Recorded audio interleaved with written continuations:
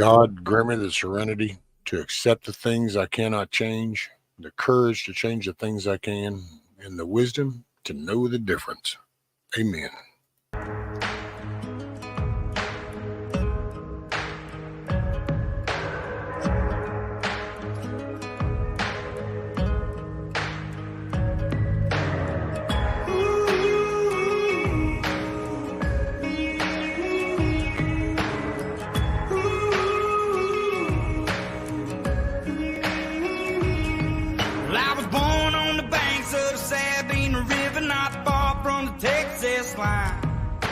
I ain't got much, but I'm damn proud of this double wide up in the pines. I'll do whatever it takes. I'll go to my grave, protecting me and mine. So you better understand, if you step on my land, I'll leave you where you lie. Let the wolves cry.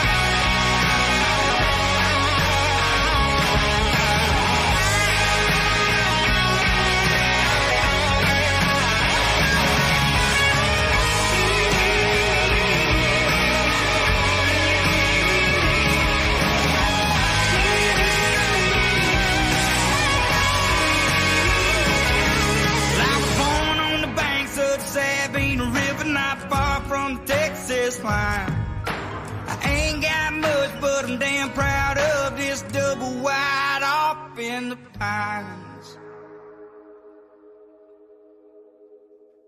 Hoorah. Morning, everybody.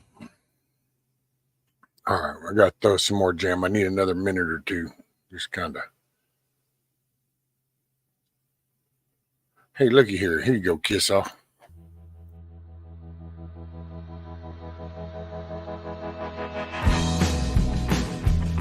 All right.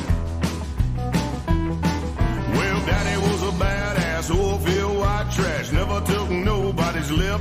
He was a honky-tonk dancer and even beat cancer. And 40 years smoking just quit. He had cavalry and pen up black ink tattooed forearms from the war. He won a Purple Heart medal, but never heard him pedal the killing he did with the Corps. So they shipped him on home, his mind all blown, and nightmares about his past. Well, it's a dang good thing Mama met Daddy, 'cause Daddy was a badass. Yeah. He met Mama on the dance floor in Deep East, Texas. She was the belle of the ball. He had a old-bearing son, giving him a run for her hand in marriage to call. So they took the rich kid to the back of the bar, threatened him with his life.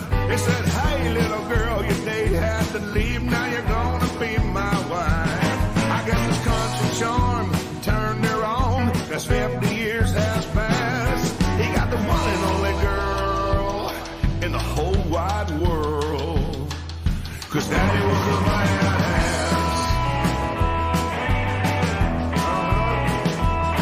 Well, Daddy made it out of the chili rig patch and gambling paid for school. The University of Texas sure got reckless, living on 8-ball pool. He had backroom all-night poker games, a pistol by a rotary phone. He was a hot-tip handicapper on football, never took a student loan. So he passed with honors by selling numbers to everybody in his class. Then he drove back home to Old East Texas. Well, you know what it was.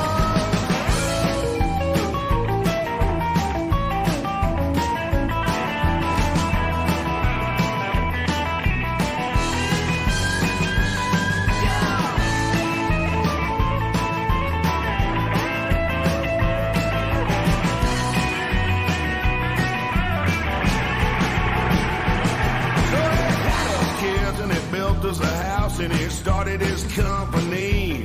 He made drilling bits for the old rigs and made a truckload of money. Hired all my uncles and the good old boys from back in his roughneck days. Yeah, the shop burned down, lost everything he had, and he went their separate ways.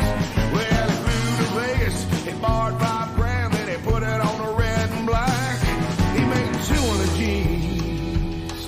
He got the business back, y'all.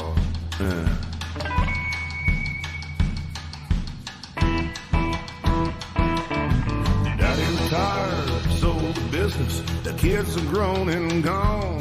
He said, "Woman, I just can't sit around here. You know I gotta keep bringing it on." Climbed on his 1963 Panhead Harley Davidson and rode it wide open till the end of the world, off a cliff and into the sun. Well, I still roam. Mama was crying, said that's the way he should have passed. In a blaze of glory, just done with the world, man. 'Cause Daddy was a badass. 'Cause Daddy was a badass. 'Cause Daddy was a badass.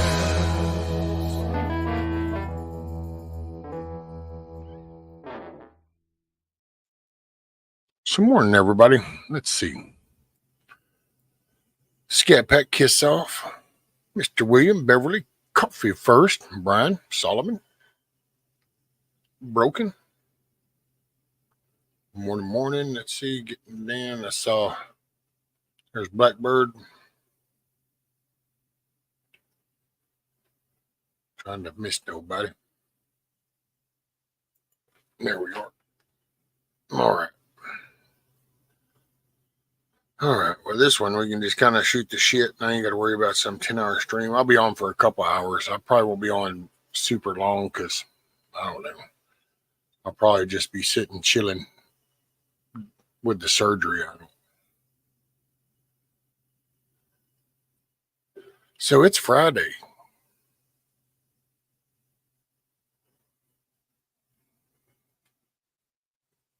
It's all right. I just ain't got all my shit together. I'm still trying to figure that out. You know, we probably ought to play another tune. Hey, I'm going to listen to my Blackstone Cherry. I need a little. Give me one reason. There we go. Yeah.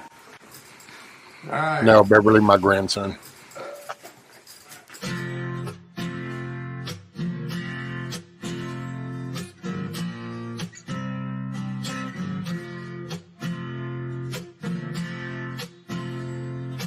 Give me one reason to stay, and I'll turn right back around.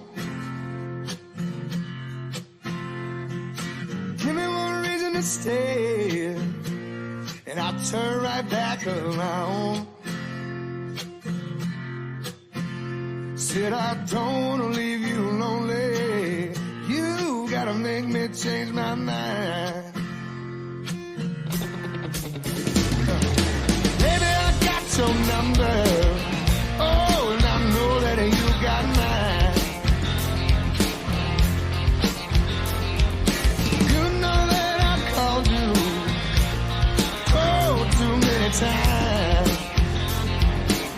So look at here. You can call me, baby.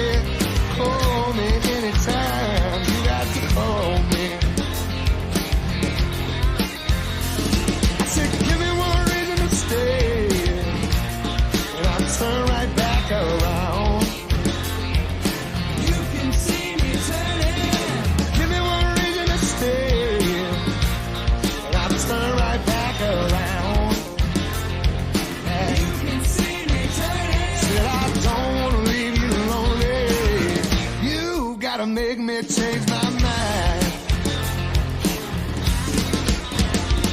I don't want no one to squeeze me and not take away my life. I don't want no one to squeeze me and not take away my life. I just want someone to hold me, oh, and rock me through the night. With this youthful heart can love you, and give you what you need. With this youthful heart can love you, and give you what you need. But I'm too old to go chasing you around, wasting my precious energy. Oh, come on. Give me one reason to stay, and I'll turn right back around. You can see me turning. Give me one reason to stay, and I'll turn right back around. You can see me turning. Said I don't wanna leave you lonely. You gotta make me change my mind. Oh, one more. Said I don't wanna leave you lonely. You gotta make me change my mind.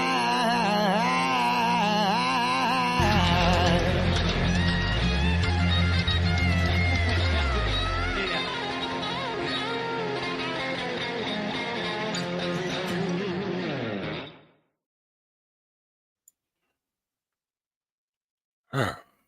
Okay. Maybe we can kind of get this going. I don't know. I'm still try to push through just as normal. Coffee first. So my grandson has surgery. It's at 10 this morning, and what it is, well, it's kind of a dual deal because it'll be a circumcision at the same time they're doing the surgery, but he has to have a corrective deal to his urinary deal. It's like it's bent, I guess, and for a more easier way to say it. It's kind of like it's got a bend, and they got to go in there and fix that. And they couldn't do the circumcision way back because he had this problem, so they had to schedule it. Well, then I think he got sick and it got rescheduled. Then somebody dropped the ball, and then it got rescheduled or something like that. And anyway, we wound up to now today is his surgery day. Yay, right before Easter. Poor little dude.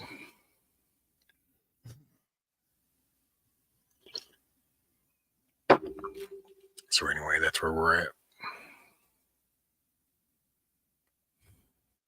Morning, everybody. Eric, I'm sorry if I missed him. I can't even keep up. I don't, Mino Sabe.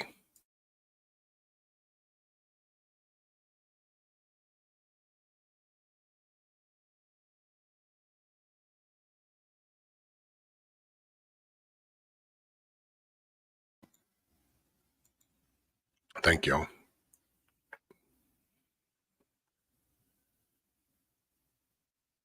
Yeah, and I'm sure I'm not ready to go through that kind of trial or tribulation, but yep.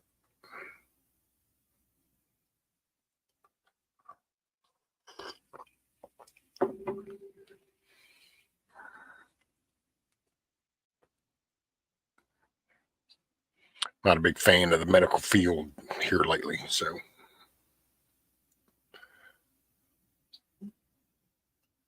we'll see.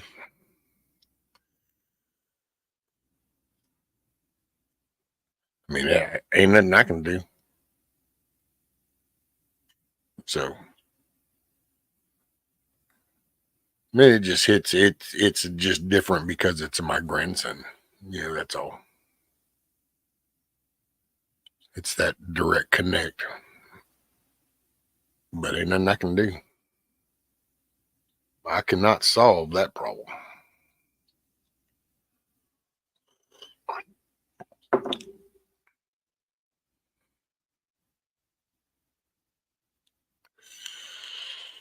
So anyway, yeah.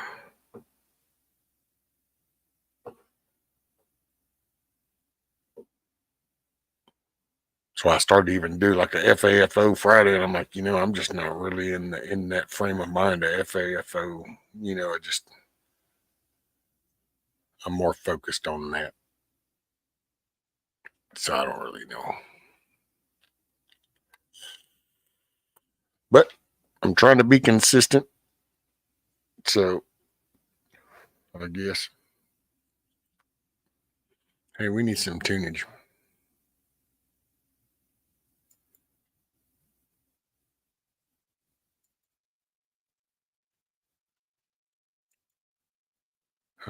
Damn, I didn't even have a chance to load nothing over here or nothing. So,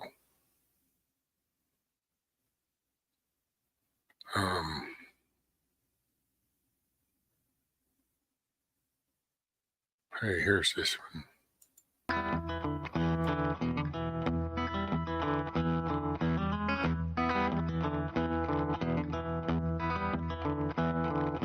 I ain't losing sleep over your opinion. I ain't worried about how you spend your time. Oh wait, I think this is one of Kiss Off's favorites too. That'd be about right for me and mine. Like an old scarecrow standing in the sun, day after day, his work ain't never done. I ain't ever gonna change my ways, make my stand for the rest of my day. I don't care about this year's make and model. I was built to last and I'm running fine. You're looking at a man who really don't give a damn about them all trying to waste my precious time. Like an old scarecrow standing in the sun, day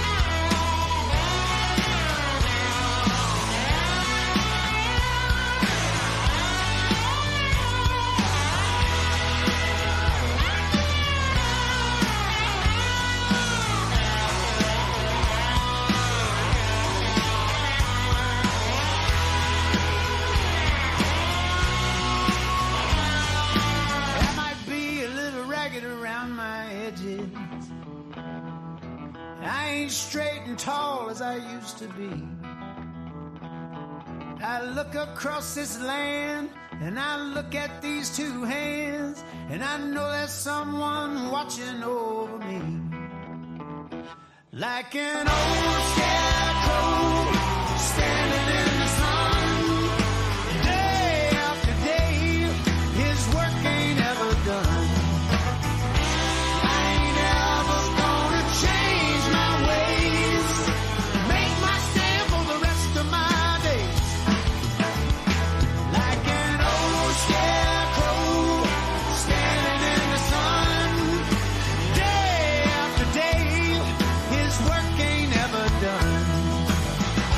I ain't ever gonna change my ways. I ain't ever gonna change my ways. I ain't ever gonna change my ways. Make my stand for the rest of my days. Boom.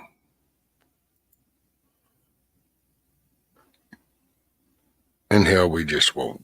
We might as well just keep rolling. We'll see.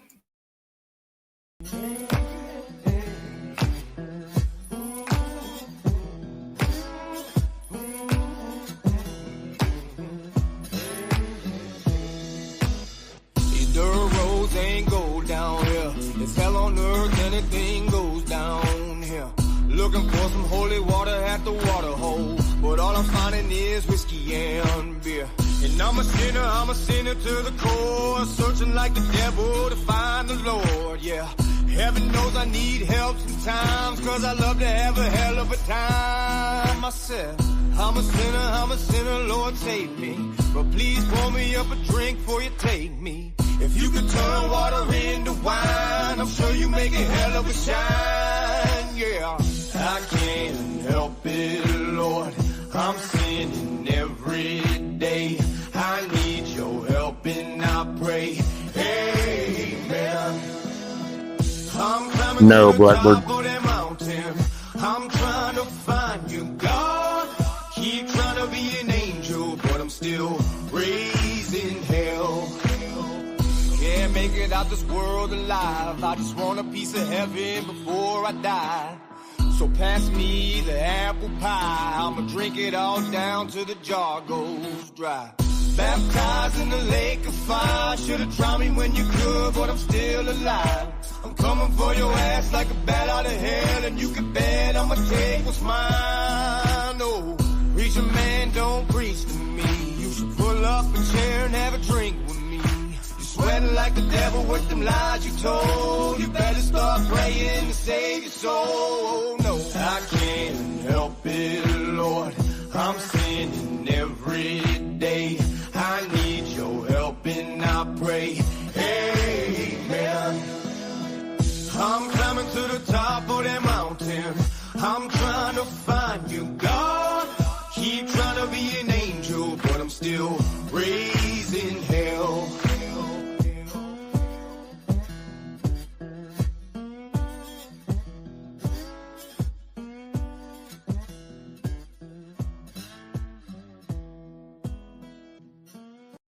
Across the United States remain in a state of high tension tonight as the country braces itself for another wave of protests.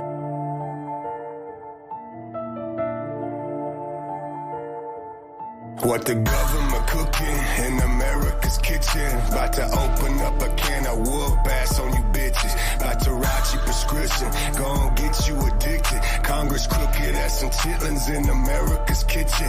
What the government cooking up in America's kitchen. We're whipping up a batch of bullshit that they fixing. Ain't gon' write you prescription, gon' get you addicted. Congress crooked as some chitlins in America's kitchen. I see a clear picture. We're surrounded by war and rumors of war. Reports, y'all attacking our shores. Better hope you packing a force. Better hope you stack to the back of the forest. Better hope your ass quick to react. We packing a course, attacking your shores, relaxed and cracking the Moors for I relapse. I lace up my boots for war. We train for this shit. You dig? We already deployed. deployed. And we gon' finish what y'all cowards started, end of the story. Those get their life for this freedom, them heaven soldiers, attention. We on a mission, slay them bitch ass individuals, sick them, and fill their bodies with bullets for all the shit that they done. Make sure they heard before you spilling their blood. It's USA at what the government cooking in America's kitchen. About to open up a can of whoop ass on you bitches. About to write you prescription, gon' get you addicted. Congress crooked as some chitlins in America's kitchen. What the government cooking up in America's kitchen. We're whipping up a batch of bullshit that they fixing. They gon' write you prescription, gon' get you addicted. Congress crooked as some chitlins in America's kitchen. This America, ain't we the land of free? So shall I stand up and salute the troops and let freedom ring? I beat my chest for the vest and fought for what they believe. Came back home broken and homeless. They should be honored as kings, and yet they walking amongst us with a cup for some change. Many passing them by, looking over they pain. You never been that ashamed when war run in your vein. Dismantling all your being, hollering, screaming when dreaming you're fiending for some relief, cause them demons can reach in with all intention to eat you and take you over completely. So where the peace for these war heroes gave it they all. So many untold stories, so many families involved. What the government cooking in America's kitchen. About to open up a can of whoop ass on you bitches. About to write you prescription, gon' get you addicted. Congress crooked as some chitlins in America's kitchen. What the government cooking up in America's kitchen. We're whipping up a batch of bullshit that they fixing. They gon' write you prescription, gon' get you addicted. Congress crooked as some chitlins in America's kitchen. Hell yeah. Little Jam Wayne. Hey, Roni. Dusty, morning. Let's see there. Who else did I miss? Damn, this thing. Hey, Hillbilly. All right. Welcome. Let's see. Man, this damn thing jumped all around. Clicked outside the window. All of a sudden, it shot all the way back up to the beginning. D-Dog, what's up? Dang, I don't know if I missed anybody else or not. That was so weird. Rescued it. Any more hatch? No, Blackbird. That's right. I saw that. Still the two. And then, I still got them in there. I just stopped streaming it because I just pulled 11 hours of nothing. And it's eating up my StreamYard. So I said, well, I'll just watch. They're still in there. Anything happens, I'll just start streaming it again. But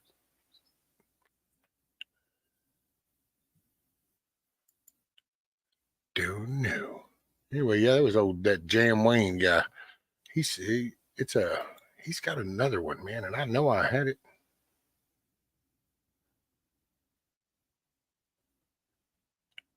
And it's a good tune. Let's see. Saying be right back. Curvy, dusty, hilly.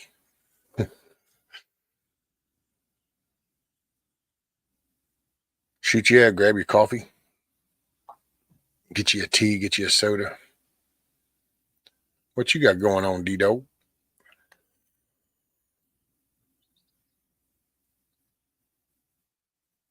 Hey, morning, Savage. 10, really are 15s.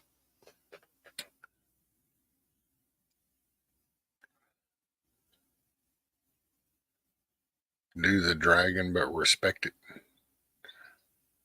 Wait, what's the dragon? I mean, in reference to what you, because I gotta say, I don't know. But that phrase can cover a lot of things.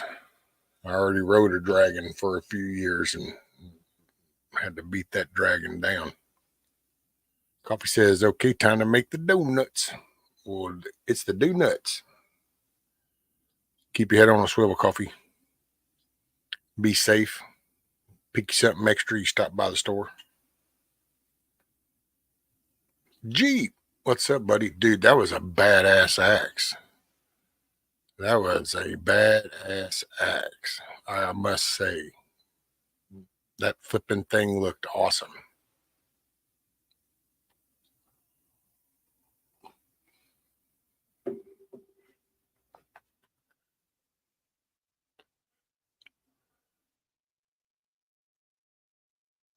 Let's see. Yeah, see, I didn't have nothing pulled over there, so I'm kind of just winging it.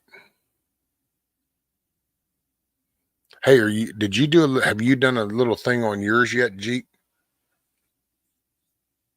Yes, that's a badass. Papa's did the video, of the rendezvous, and they had a raffle for this axe. And man, it's in a cool little case. You'd have to go to Papa's and check the rendezvous video. It's got some good tunage to it too, so it's a cool little video just to kick back and watch. But yeah, it's got a case to it. It's in there. It's got a little neck knife with it. And if I heard right, Jeep, isn't that like handmade stuff? It's pretty badass, I gotta say. That it's got runes written down the side. It's all, yeah.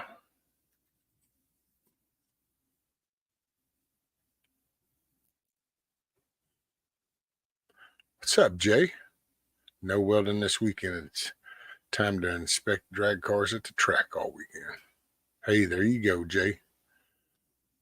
Nothing like a little drag fuel fumes. Get the blood going.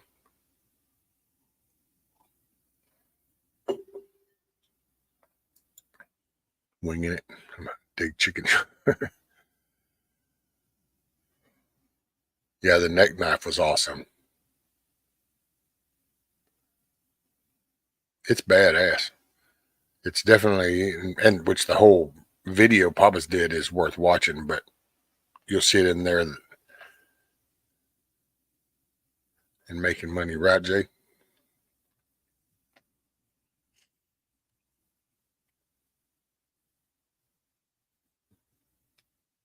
Looked like y'all had a blast. Okay, let's see if I get stuff situated here.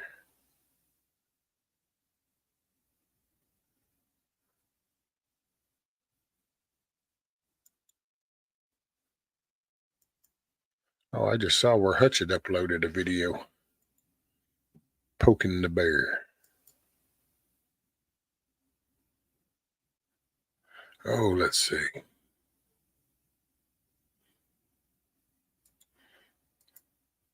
I don't know. I might send people into shock this morning because I have brain damage, so my brain just bounces all over. I don't know if you can keep up with the ride, but see, if there was a queen at the drag race, would it be a drag queen?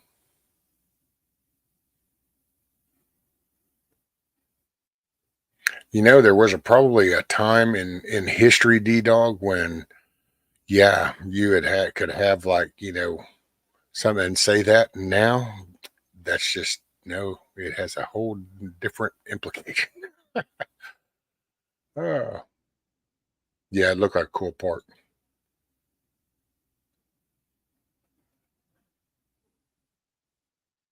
All right, here we're going to do this one.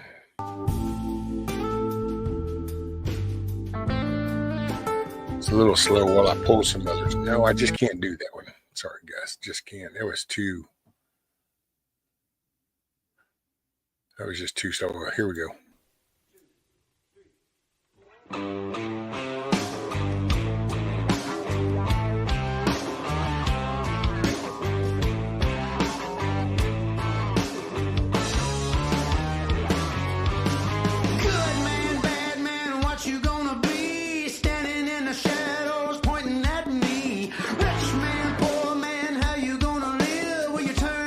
Pockets or where you give, dig a hole.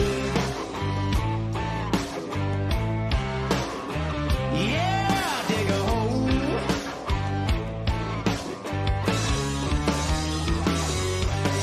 Big man, little man, pulling on a dollar. Fork in the road, man, who you gonna follow? Right man, wrong man, down to the wire. Where you speak the truth with your feet to the fire, dig a hole.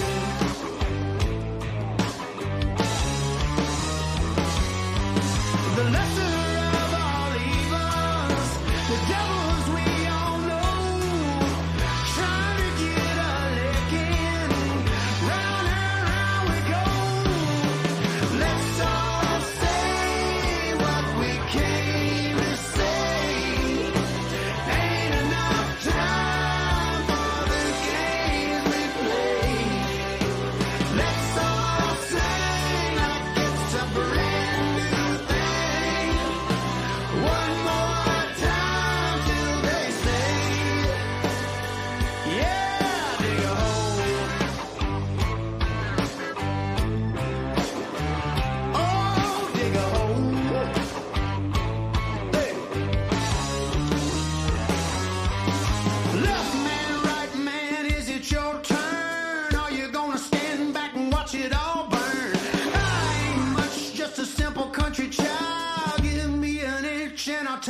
country mile, dig a hole.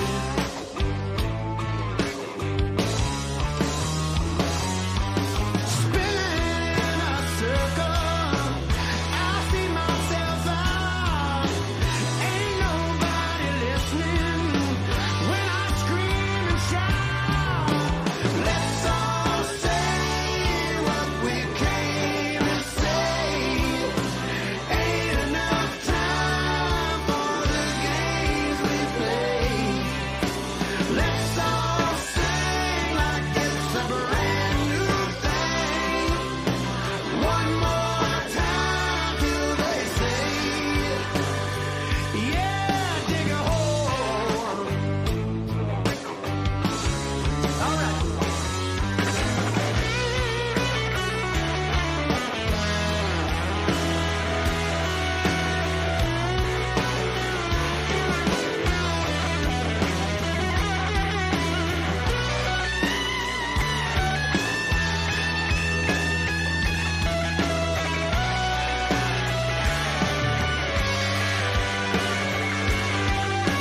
Let's all say what we came to say. Ain't enough time for the games we play. Let's all say like it's a brand new thing. One more time till they say, yeah, dig a hole. Oh, dig a hole.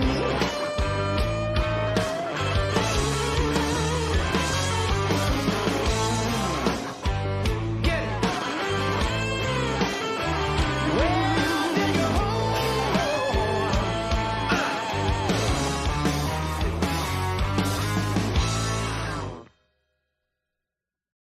I hear the train Hey, morning, Nick. It's rolling round the bend, and I ain't seen the sunshine since, well, I don't know when, but I'm stuck in Folsom Prison. Time keeps dragging on.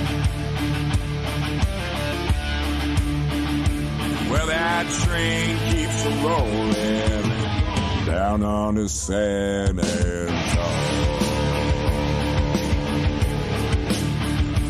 Well, when I was just a baby, my mama told me, son, always be a good boy, don't you ever play with guns. Well, I shot a man in Reno just to watch him die. When I hear that whistle blowing, I hang my Hey, head morning, Mr. Metal.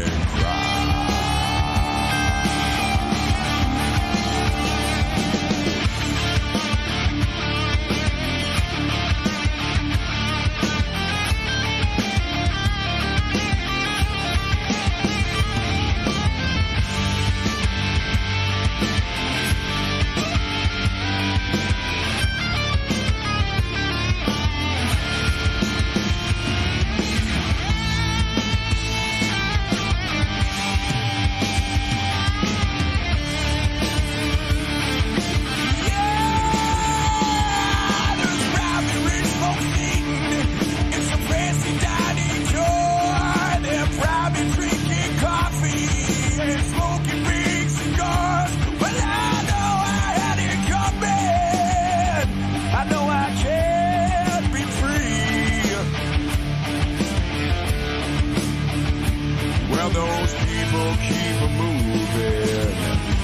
That's what tortures me.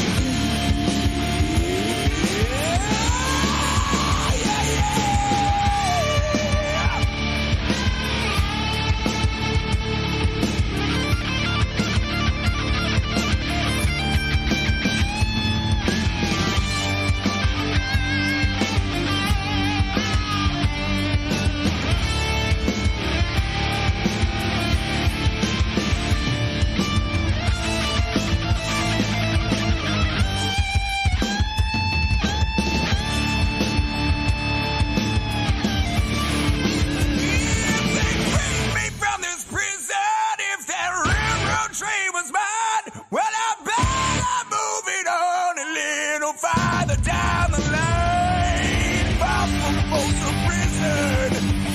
That's where I want to stay.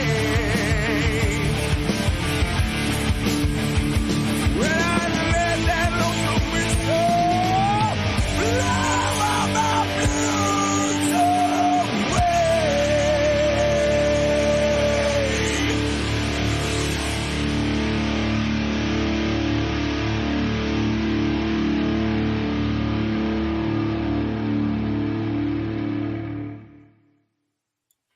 Morning, everybody. For everybody that came in, good morning, good day, good afternoon, good evening, wherever it's working for you. Oh, welcome to the Cluckin Alamo. It's Friday. What is that? How's that? Damn, my kids used to say that, and the missus. It's Friday. We ain't got no job. What is it? Something we gonna get high or something. I forgot how they do it. Some dude sitting on a porch or some shit. I don't know. These are these moments in life when you realize that you're working while other people are watching TV.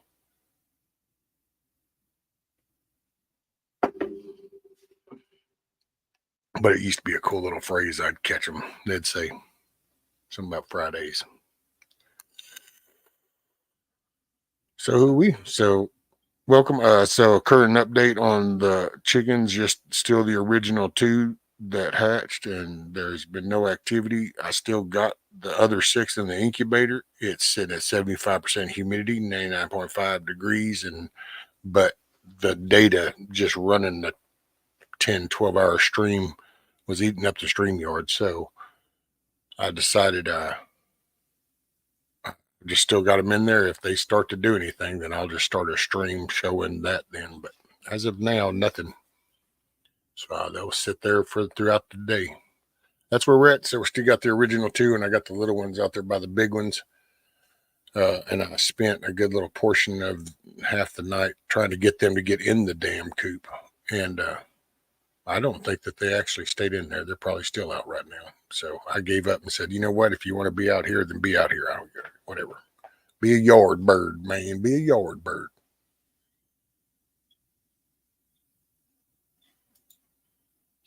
So, yeah. Hey, you know what? A little sunny Ledford. Hell yeah.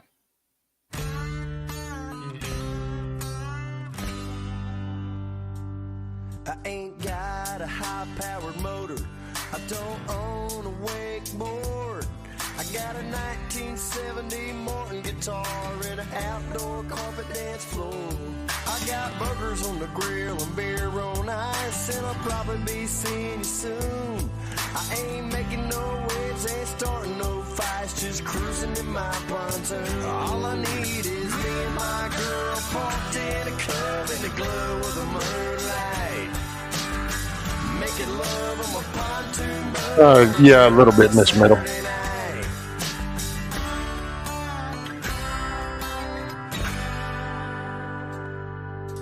Wake up in the morning, hitting golf balls off the back.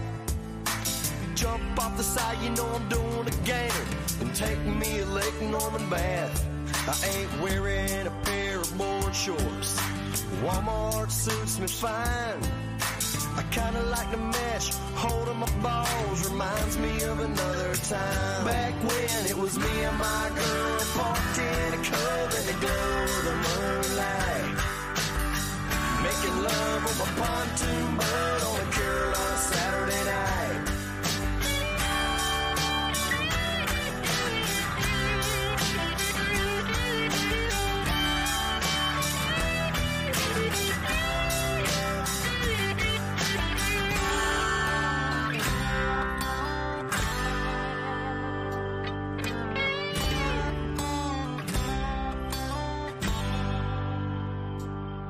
Can't loan you a fancy ski vest, but I got a couple orange life jackets. I ain't tying up with none of them pretty boy boats. I can't stand that Jack Johnson racket.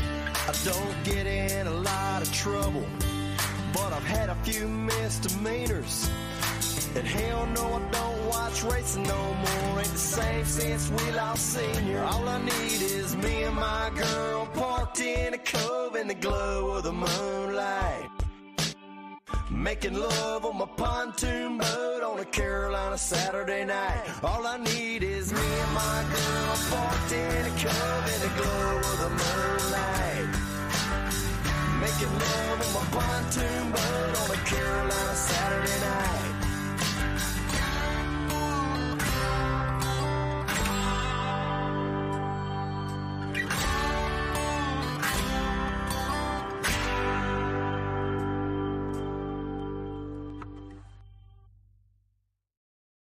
Booyah. Good morning, everybody. Miss Teresa, morning. And yeah, Miss Mel, I don't know if you heard me. I got some rest. I'm laying down. I was flipping just sore. That little bitty coop and trying to get them damn birds, because I didn't design that thing for that. So I didn't even think that through about sticking them damn little bitty ass birds up in that coop. And so that was, I got to problem solve that, because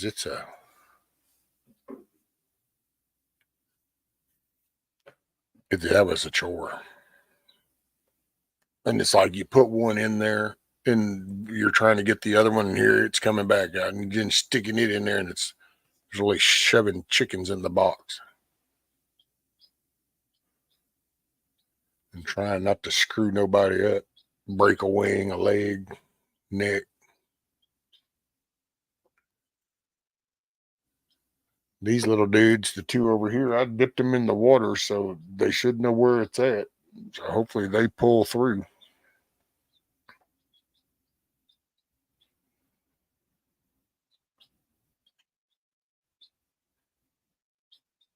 So yeah, that's just where we're at.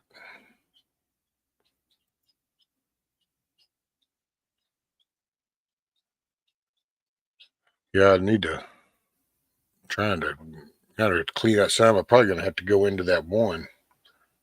I hope I can edit it in StreamYard, but because that other one, I just need to write there. I don't even know if I need to check that whole second one. I don't think anything hatched on it either. Well, that could free up space. My chickens come in KFC boxes and they're in pieces. It's no problem.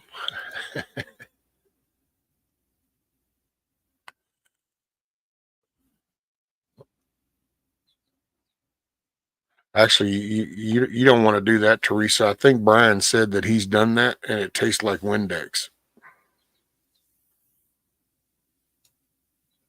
I think I remember a time when Brian said, he licking the screen, but it had this cleaner taste to it. KFC is barely even chicken anymore. Yeah, I don't. To be honest, nope. I don't eat chicken from anywhere anymore. Changed my thinking on that shit. Not a big fan of it. I have trust issues.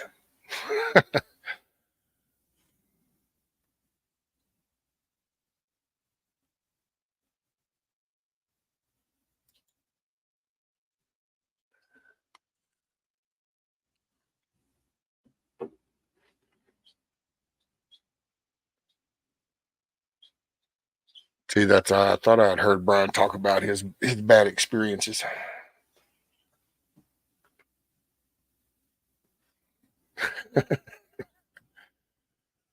Oh man.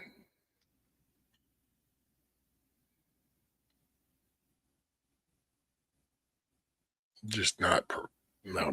I am not prepared. You are not prepared. Pretty much.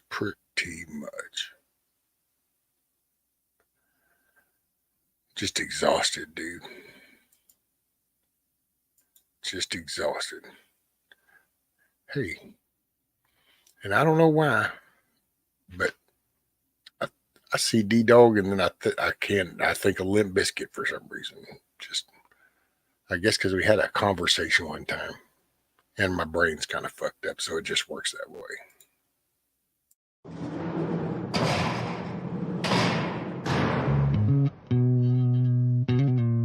Just think about it.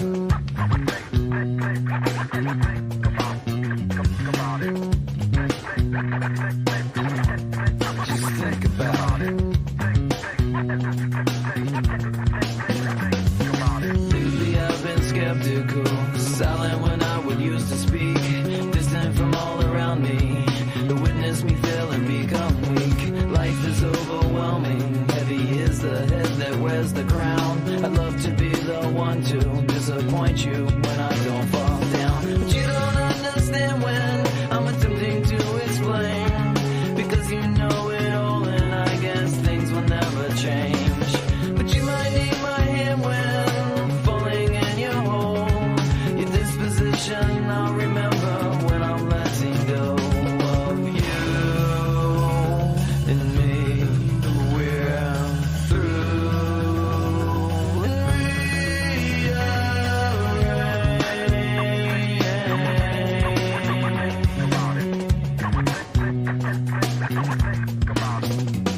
and seems that you're not satisfied. There's too much on your mind, so you leave and I can't believe all the bull that I find.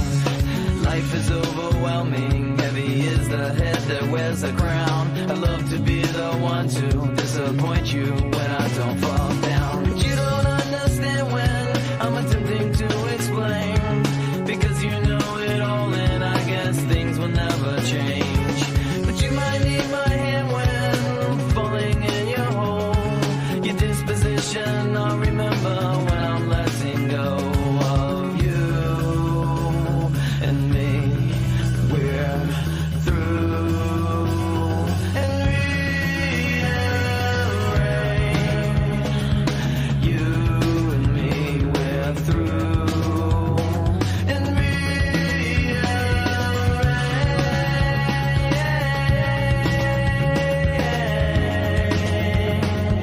You're no good for me.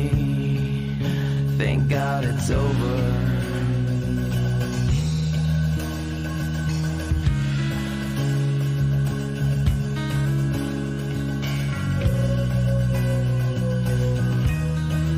You make believe that nothing is wrong until you're crying,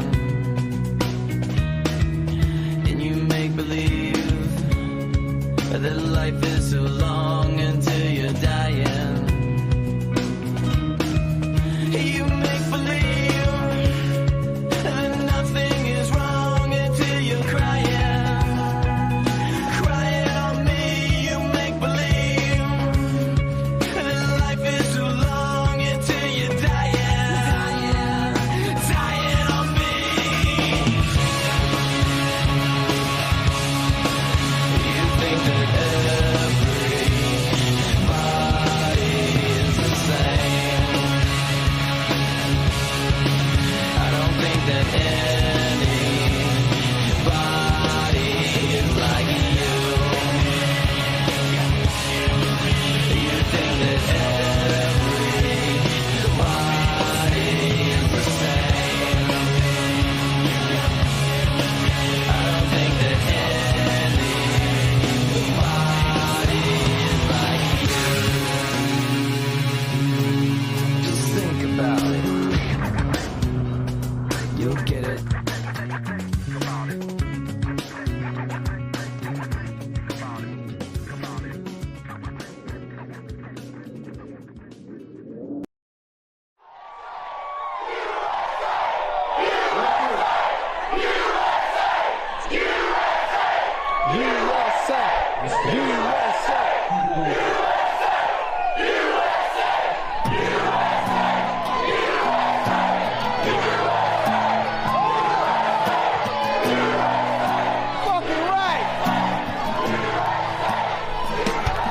You can't take my freedom, can't take my land, you can't take my guns from me, young man. Don't tread on me, you'll fall where you stand. I played dirty as a dog, Lord, forgive my sins. The world that we're living in is going to hell. You'd rather fight talking about the stories they sell. Stand my ground till the day I'm gone. Salute the ones who never made it home. I'm bleeding red and my stripes are white and my skies are blue. I don't call 911. I was raised with guns and I like to shoot. I was born and raised hell. I was raised to stand my ground. I keep one hand on the Bible, and a middle finger to the man.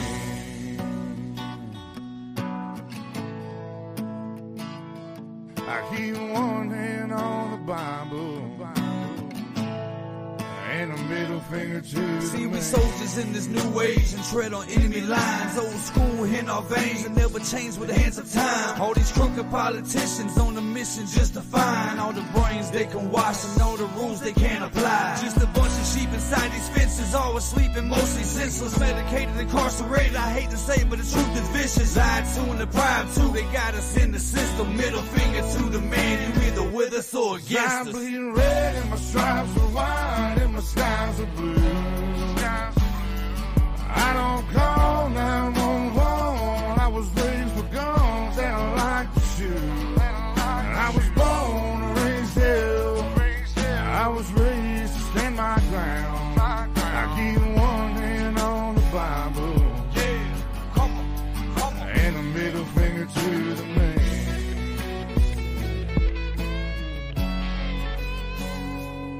I keep one hand on the Bible, and a middle finger to the man. Soldiers in this new age and tread on enemy lines. On school in our veins and never change with the hands of time. I said we soldiers in this new age and tread on enemy lines. Old school in our veins and never change with the hands of I'm time. bleeding red and my stripes are white and my skies are blue. I don't call 911. I was raised with guns and I like to shoot. I was born and raised hell. I was raised to stand my ground. I keep one hand on the Bible, and a middle finger to the man.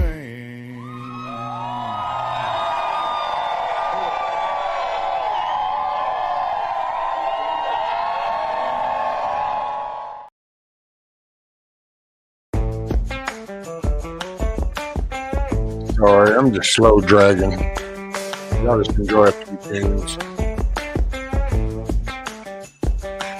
Every kid's 100,000 degrees. Burn you up, weaken the knees. That good heat. Yeah. Every touch, ice cream. I'm talking bluebell hot, but you know what I mean. That good, sweet. Oh, well, she's hotter than Tabasco. I'm talking barefoot, blacktop, down in Daytona. Southern little Stella, you can fry an egg on it. Well, she's sweeter than the sweet tea. That mammo made straight. The sugar water makes me wanna lay it down, put some sugar on it. Well, God made my baby. Well, you must have been a rockin'. That bartender upstairs made one hell of a concoction for me. She Tabasco and sweet tea.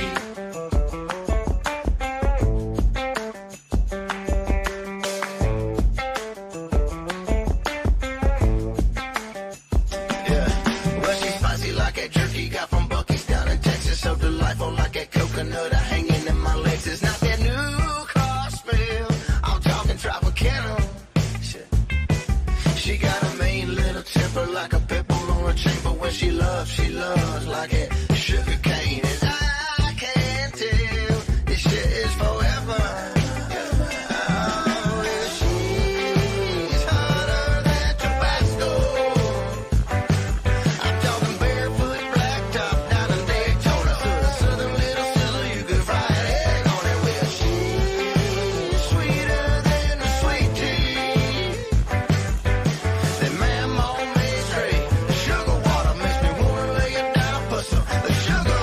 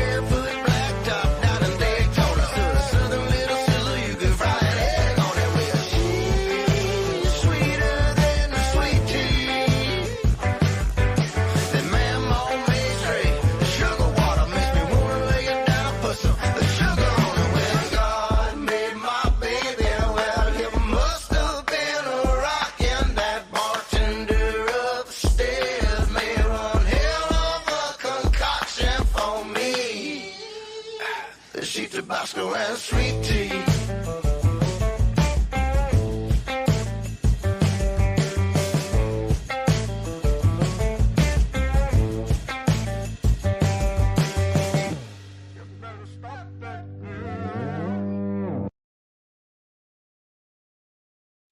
Y'all ought to get a kick out of this one. Check out this little video. Just watch your screen for a minute.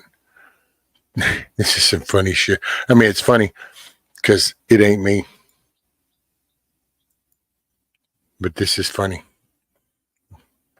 Look, it's a pack of dogs. They want that kid's pants bad.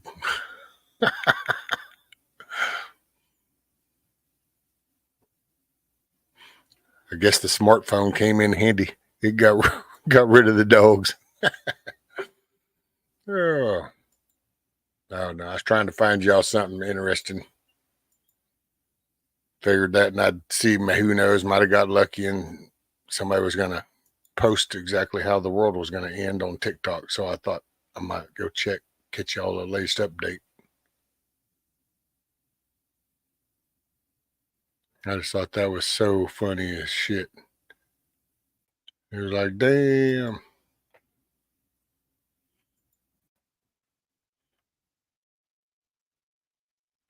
That was crazy. Hey, Bug Out Adventures. Morning, Canadian. Man, I don't know. I'm here. It's a what if.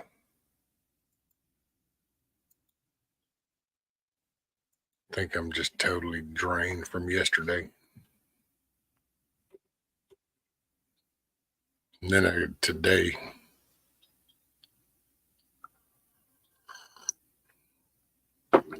Rod D-Dog stuck that sandwich in his pocket.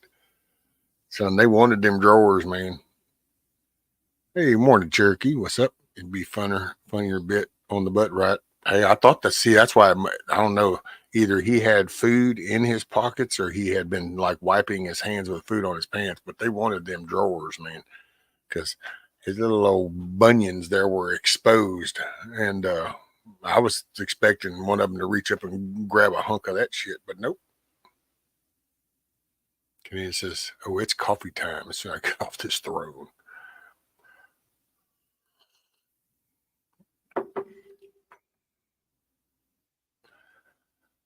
And I don't know, man.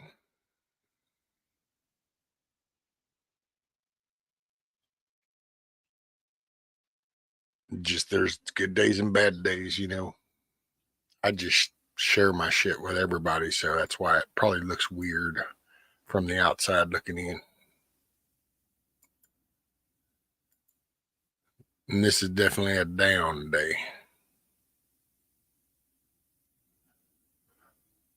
Oh, let's see.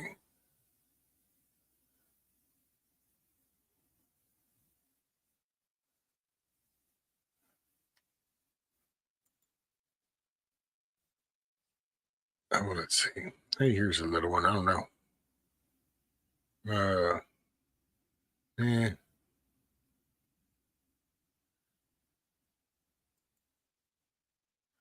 That's probably one of those countries where they said you don't need a gun. Right, Rooney? Why is Kiss Off being so quiet, waiting for meds to kick in? That or the meds did kick in.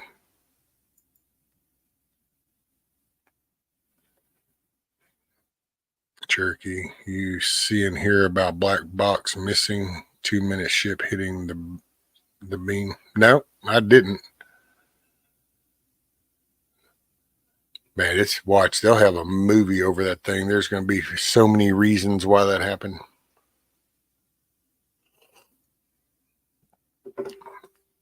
Watch it. It's. I get it, man. You know, I do find all that funny though. It's kind of like people forgot accidents happen. Shit really does just happen sometimes. But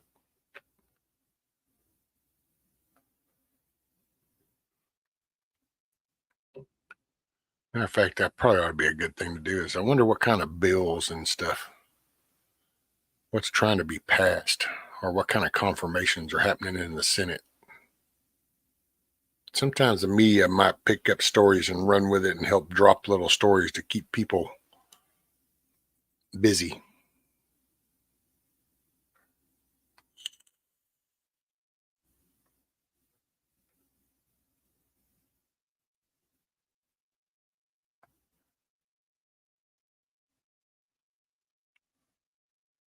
And good morning, everybody. Good morning, good day, good afternoon, good evening, good night, whatever it is. Right, Scat Pack, the harbor master. I mean, like I said, it can be intentional or it can be accidental. So that's all I'll say. It's, anything can be intentional, but there's plenty of times in history where that shit's happened accidentally. Hell, like I've said it yesterday, our own Navy has hit ships together because people just fuck up and it happens. It's kind of like all the car wrecks out here.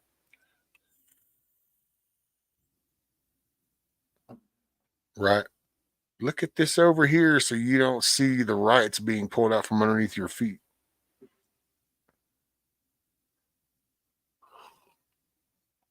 Pay attention to that federal stuff so you don't see what they're changing right there outside your front door.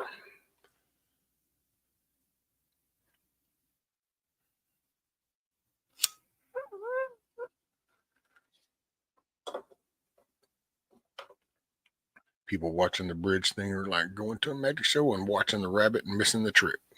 That's it. And they're fascinated on how that rabbit came out of the hat. How'd that happen? How'd that happen? Oh, I think this missed the obvious.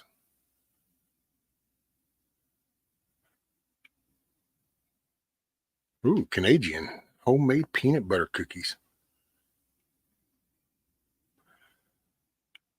And one day,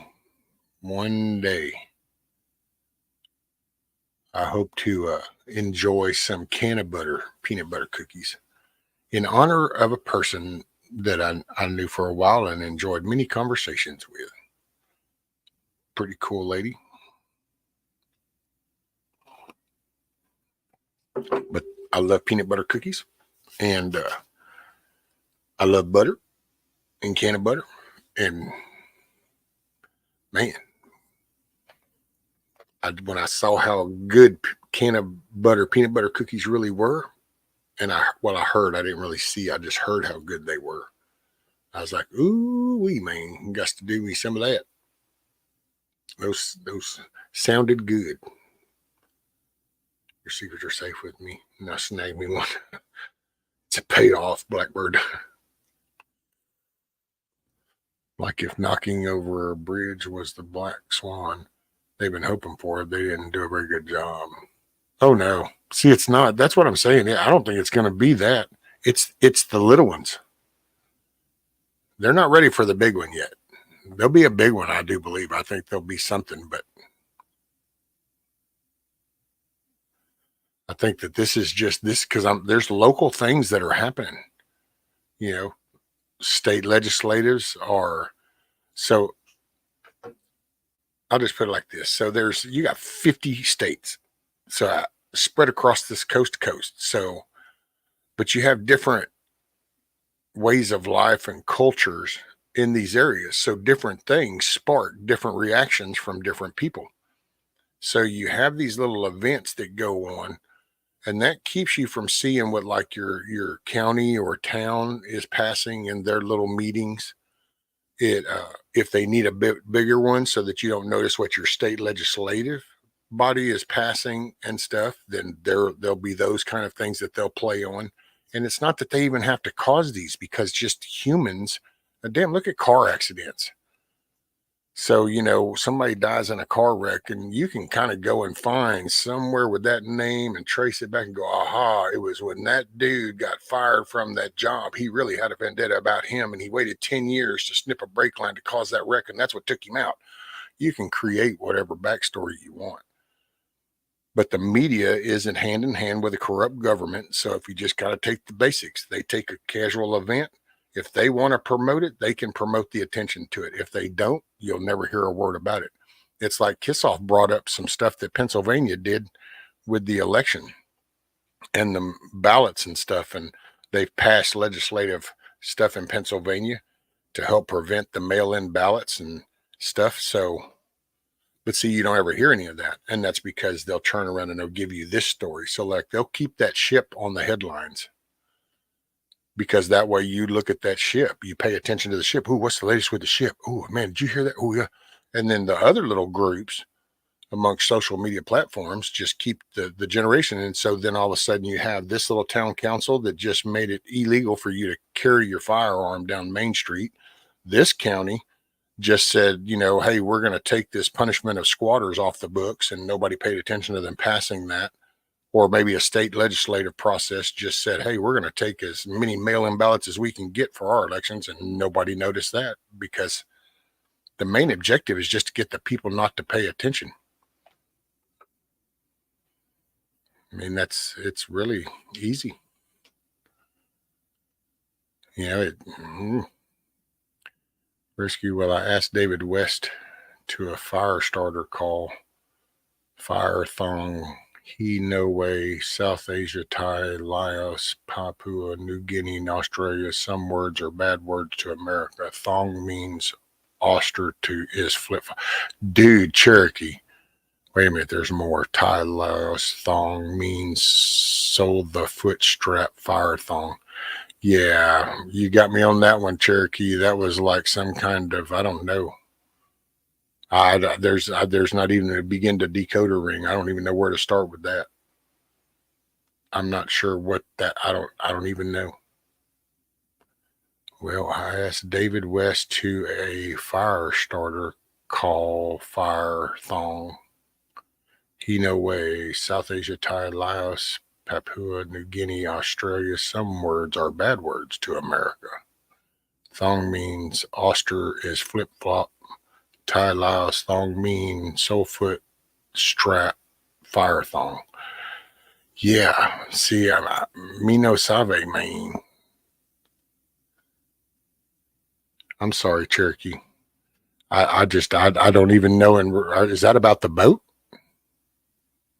Like in the whole Japan tie to the ownership, or is that some kind of fire over in South Asia?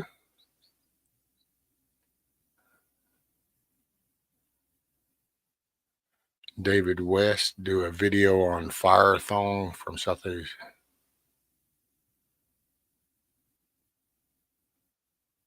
So a fire thong. So do you kind of got a flame up the crack of your ass when you wear a fire thong, or how do the fire thongs go? I'm not quite sure. I have the most unusual and strange visual when I'm thinking of fire thongs. And it's like, man, half of my brain goes with the little Chinese, Japanese, Asian kind of thong gang thing. So there's a fire, like a dragon thong. And then there's the other part of the brain that kind of goes, thong, though. And fire thong. So I don't know.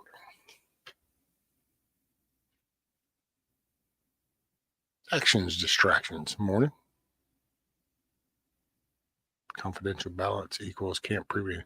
Well, actually, Ronnie, see, that's what they're doing. They're Pennsylvania. I don't know where the hell her ass went, but I think she was saying something about Pennsylvania passed it to where now if it doesn't have a name and signature and something else, then it's not accepted. So that's the way they're cleaning up that, using that shit. Morning, Tony. Sounds kind of like a kind of, I know, right, Savage, but boy, that'd be a fiery thing.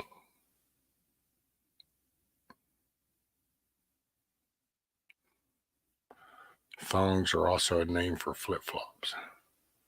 Well, yeah, that's right. But see, that just didn't really kind of come to mind at the time. But yeah, that just didn't. He said, no way. It bamboo used to make fire, call fire thong, a strap, and you do it right and left to get a fire. Well, isn't that kind of the whole bowstring way, Cherokee, to where you're basically using friction? I mean, isn't that the same concept as just using friction to create the heat to make the fire? That's kind of why I was going with fire thong, hot panties, boy. Oh, okay.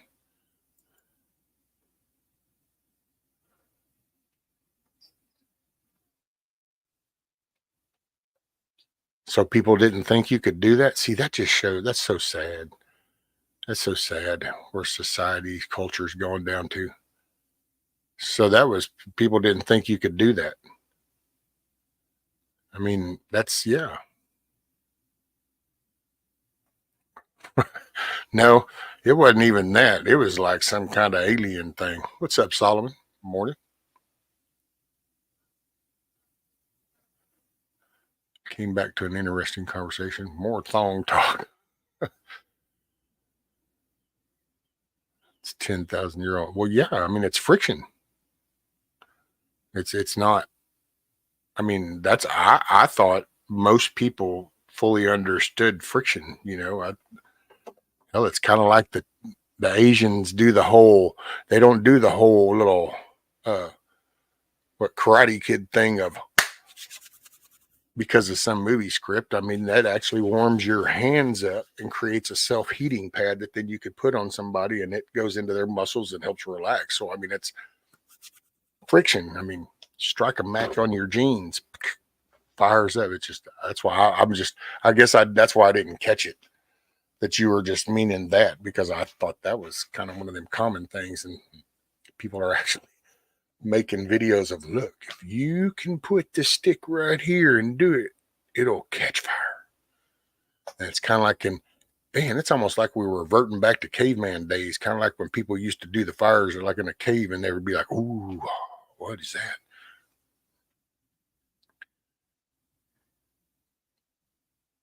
That's why I didn't know a term fire thong, but I guess it makes sense. Asian stuff, and that's different areas.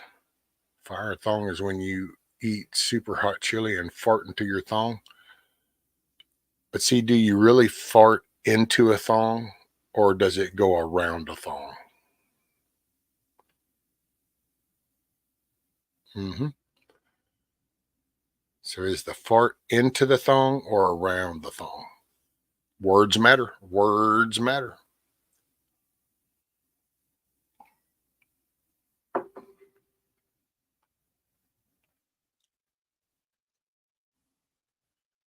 David West is the man for fire starting ways on YouTube. Ah, man, I didn't put out so many roadside fires from so many different things, from cigarette butts to beer bottles to a pair of glasses to a cell phones.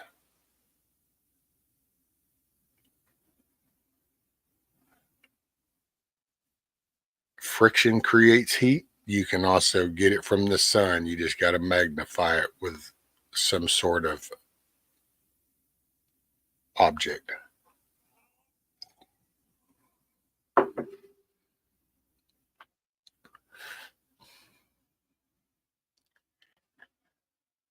It could vibrate before becoming. Yeah, see, there you go.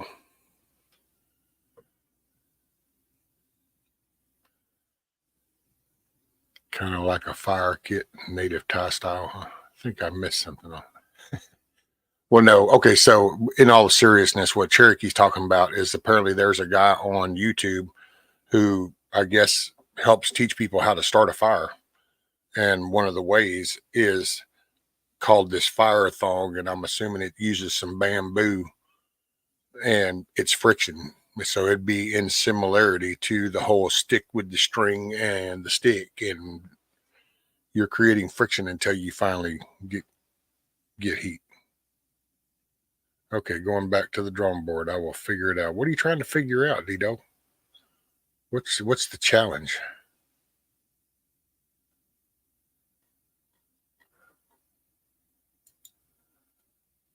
I just didn't. I don't know that. I don't know if I've. I don't. Yeah. Right, Savage. So it's just, and it's a different culture, but it's the same concept we've used. It's friction. Creates the heat, slowly makes the coal, adds some oxygen to that, add some kindling, poof, fire.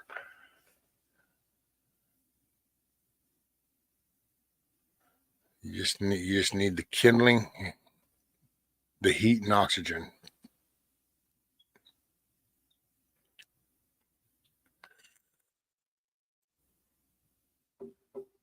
Fire thong and a farting into a thong. It just, well, but see, I gotta say, Canadian had a point. It's not really a fart at that point. It becomes an instrument. So it's really not a fart going around the thong anymore. It's now become an instrument, because there's probably going to be some vibration from that. And so that's surely going to stick. And, with all the frequencies, there's no telling what kind of impact that frequency could have. That might cause a shitty experience.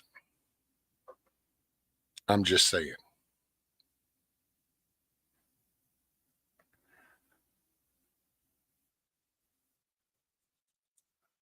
Oh, David West will not do the video on a fire thong.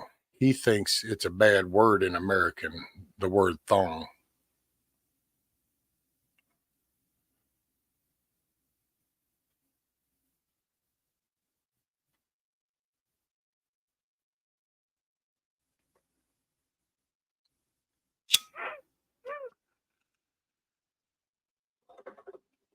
So he thinks the word thong is bad, so he doesn't want to do one.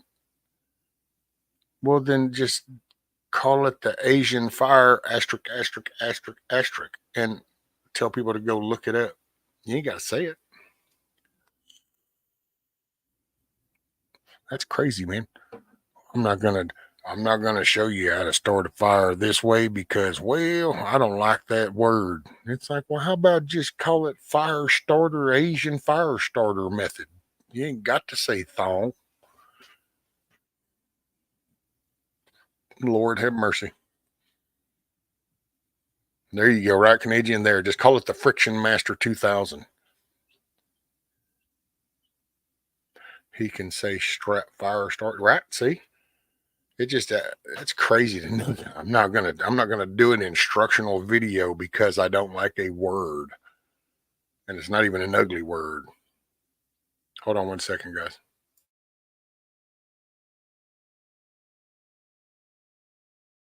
Hey, I'm just going to put on some background music for y'all. My son is here to pick up the missus, and because they're going to be heading to the hospital. So I'll be back here in just a few minutes with y'all. So here's a little Papa Chubby.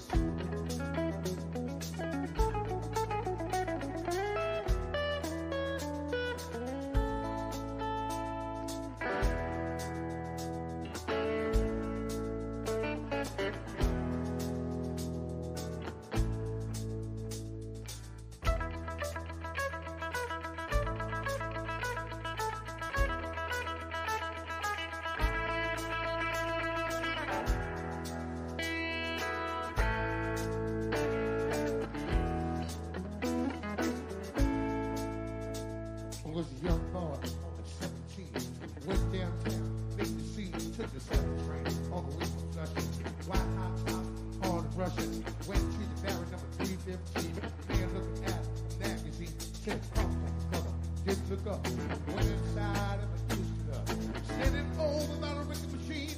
Drag queen looking like a drag can. Didn't show that beautiful thing. In the sand, made the color girls sing.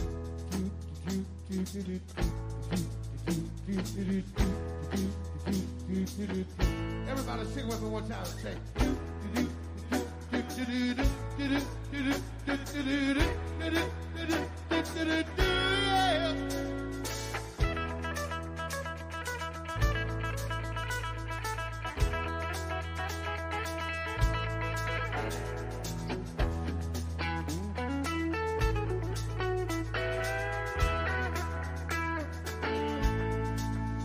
Well, the years that went, the years that passed, went around the world, I was having a blast. So the Beastie Boys, so the Bad Brains, Player 171 Avenue A, so much drama in the NYC.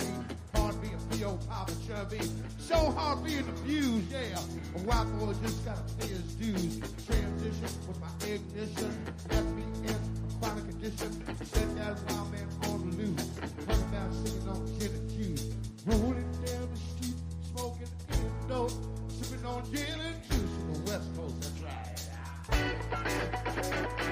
Rolling down the street, smoking Indo, sipping on gin and juice. I was laying back on the East Coast, singing this, I was singing.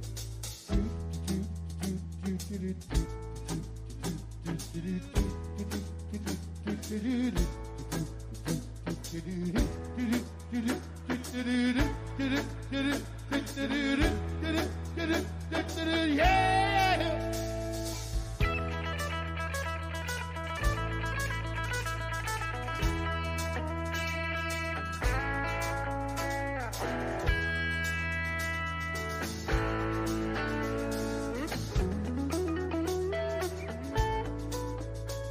From the East Coast to the West Coast, I ain't never been one to boast.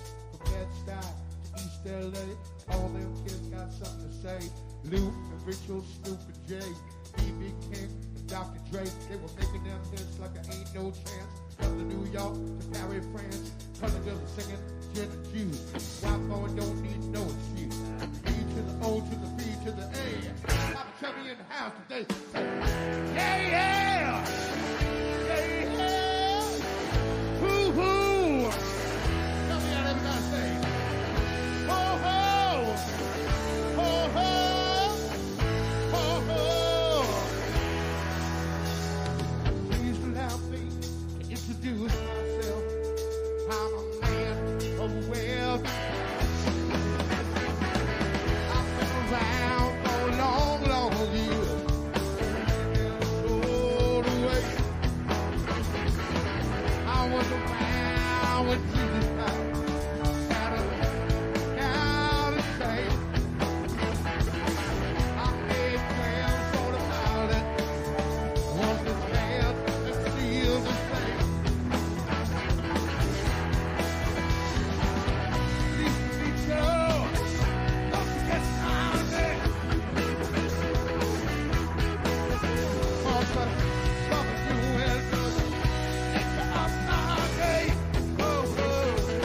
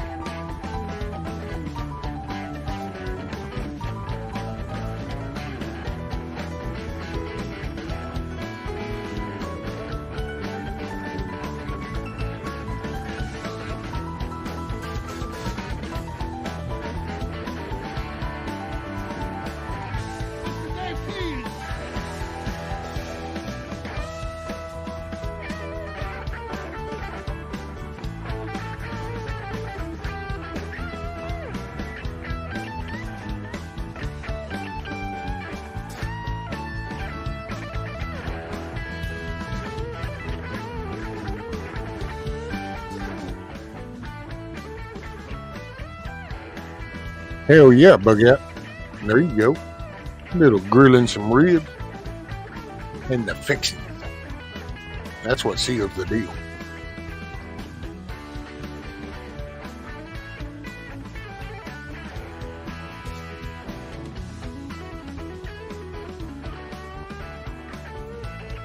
Oh, hey, kiss off. Damn, where the hell did you go? What did you do? Nod off at the keyboard?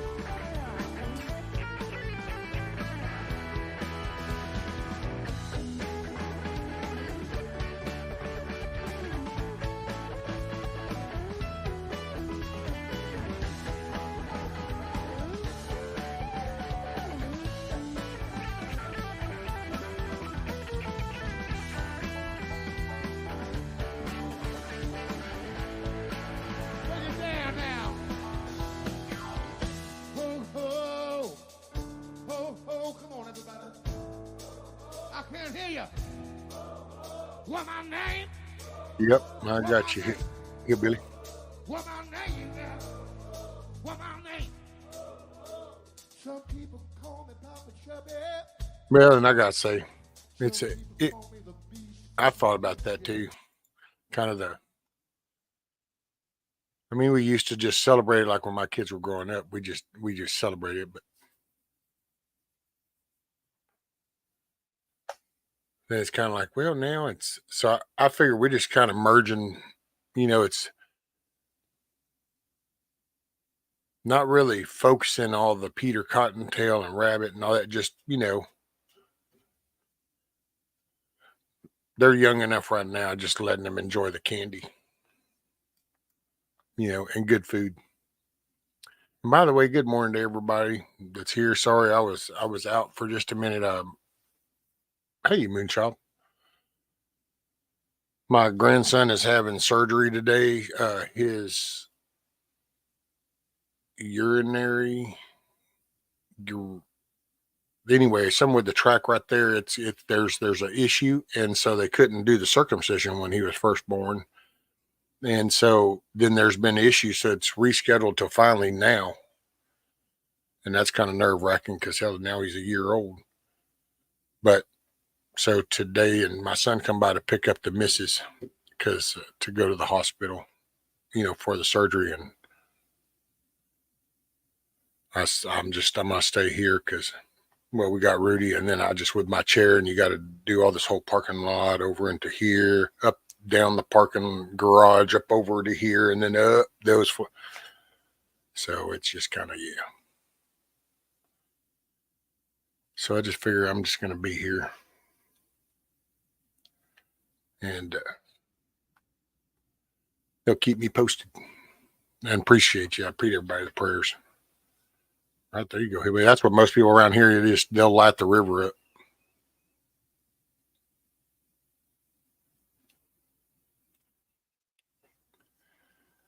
They'll light the river up, the sandbar down there. It's usually what happens. That happens no matter if you call it a holiday, then somebody's showing up down there at the river to just start shooting shit. Let's see what we got. Thank you, Bug Out. What the reason cut his skin and become circumcision? It's to clean the head up.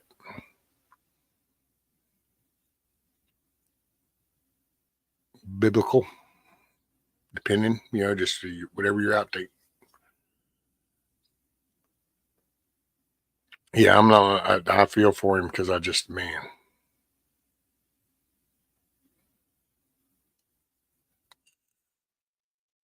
Thank you, Miss Metal. Hey, Guardian.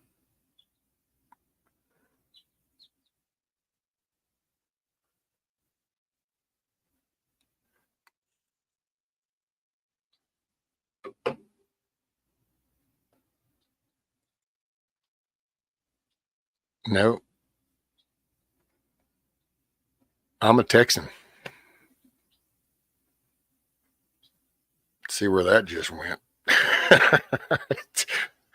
That label shit don't mean nothing to me. I'm grafted into the tree as far as my belief.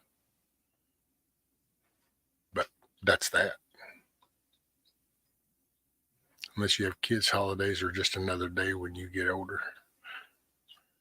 Grandkids, that's what brings it back to light. Grandkids.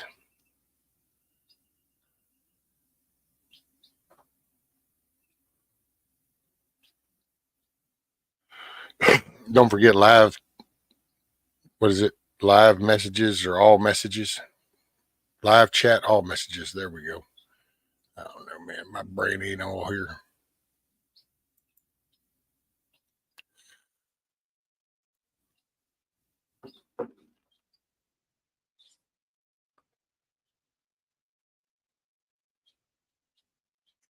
And I don't know if I got any Cherokee in me. I know we got Comanche in us. And I think we had, man, I can't remember the name of that tribe. It was kind of a southeastern tribe.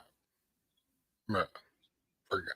But I don't know. My dad said it a long time ago. It's just, see, that never was a thing when I was growing up. Hell, you were just a kid. You were just a person. Yeah. It's like it's almost like the gang shit started this whole east side, west side bullshit. And no, I'm from this area code, that area code, this state area, this corner, this section, this fucking neighborhood, that neighborhood. I don't know. Because growing up, man, you was just, if you were within riding range on a bike, you were just the area where you had, if you weren't an ass, you were in the little thing. And just, I don't know. It's weird. Yeah, I don't know what all. My dad used to talk about that.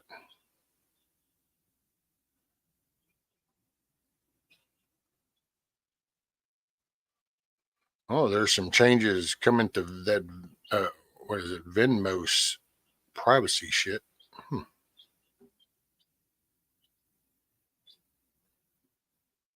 supposed to be 79 today, mostly sunny.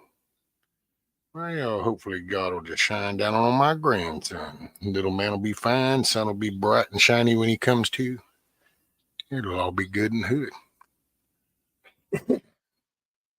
What do we got? Whose birthday? Happy birthday to her, D-Dog. What, D-Dog, is it your mom's birthday? Oh, Easter Sunday is my mom turns 92. What? Biden offers $60 million to pay for the bridge. I mean, the train derailment in Pennsylvania. Oh, none. Just like he ain't gonna pay $60 million for the bridge because, I mean, unless they go grab it out of some other account, because he'll have to get them to pass that funding and all that. Which people are already griping and going, excuse me, taxpayers don't need to be paying for that. That ship has insurance. And then, matter of fact, a reporter asked him about that, and he said, well, yeah, but this will just be so we can get it right now, get it repaired. It's like, yeah, okay, whatever. You're just milking more money.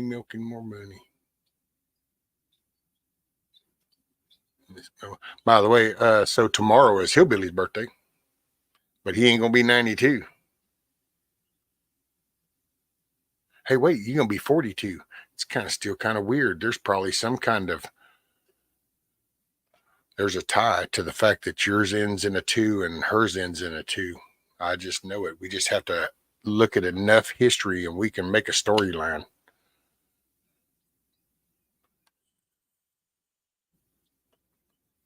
I'm not really a purple.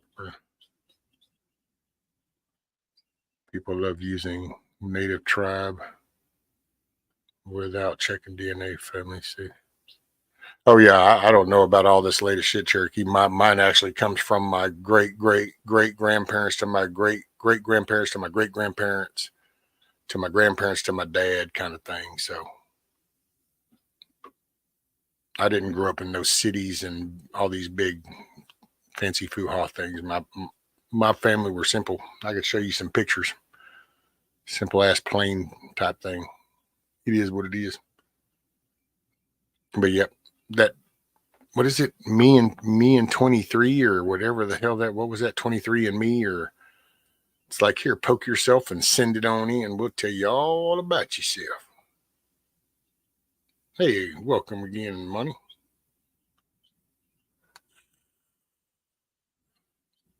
Money regulators, man. On up.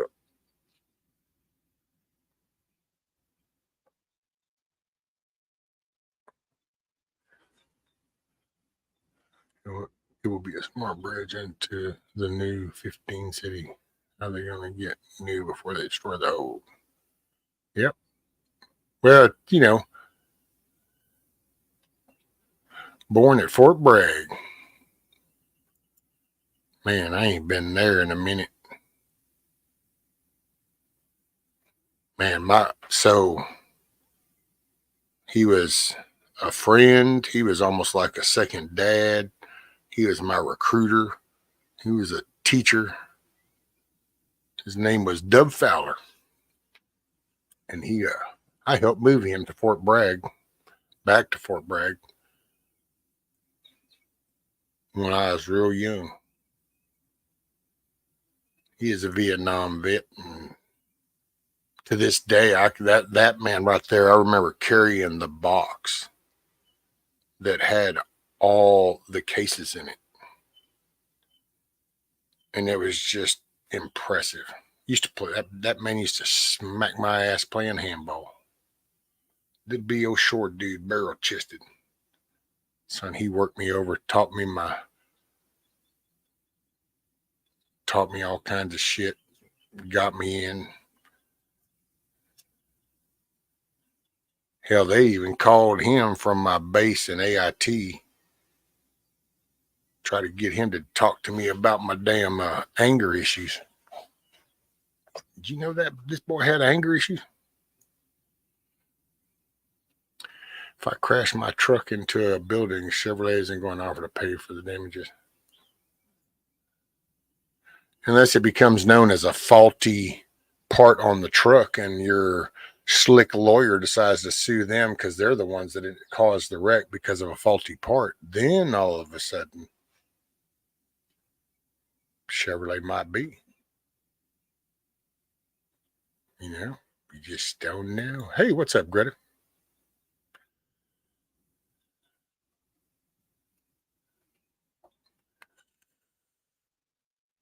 Well, see, and that's just it, man. All these things, and if you look at this, and it's like, man, gotta stay focused. It's kind of like you got to think under fire. So it's like picture these news stories like fire overhead. You still got to be able to focus, and that's what they want you to do. They want you to get distracted, pop your head up. So strange things. 23 is a scam, and they let Roe v. Wade is undone after they've done years of research. My question, what were they looking for? No, wait, hold on, Dennis. See, this is, I don't dabble in all those channels. So the 20, me and 23 or 23 and whatever the hell, the little DNA thing is connected to Roe v. Wade because of some secret gene or something they were looking for.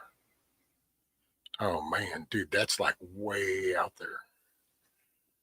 That's trip. Doesn't surprise me, YouTube, man. It's just like hell. Sometimes I think logging into YouTube is kind of like just taking flight somewhere and closing your eyes and kind of, because I mean, you just think of the sequence of events that would take place in order to put that into place. So you had somebody, well, one, they had to think of the overall plan, but then you had software engineers that write this program for people to find their DNA profile. But also at this time, you now got to get into the political arena because you're going to have to then create a conflict with Obama so then Trump can get in, so that then Trump can now appoint these judges to the Supreme Court. And then they are able to now take this case to then kick Roe v. Wade. So all of a sudden now this software engineer program can get with Roe v. Wade and they can say, aha, we've got the XY -2 gene right here. You see what I'm saying? I mean, when you kind of look at the series of events, because that would mean that if that program was to find something, and it was Roe v. Wade, then you would have to enter into because it was out before 2016. So then that means you got to get into the political arena to then get Trump in so that he can be the one to appoint the justices that then kick the Roe v. Wade, which they're still pissed off about.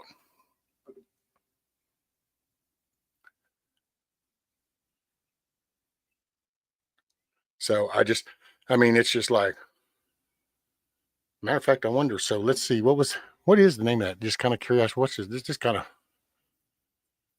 I mean, don't get me wrong. I think the whole DNA shit is kind of ironic, and you can call it a scam, but I don't get the whole tie into Roe v. Wade. That's when the one got me. So what is it? 23 and me? Is that what it's called? 23 and me or some shit? Yeah.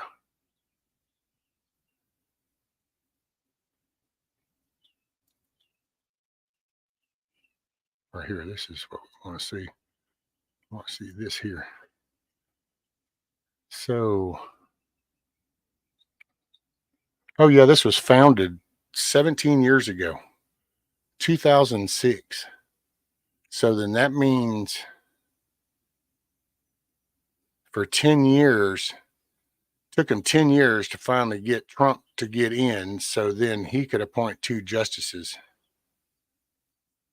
Yeah, just man.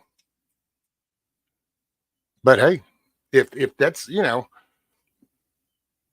me it's science fiction. So, but there's people that swear by Radberry, and then there's some people that just enjoy it as the imaginative entertainment that it is.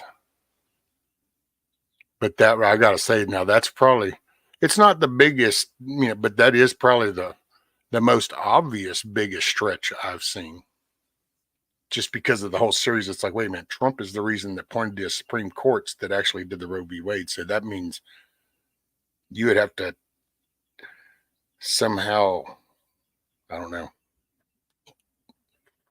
And I'm not knocking you, Dennis. It's whatever, because I wasn't even pointing that at you. I figured that was just some channel, and who never knows where all the shit. I personally think CIA ops sit in things and create bullshit stories and release it in social media just to watch the results. It's kind of like when we go over to other countries and cause social unrest so that we can then flip a government.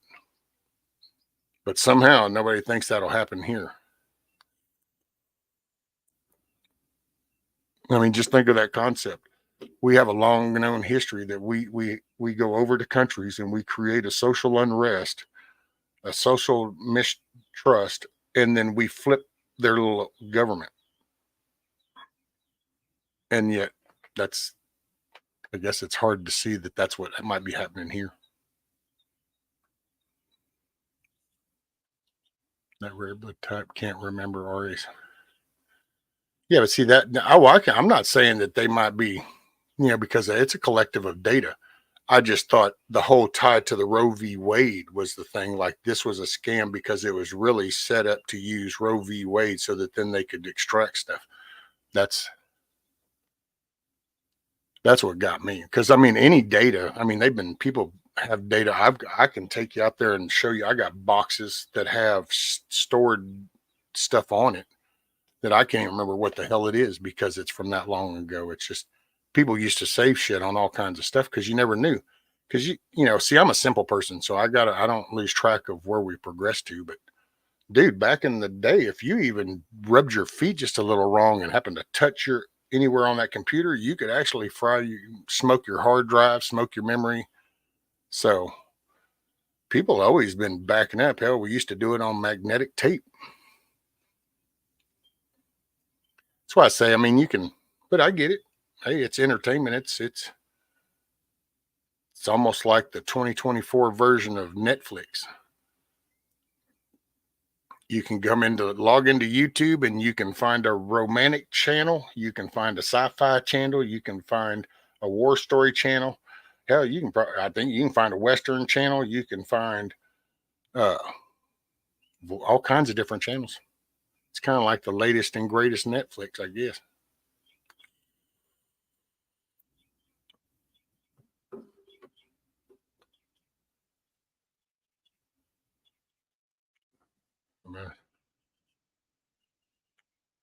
What you got, William?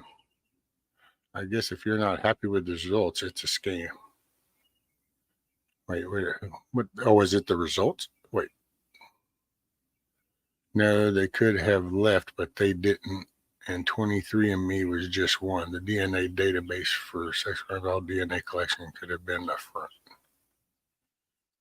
Well, yeah, but see, it's like DNA collection. You realize that like shit you might find in New York, you're not gonna find like in Lubbock, Texas. They're gonna bag shit up, and they're gonna so it's and it's been that way because it is what it is. I don't know. Not everything's a conspiracy. That's the way I am. It's 100 if you've ever done one of those DNA tests, the Alphabet Agency have it. Man, if you've been locked up, they've got your information. If you've been in trouble, they have your information. I mean, if you go to a doctor, I know there's the whole medical, the confidentiality, but we all know how that shit goes. It's kind of like you can't hire somebody because they dress funny, but yet they'll do it. They just won't ever say that out loud.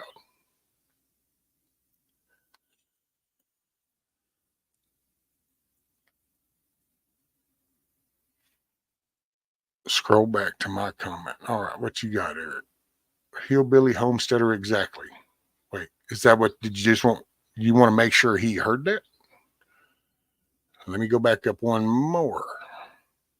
Okay, here's a bigger one. There's a special DNA test kit for Eastern Tennessee. It's called 23 and whoever in the family. Dave, Eric, you're so funny. You're so funny. So what do you got? Rescue Genesis Project. They use it today. Dude, but see, here's why dig that deep. Okay, so I'm going to just throw this out there. Now, I ain't attacking nobody. And my God, I'm going to come up with a disclaimer, by the way. If you feel like I'm calling you out at any point in any of my streams and I didn't mention your name directly so that it became obvious that I was, please reach out to me because more than likely you might have misread some shit or something. Because if I'm calling somebody out, I'm not prone to do that. I just kind of go ahead and say what I got to say. So with that being said, I'm not attacking nobody, but that they just kind of like released some shit across the country, and there's a good 150 to 200 million people just got poked in the arm with some concoction of shit from a few vendors. Now, all that shit data is known because there's labs. Whether it was good or bad, they know. So they know that this amount of people just got this concoction in their body. So do they really need to know your gene to jack you up, or can they just go ahead and set something off that they know that reacts to those particular ingredients they just put in 150, 200, 250 million people? So, I mean, in all honesty, man, we're at a level of shit. If people want to do you in, they can do you in. I think the main thing is how about we work on getting our moral compass back and not worry about how we lost it. We just, we get it back and then we start correcting some things. It's kind of like focusing on the windshield instead of the rear view mirror. I mean,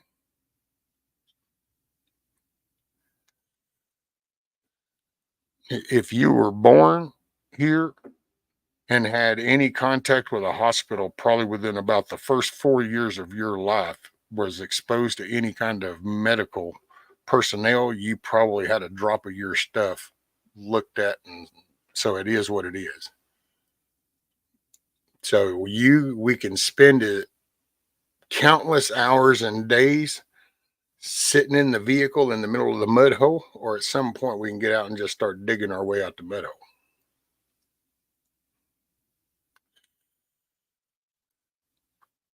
I'm not the hell, man. The world's full of evil shit. Hell, look at what people. Just the simple concept of what happens to kids. Just the general idea of that people can do all the different levels of harm to a child, and then we can stack that onto now look at the overall and watch the reaction of people when these levels of harm come to a child. And you kind of go, really? So do you really got to nitpick shit to find the evilness in this world? Does it really got to be the green laser or the alien or, well, but Rome, they did this. Does it really? I mean, let's just get simple and get real. You have all these levels of harm to children, and you have these reactions to that levels of harm. And it's like, I'm sorry, we don't think that there's a problem. We don't think we have issues. There's nothing we should be working on a moral compass here that somehow we have so got off the path. It's not hard. This isn't a hard concept thing. This isn't like, oh, this and this and this. And it's like, who gives a shit about how that ship hit that bridge? At this point, it's a done deal. And we're so far into the shit right now. Now's not the time to just spend countless hours on how that happened. It's kind of like being in the middle of the shit. Somebody goes down, you totally love that person. You're committed to that person. You're backing them 110. That's not up for consideration. But if the shit's still hitting the fan, now's not the time to go, okay, hey, I'm sure going to miss you. It's been an honor. It's, man, I had your back. No. Now's not the time. We'll get there, but now's not the time. That's all I'm saying. To me, it's just like there's so much of this stuff, and it's like a simplistic moral compass. How about we just hold people accountable and hold ourselves accountable by just simple things of right and wrong?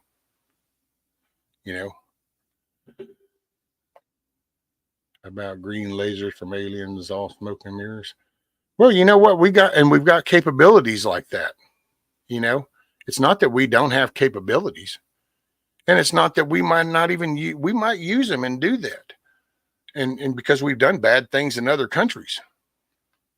But if you don't work on a solution, if all you do is keep reminiscing over the problem, because to me that's what it is, it's reminiscing over the problem, because the solution is real obvious. It's just been obfuscated with all this shit. The solution is you start focusing on your local elected officials. You clean up your front yard, and then you work to the neighborhood, and then you work to the town, then you work the county, then you work the state. And when everybody a unison starts to kind of do that, that whole bullshit called federal government crap, self-inflicted pain up there, starts to tend to itself. The only reason that little bunch of shitheads up there have the power they have is because the states go, here, what do you want us to do? We want some money. What do you want us to do? So guess what? If people in that state stand up, states stop doing that. And all of a sudden that federal representation gets called into check. But see, oh, well, wait, that means I just need to get active. Nah, it'd be better if I could just read a little Ray Bradbury, and this is cooler and more interesting. Yeah.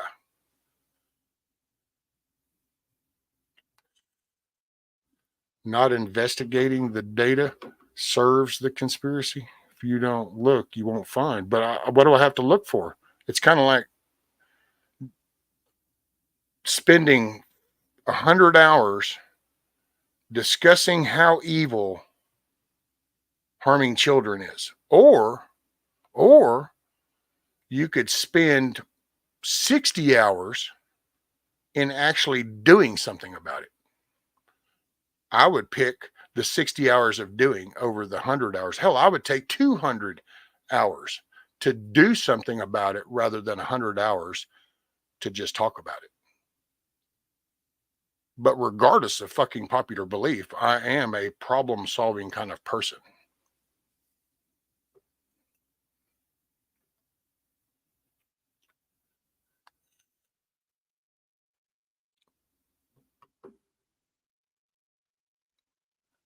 Actually, I'll even go you one farther, hillbilly. We don't need to dig into the how, and we don't need to dig into the why per se, as we need to dig ourselves out. Then we can figure out the why and the how. Well, we got to get out first. Because dude, they got that. This is to me, this cycle right here we're hitting is going to be the last. If we can't even at least maintain a hold of a rung of the ladder, then it's going to be bad. Because if they can flip it, then they know they're all in, dude. It's on like Donkey Kong. Which shit's hitting the fan regardless of how you look at it. It's going to be rough times just because you got two opposing forces that are going to meet up in November. It is what it is. That's not hyperbole. It's not fancy talk. I got a shovel, right, Sandy?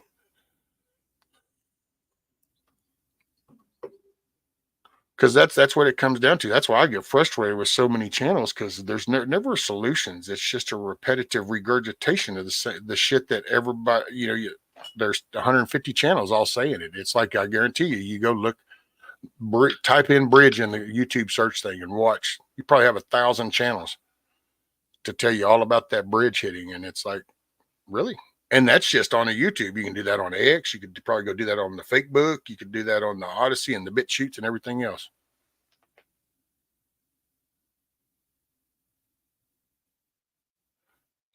Cherokee. Why? So what? Did they pay $37 trillion to kill you or something, Cherokee? Well, you got a hit out on you for $37 million? Oh, wait a minute. I'm sorry. My bad. I forget. To 2024, we just kind of give them the power they want, because I'm assuming that we're going to die because they got us into debt. And don't sweat me none. I mean, because you're just going to roll with whatever comes. If we don't focus on electing different people into there, and all we can focus on, oh, we don't need elected officials, or it all needs to go away, then we're just, we're just going to sit in the mud hole. This structure right here, as it stands, there's an election system, and we'll either try to use that to our benefit, or we'll just stay scattered out amongst. Because that's the problem. I think the main problem with the thing is that Democratic Party, that side seems to be the government kind of side, because that's the side that has all these programs and committees and funding for this project and this study and this research. This other side, this Republican side, doesn't do that as much. As I look through stuff, they have some, because of course you got the little rhinos, because you got to play the political aspect. But as far as, so that part out here, the voter base, they just unify under whatever the hell the government says, because that's where all their EBT and their HUD housing and their programs and all their free shit that they don't have to work for and invest in and haven't had to save for and actually maintain. And that's where that all comes from. It's like these towns that want to over flood their shit and have all this stuff. It's because they get government funding to keep increasing their budget. It's like, but you're not self-maintaining. You ought to self-maintain, and then all of a sudden you wouldn't end up as deep as you are in New York of people. But because they can rely on the government for handouts, then all of a sudden we'll take in people. We'll become a sanctuary city. We'll do this. We'll do that. Well, I just, I don't know. So it's easy for them to focus. So you just, that whole side can go, hey, they're after your Medicare. Hey, they're after your Social Security. Hey, they're after your EBT. Hey, they're after your abortion rights. Hey, they're after everything a government offers. All they have to do is tell that side they're after that. And then it focuses them. This side, you kind of got, they might not care about this. They might care about this. They might not care about this. They might care about this. So this side seems to be so hard to kind of gather under just Declaration of Independence, Bill of Rights, Constitution. That seems to be a challenge. Hey, what's up, Hudson Valley? How you morning, Mike? Touche, but we have dug ourselves so deep in that we can't dig ourselves out. We're actually burying ourselves trying to do so. It's all in how, what? Have I got something for you? Have I got something for you? Hold on. Have I got just the thing? What? Man, it's almost like destiny. Not really, I'm just fucking around, but it sounded good. All right, you ready, Hillbilly? Ooh-wee. See this? It's all in perspective, brother. It's all in perspective. You ready? Bam. This is about the two choices life gives every person. Either you sit, sulk, and dwell, how unfair life is to you, or you could try and figure out how to make the bad situation work in your favor. And notice how homeboy is digging the staircase, not digging on top of himself, the staircase out. It's a slow step at a time.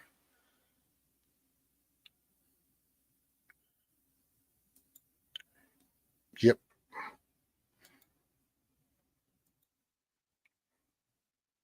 Never say quit.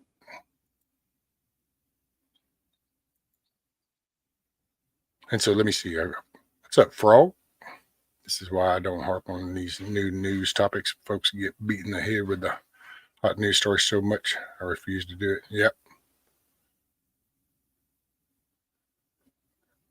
Yep. Sandy, it'll implode. And that's why I've always kind of said it's like, all those people that back that side and under all that, it's like, what are you going to do when they collapse the dollar? Because all the shit that you're relying on comes from that very thing. So, but that's what happens in a lot of this socialistic type mentality throughout history.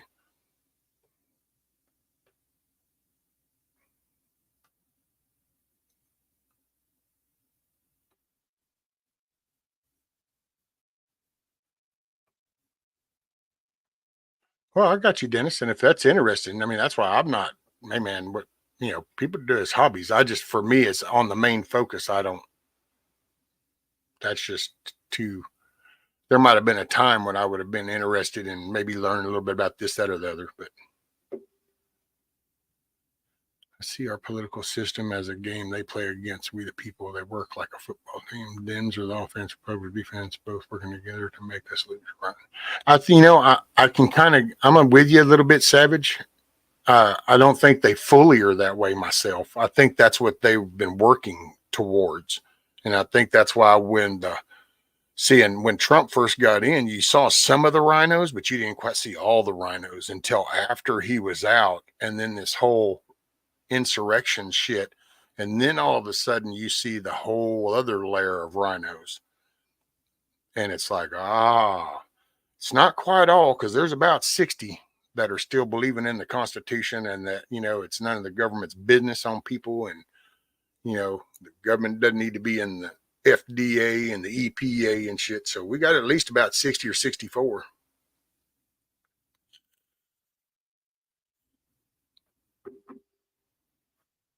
Can milk anything with a nipple. Meet the parents. I'm going to Top Chat to see the cool people. Well, alrighty. Man, most people are bouncing in and out of the Top Chat because if you bounce in and out of a channel, the minute you come back, that's just what YouTube does. Top Chat is YouTube's way of saying this is what we think is important, and this is the only ones you should pay attention to. That's why you don't see them all. That's how they're the ones that decide the top. A person in the YouTube studios, the creator, or at least I guess maybe if you get monetized or you're a bigger channel, maybe you do. I know at my little old piss board level here, there's I don't get no say over Top Chat. I don't get to set shit. It happens to me just as much. Matter of fact, I can go live into logging my own shit into YouTube on the regular YouTube thing, and I'll put me in Top Chat. So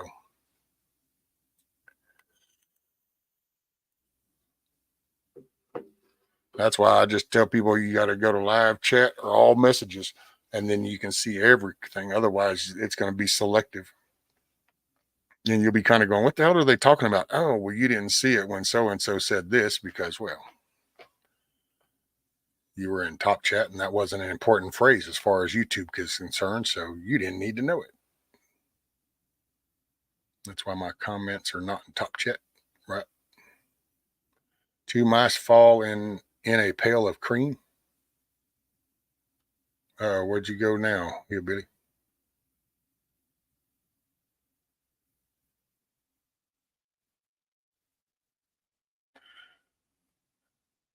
Oh yeah, Congress and the House work independently. They're too crowded. Syncor, the ones they don't like themselves. A good posture on a grunt house. Exactly. See, and that's what we've got to fix. Just because we see the problem now doesn't mean it can't be fixed. And maybe that's how it comes across to me. And so maybe it's just maybe I see it a little more drastic than I should. But it's like you always hear it's almost like it's too late. That's why all we can do is go to war, and all we can do is the extreme reaction. There's no middle ground. And so sometimes it just feels like, I don't know, man. It's frustrating to me because if there's steps to do, if there's things to do, then you get working on those things. I mean, and you might not. I'm sorry, I just built a piece together chicken coop, and there was no plans to that, but you just kind of have to roll with what's happening and go, okay, well, this is might not answer everything, and it won't be no perfect thing, but it'll get the job done, and at least you're moving forward. And I guess that's why I encourage the writing letters, is because it's doing something positive. It's actually doing something, not just telling the neighbor going, the world's going to end. We're all going to die. We're lock and load. When at least I could just write an email. Participate as a we the people, an American citizen. It's kind of like a duty thing. Actually, when you read those documents, it's like we're supposed to be participating.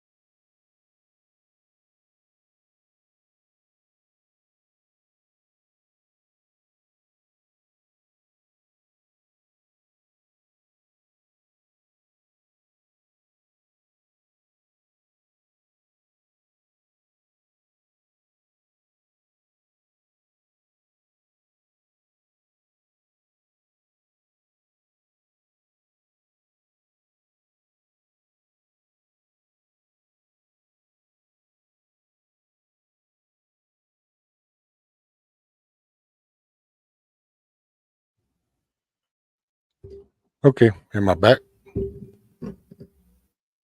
You got me? Can you hear me? Can you hear me now?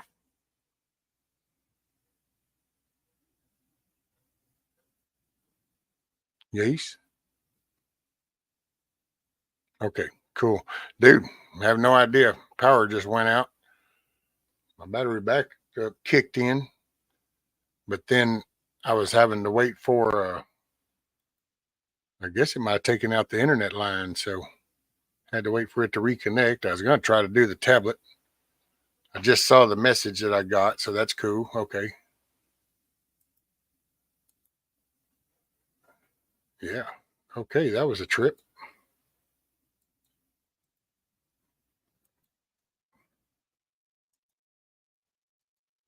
I guess they didn't want me saying none of that shit. There isn't supposed to be a career politician. People used to do this. That's it. Well, yeah, we need term limits. Matter of fact, that's with Hutch's outtake deal with Pete. By the way, Pete's interview, man, if y'all haven't seen Hutch's creator outtake, that last one he just did yesterday, dude. I mean, well, enjoyed the others, but I gotta say, oh Pete, that was a good one. The Roman Prepper. Um,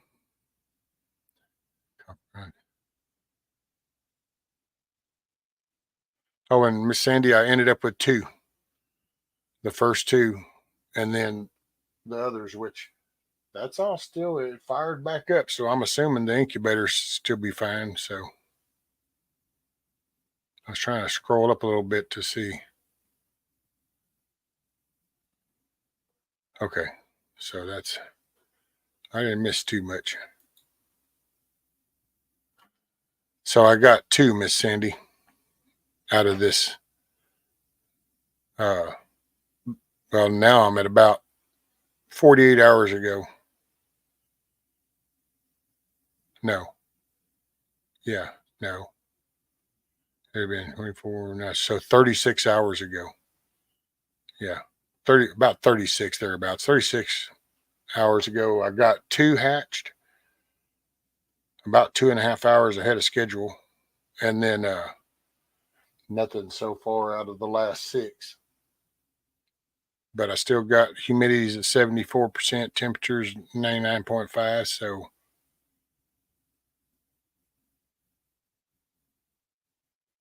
nope, ain't no new batch yet, Huckleberry. Not unless I just kind of, well, unless I go get a rooster and bring them back and do that, or I go get fertilized eggs or get eggs from somebody. I might just wait until Alamo gets big enough and he'll do what he does. And because there are other things I need to tend to. I've got to get this water thing under the house tended to. I've got to get that retaining wall started going on the side. I got to try to jack the house up some before we get into rain season. We start getting into rain season, and man, I don't know if we'll get another one. This one leans pretty good as it is.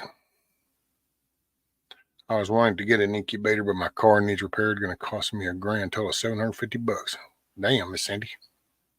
Well, I'm not trying to promote nobody or nothing like that, so please don't take this like a marketing kind of thing. But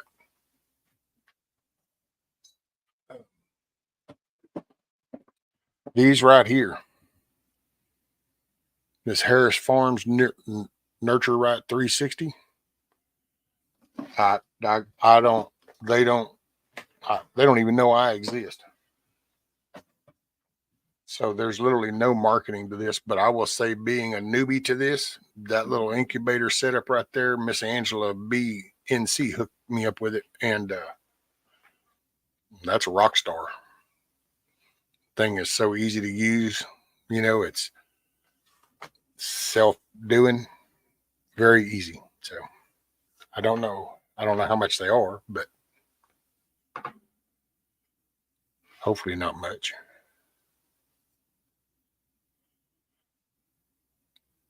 Okay, you don't need a bunch of Snickers bar. Oh, no. No Snickers for me, sir. I try not to go nuts.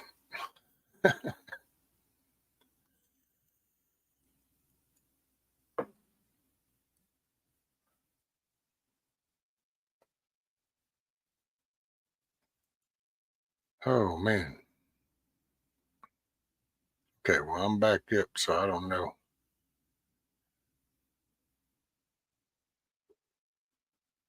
Oof. Oh, let's see.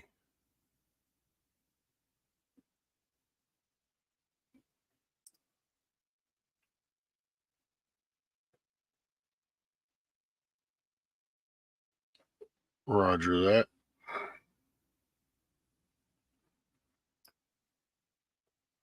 Let's see. I don't really have nothing back there. Well, this one will be kind of, let's see, where's my, still here. Here we go. I'm going to play this one, and I'm going to get something to drink real quick. Give me just a minute.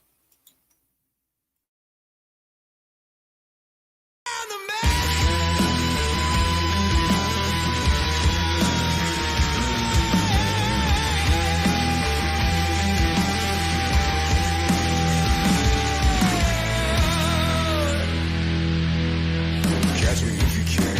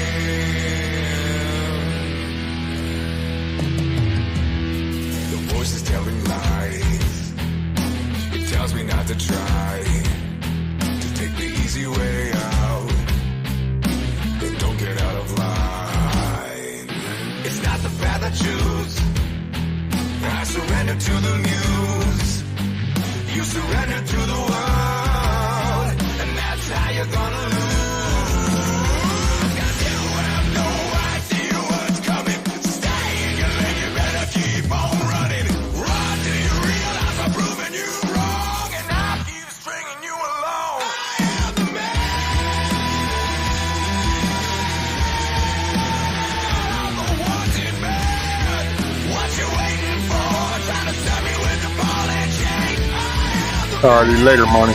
Make it a great day, buddy.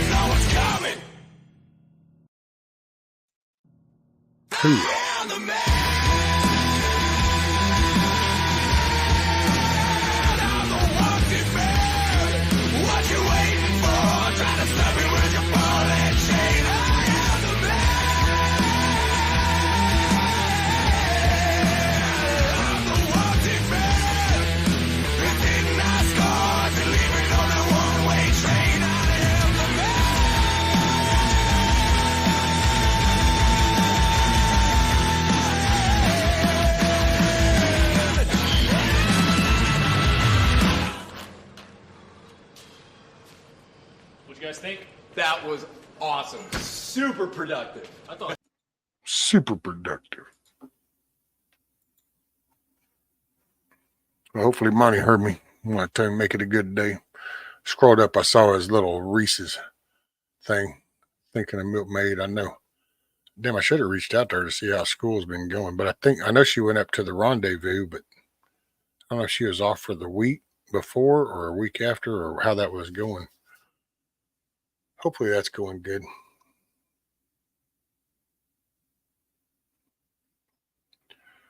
So what do we got to, let's see, what is this, the Easter Sunday? So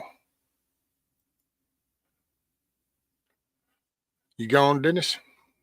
Or is that just the throwing deuces?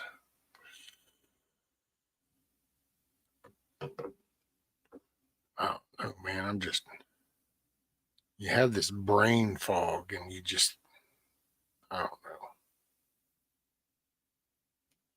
It's like you just have all this just noise.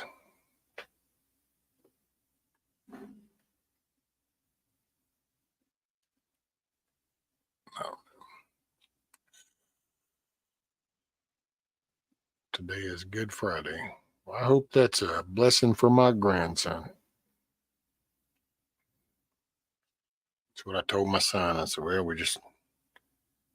sounds cliche, but we put it in God's hands because there's nothing we can do. We're not surgeons. So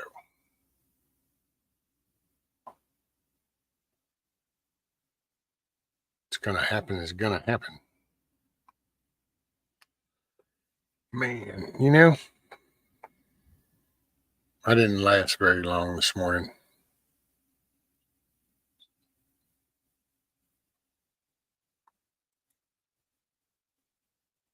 Just can't get right in my head. I don't know how to explain that other than to say it like that. Hey, I want to check that. I want to listen to this. I'll listen to this with you guys. Let me grab it real quick. Oh, Aaron Lewis come up with a new one. And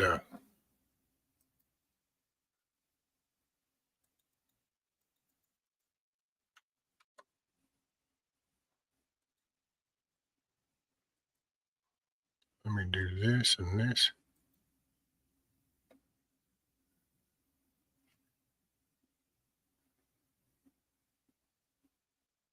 Okay, where are we going? We're going to the right location. Yep, okay.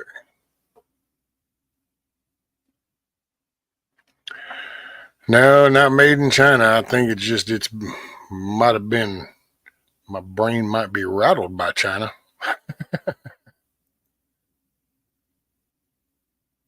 Or are you talking about the Aaron Lewis song? No, he got a newer one. Rescue Chat. I hope everyone has a wonderful day. Time to get my day started. Much love and respect. All right, Miss Sandy. Keep your head on a swivel. If you go to the store, get you something extra. It ain't getting cheaper tomorrow. And we will see you soon. Make it a good day.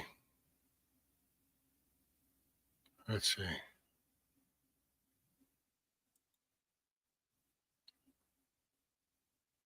Oh, shit. What did I just...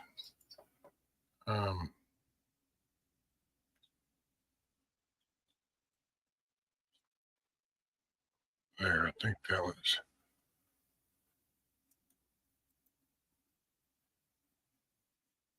And just like that, the full money disappeared like virgins on prom night.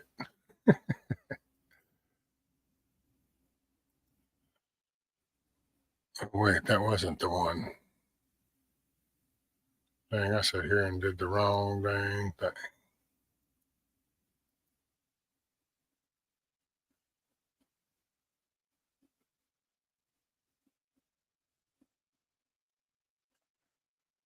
Wait a minute, what?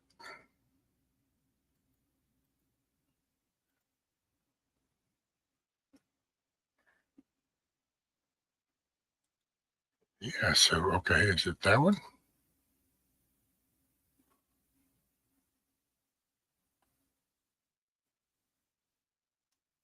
Hold on, I'm just totally screwed up, man. It's just... Oh, yeah, shit. I'm such a... So I bet it's down that way.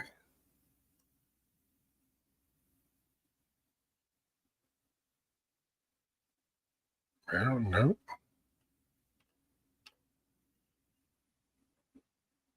Holy crap. I'm sorry, guys. I'm not ignoring y'all. I'm really bumfuzzled.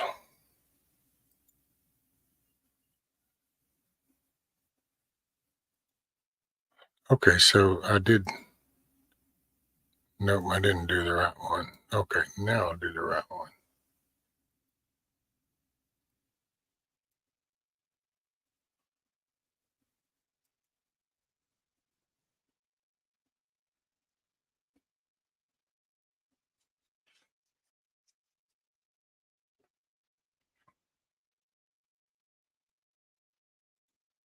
Oh, let's see. Okay.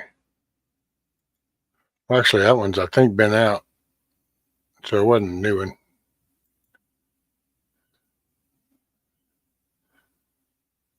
I think he just kind of came up with the video for it is what it is. Let's see.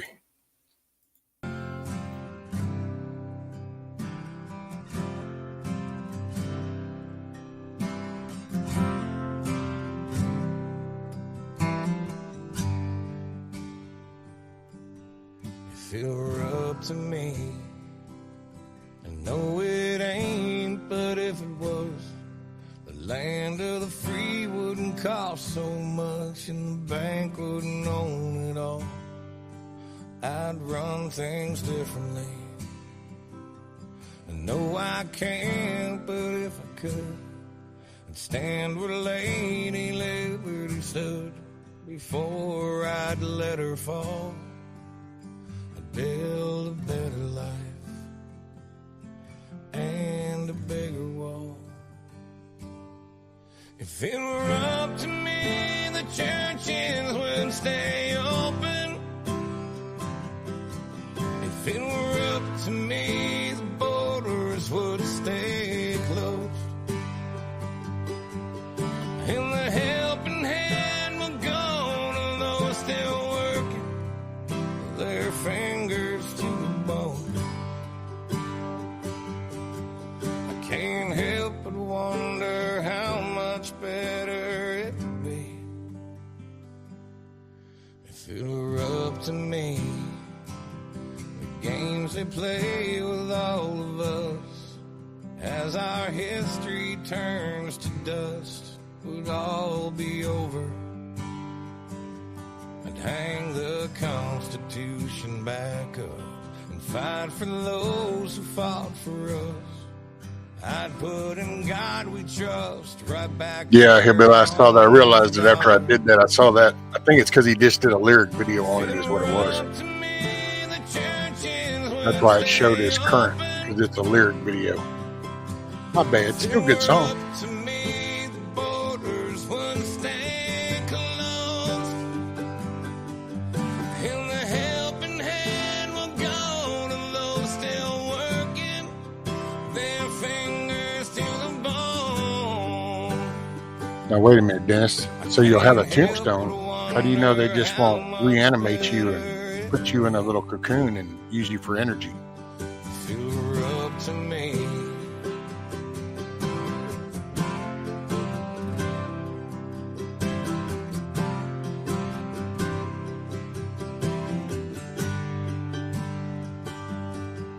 if you were up to me, there'd be a bolder line between good and evil, and wrong and right, and we the people would always get to speak whatever we damn well please.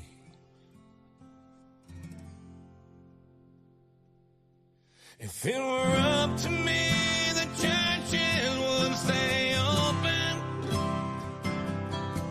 If it were up to me, the borders wouldn't stay closed.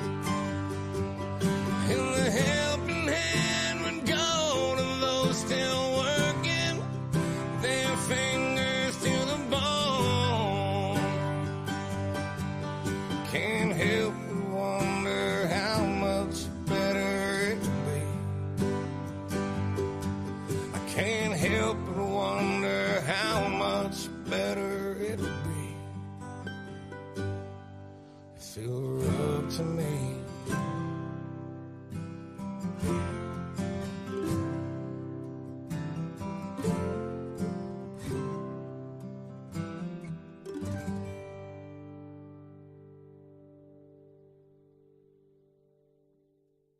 Pretty good one.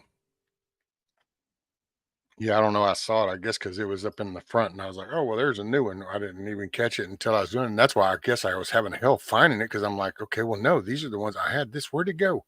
Well, it's because, I had already done that. So crazy. Well, I got you, Dennis. See, that's really my go-to. I have a belief, so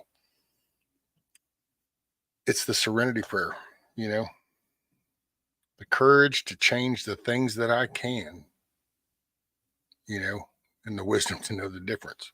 So that means that's day-to-day life. That's kind of the way I view things. That's why I probably don't get wrapped up in some of those. I mean, if there's solutions, I want to know about it. Yep, that's a problem. Okay, now what's our solution? That's because you've got to. Otherwise, if you don't kick into solution mode, then you could find yourself just repetitively wasting your time. And then that's not productive. And if it's a faith-based type thing, and I'm not preaching to nobody, I'm just kind of going off the reference to a God and my, if I really am putting faith in him and thinking that if I do what's asked of me, that then the good things are going to come of it, then if that is my directive and that's my path, then flaws, mistakes, and wrongs from the past are behind me. So I got to work on who I am today and who I'm fixing to be in the next minute as I'm facing things. That's the character of that I have to work on. My personal philosophy is to be the man every man wants to be and every woman wants to be with. Well, all righty. Well, there you go. Hey, hope the best. I got to say, that's an unusual one, but okay. It's to be the man every man wants to be and every woman wants to be with. So wait a minute, but you got God into that too? That's kind of a self-centered viewpoint, kind of. because I mean, I can look at there's a lot of men that want to be like Andrew Tate, and to me, that's the farthest thing that what I want to be like. But I want to know why they call today Good Friday. What was good about it? Well, it was a cleansing of it was a way for you to be forgiven of your sins.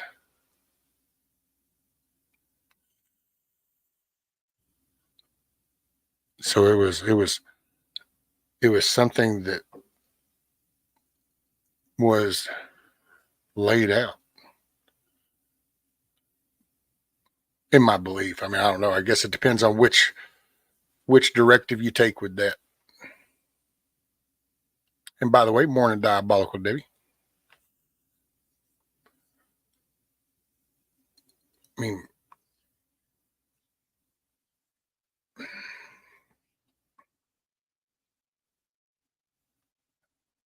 well, Diabolical Debbie does ghost stories, paranormal, the spooky stuff. So anybody interested can right click on her name and you can go to her channel and sub. And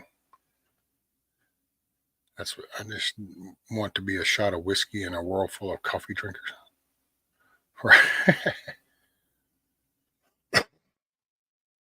And Easter is not before Passover. Explain that one. No clue, Scat Pack, no clue.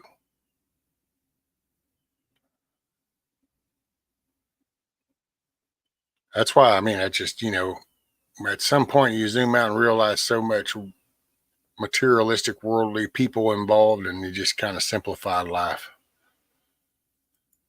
I'm a simplified kind of guy. Morning, Share Bear.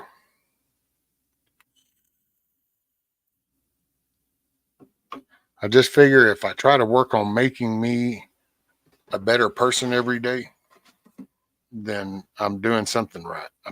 So I'm in the right direction at least. Whether I'm successful or not, I don't gauge it off of that because some days are better than others. But as long as my intent is to be a better version, then I'm content with that in a way. I mean, that's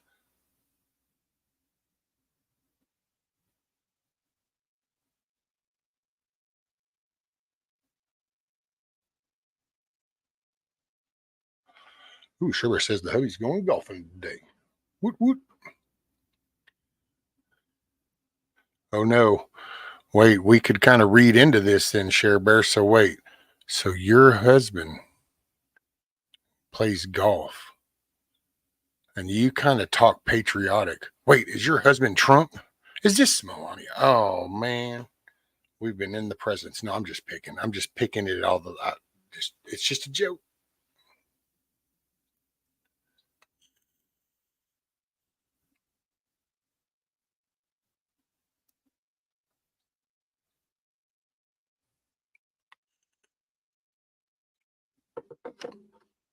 I mean, I could see a tie in there, so I don't know. I'm just picking though.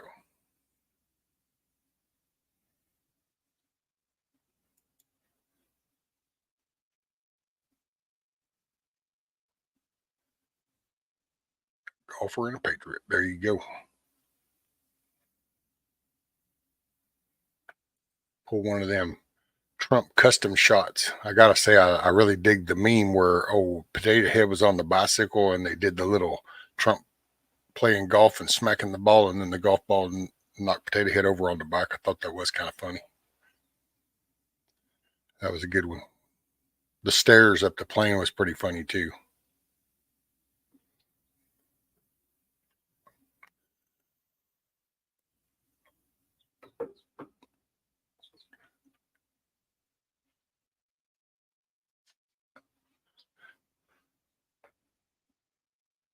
Has anybody seen or heard from Unspecified Podcast? Oh, Brandon and Tiff? I've always wondered. Well, a few paranormal sounds, but I don't believe in ghosts. There's something there. What is over? Sure seems like you're recruiting into paranormal gun-fearing folks. Believe the Bible recording those things. Wake the dead. Oh, trust me, my personal belief is when God comes back, we all going to wake up. Every knee shall bow. Every tongue shall confess. Man, some of these churches have just ruined scripture so bad. You say something out loud and you start thinking, man, that's all right. They twist it. Yeah, I gotta say, I don't mind, but if you don't mind, Debbie, maybe everyday recruiting is kind of extreme because I kind of always have the same crowd. So once a week, that's pretty cool. I don't mind that because I don't mind sharing. That's why I make people mods. Share links, cool, but I'm not subscribed because I'm not into it. I'm not knocking people that are. I think they're cool CGI movies and stuff. But so I was hoping old Bushido, he was going to make it, but he's snoozing and then waiting on somebody else was going to find a spot, but that don't mean that they did. Just like religion, there's something there. Just got to get men out of it. It's about me and God. There you go.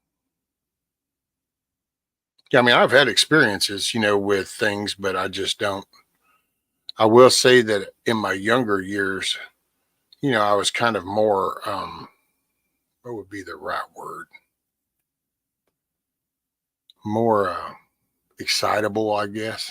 I don't use all this current termination stuff, but it's kind of more excitable, more susceptible. But I got older and I kind of, I don't know. Now I guess that word discern, I discern a lot more because now I realize that it's so easy to kind of just get interested in something. And by being interested in something, you don't realize really just the depth of that and where that goes. It's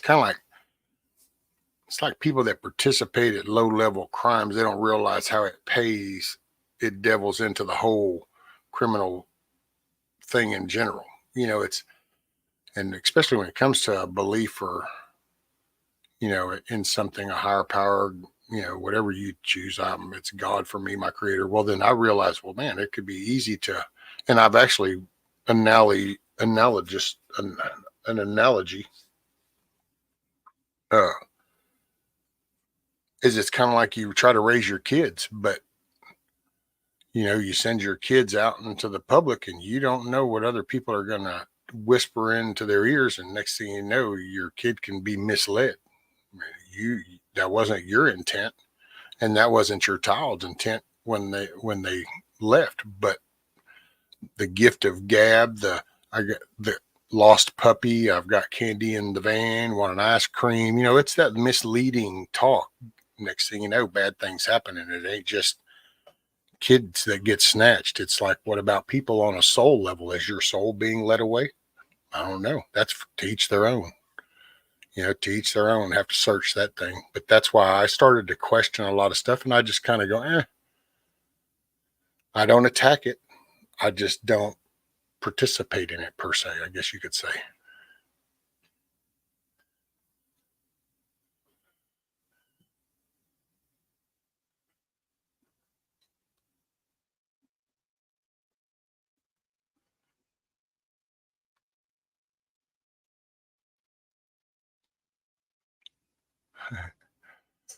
And for the record, evil people don't say they're evil. So when someone tries to single me out for my content, there's your answer. Well, okay. Well, first, before I even go any farther, so is that to me? So you feel like I singled you out for the content? And here, I guess it's another one of those days, possibly. I don't know. But I just want to be clear. Okay. It's like, hold on. Because all I was just saying about the posting on the links, and that's all I was talking about. As far as the overall stuff, yeah, and I don't think that everybody that see it, it's just like the word evil. I don't know. Well, that's what avenue does that come from? Because I will say that is a puzzling word when you kind of think about it. Not like puzzling, like I don't really know what that means, but I mean puzzling is in the way it gets used. Because when you really think about it, you'll have atheists that don't even believe in God, but they'll use the word evil. And it's like, well, wait a minute, how'd you get evil if you don't have the good? It's and so you kind of wonder sometimes about how easy words just get thrown around to where sometimes people don't even realize that it's like, oh yeah, you're using a word that really doesn't fit with what you're saying. Okay, cool. They made it to the hospital.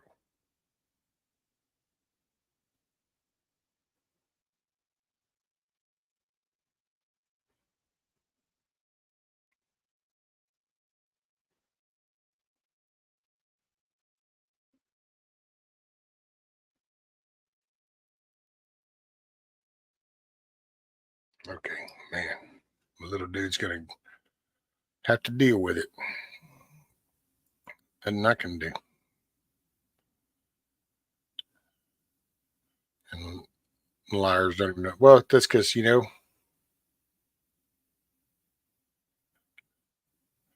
was to me the first time I've been called evil. Yeah, I don't, I think that just maybe sometimes there might be an engagement of emotional responses because I don't think the Punisher logo is like representing the dead, like Mariorta or whatever that's Mariorta or whatever that whole Catholic thing is or something. I don't think it's that. It was for one. I mean, I'm not sure where Gmo Nen actually is the direction, but I know like for me it would be like a military logo aspect, representation of a military logo, patriot standing up, the Punisher type thing, righteous over wrong. So I don't know that that represents like a dead person skull. It's a logo for good over bad. The Punisher logo, you know, installing justice. But then again, you gotta sometimes you gotta take a breath and not try to get flared up. I did not show a very good example of that yesterday. Got a little excited myself, but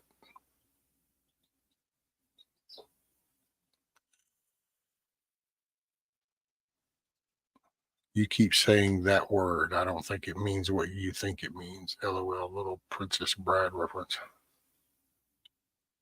Wait, Princess Bride. I remember that title, but so what did I just say, Savage? Because sorry, my brain's just kind of scrambled. Keep saying that word. What word did I say?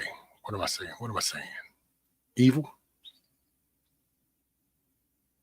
I gotta remember which movie was The Princess Bride. I think the missus watched that a few, and that's why I remember that title. I don't know. You gotta. That's why when you talk, I don't know. It can go south fast. Punisher school dude. All gun people love the Punisher. Murderer, psychos, rapists will come to know me well. Right? North Carolina gentleman fraudulently became U.S. citizen by lying about sex offenses. I says he said no, I didn't do chicken.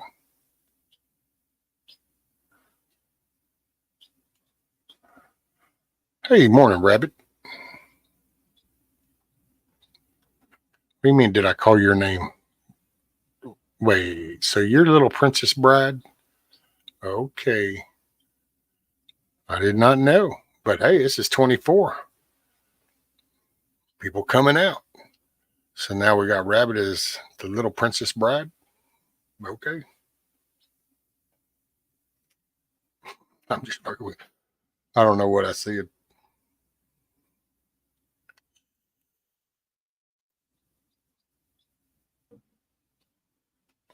That's the news in Charlotte.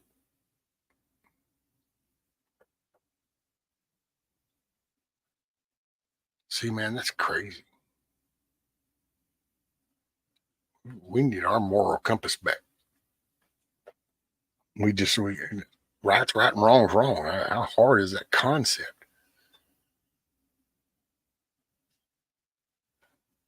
And I will say, I've been thinking about that. That would be kind of, I don't know, that'd be strange living in a city where that was the news, and you're hearing that all the time, and you realize that nobody ever goes down there and says anything about it, because it's just not how it flies here. It's like there were big herds of people over that whole Audrey thing. You just don't.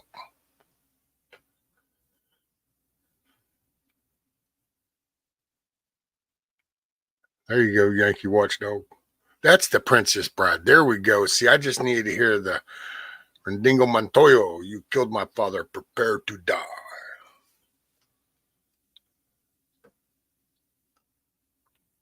Hey, man, my brain's been banged around a lot. Shit's happened. Sometimes you got to slap the hard drive to get the data back and go, oh, okay, got you. Punisher is better than the Batman. He ties up the bad guys for Commissioner Gordon. Punisher just shoots him. I love that. Right. Of course I did. I got up to do that. Ding, ding, ding. Since there was no trash pickup today and I get fined if animals get in my trash, I should totally fill the mayor's candy with my trash to avoid.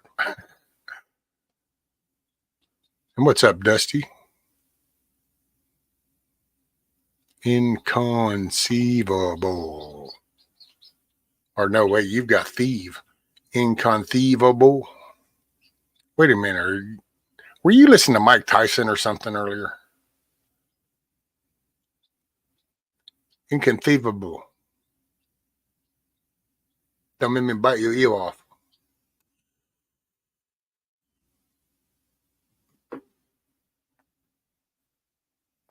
Been here listening. I thought you had probably were just in chill mode. I just forget. So then I try to remember to kind of just tell everybody good morning and stuff. Welcome. I forget.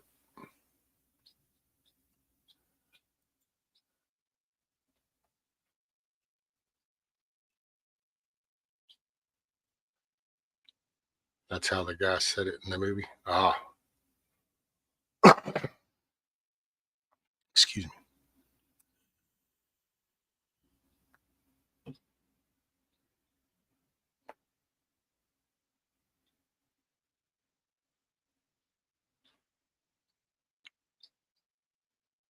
Hope Mike beats Jake Paul, but get a ton of pain. Be nice. Yeah, I don't know, man. Right off the top of my head, I was like, I don't know, dude. That dude is like, I mean, he might be up in some years, but homeboy still got muscle tone. Homeboy still got, and he still.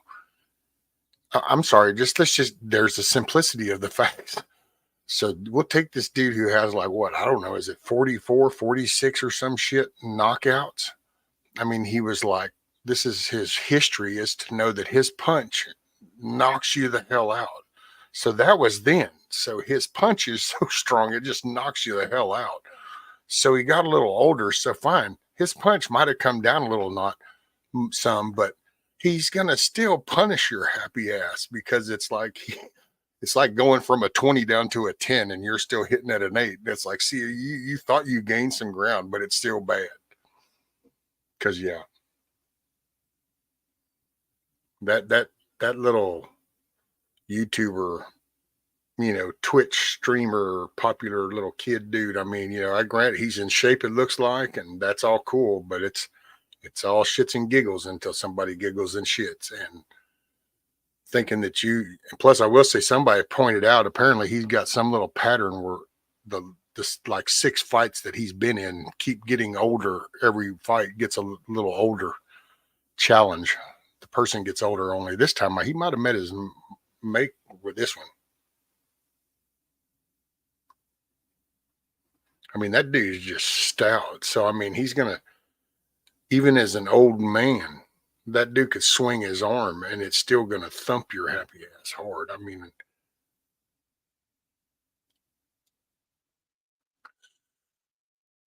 well, see, I don't know, Huckleberry, because when you listen to Tyson sit around and talk with like Jones or Rogan or them when he's all cut and he's actually sitting there burning one down, he really doesn't give a shit about money.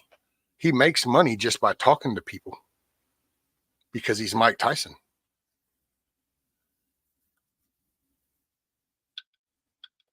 So I don't know. Hold on a sec. Okay.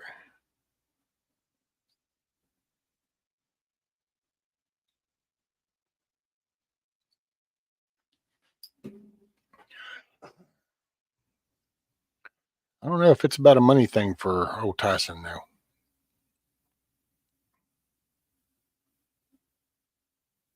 I mean, it just that it's like that dude's think about that, man. That dude has swung them hands like hammers for decades.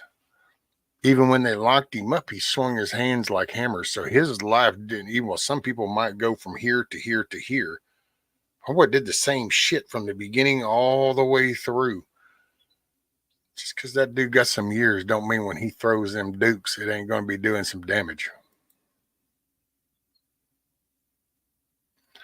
I think it's a manhood thing, to be honest with Tyson. I think it's, that's all he knows is to face the challenge. And he was challenged. You call me out and I can do it. And I think he's really that simple, to be honest. I think that's his world. I think that was, and if you listen to the way he talks about growing up, and that's his world. His world is throwing them dukes. So that's almost like going fishing for a fisherman, you know?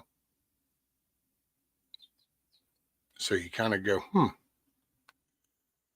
So I could see it at his age.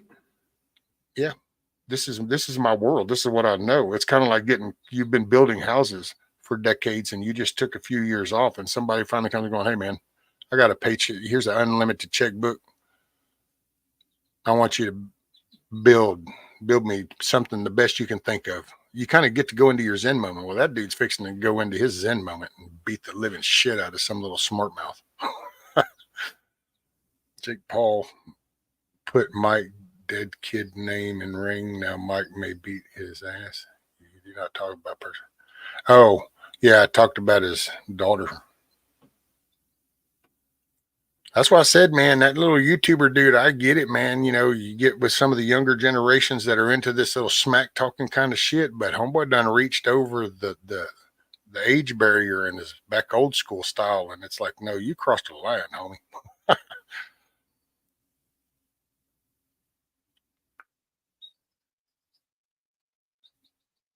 So yeah, right, Dennis. So I said, you take a man that's been doing something his whole life, you know, especially that man, that dude will lay the smack down. I have a feeling. I know I wouldn't want to have to fucking deal with that. I don't care if I was in shape or not.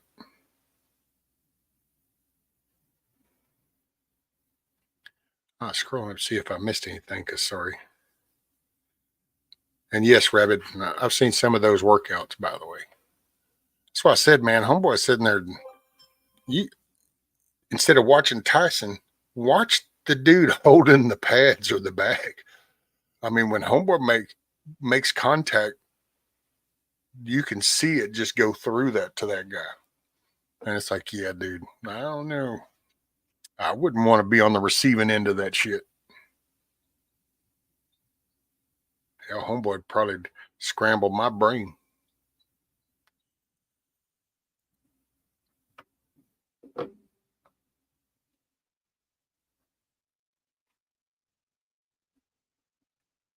Oh man, I ain't got really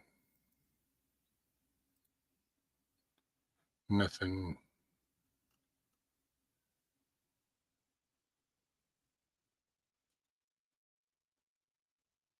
41 of y'all here. I appreciate y'all coming in. Hopefully we get a guest or two. Smoke cigars. Man, very rarely. And it's usually these little things because, well, met a guy that smokes these, and I thought, I'll try those for my Western days. So I do these little Swisher Sweet things. And I got to say, sometimes it's kind of enjoyable. I'll sit here and I'll fire one up whenever I fire up one of my Westerns. And I don't know, somehow it's some kind of mental juvenileness that I do, but they're sitting there twisting one up, old Bull Durham or something out the sack, and I just sit here with a cigar and a cup of coffee and enjoy now good old Bug Out Adventures. She's always smoking them. That and Backwoods is a cigar smoker. I thought about trying to maybe do it more just because I'm trying to find me a good little Zen thing to do, just kind of, I'm an herbal kind of guy, so I don't do cigarettes. Morning, Deplorable. Who going fishing Friday through Sunday? Shit, I'd love to. Which I don't know. I don't know because the missus won't be off until Monday, so. Cigar and bourbon. There you go, Diabolical. Now, see, I used to do that with cigarettes, but I just don't smoke cigarettes. I vape, and that's either a little real low nick or sometimes no nick because I just do it for the flavor, the habit. Especially if I start getting wound up, I'll grab this. I start hitting this because I start thinking or I'm trying to chill. I used to smoke them, the cherry flavor one. I do have a honey banana. I have a honey banana. Let's see. I think that's, yeah. Matter of fact, I had to end up chunking half of one because it fell over in the trash. I knocked it off into my little can, which had coffee grounds and everything, so it like rent. I used to love those. Used to smoke cigars too. In between the years of cigarettes, there were a few years of cigars. Can't smoke any of it anymore. Yet. Well, and see, I tell you, I really, I'll say when I was young, I didn't quite get it. I mean, I know that people would always say, you don't inhale cigars. But I was smoking cigarettes. I was smoking weed. I was smoking. So I would smoke a cigar. And it didn't, I would be like, whatever. But I got to say now that I don't smoke cigarettes. And so now whenever I do smoke these, I don't mind just kind of puffing on it and then, just kind of getting the flavor. And it goes good with coffee. But like I said, I kind of you got to be, I don't know, you got to be in the mood. Usually my Westerns. So a couple times a month. Like I think I've had those there for hell. I think 2 or 3 months ago, I showed those to Backwoods, I think, when I got them. Or somebody else, yeah. Hell, I still got moonshine in the refrigerator from 10 years ago. Not much of a drinker anymore either. Not a big fan of alcohol or pharmaceuticals. That shit takes me out of my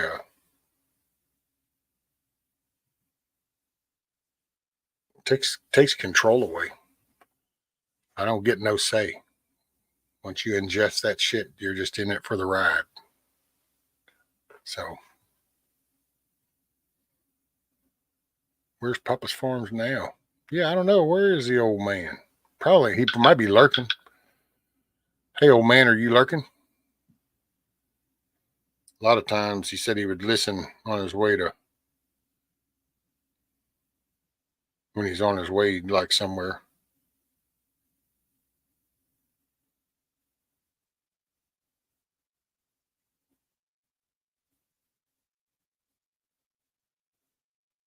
Holy moly. Let's see if I can, if he ain't lurking, let's see if I can stir him this way.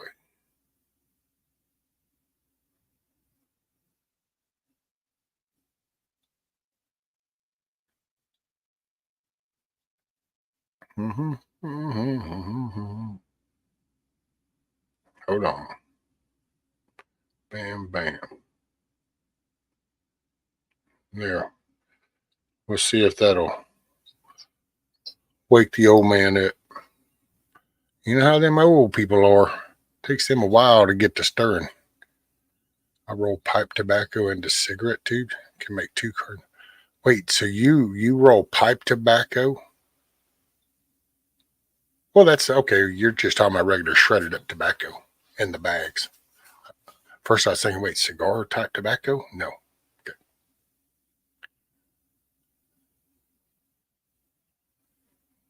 Okay, Blackbird. Hey, keep your head on a swivel. Pay attention to your peripherals and make it a good day. And don't forget, pick up something extra if you go by the store. Take care.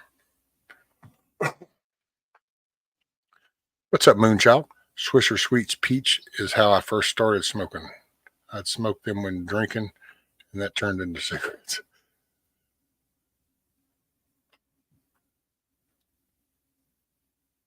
Papa's only 45.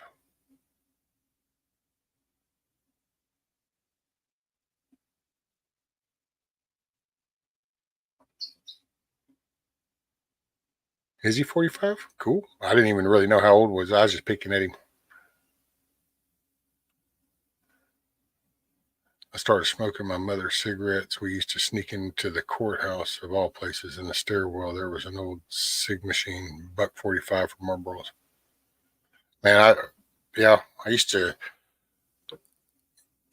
My mom had menthols and my dad had regulars. And then I had an uncle that had regulars.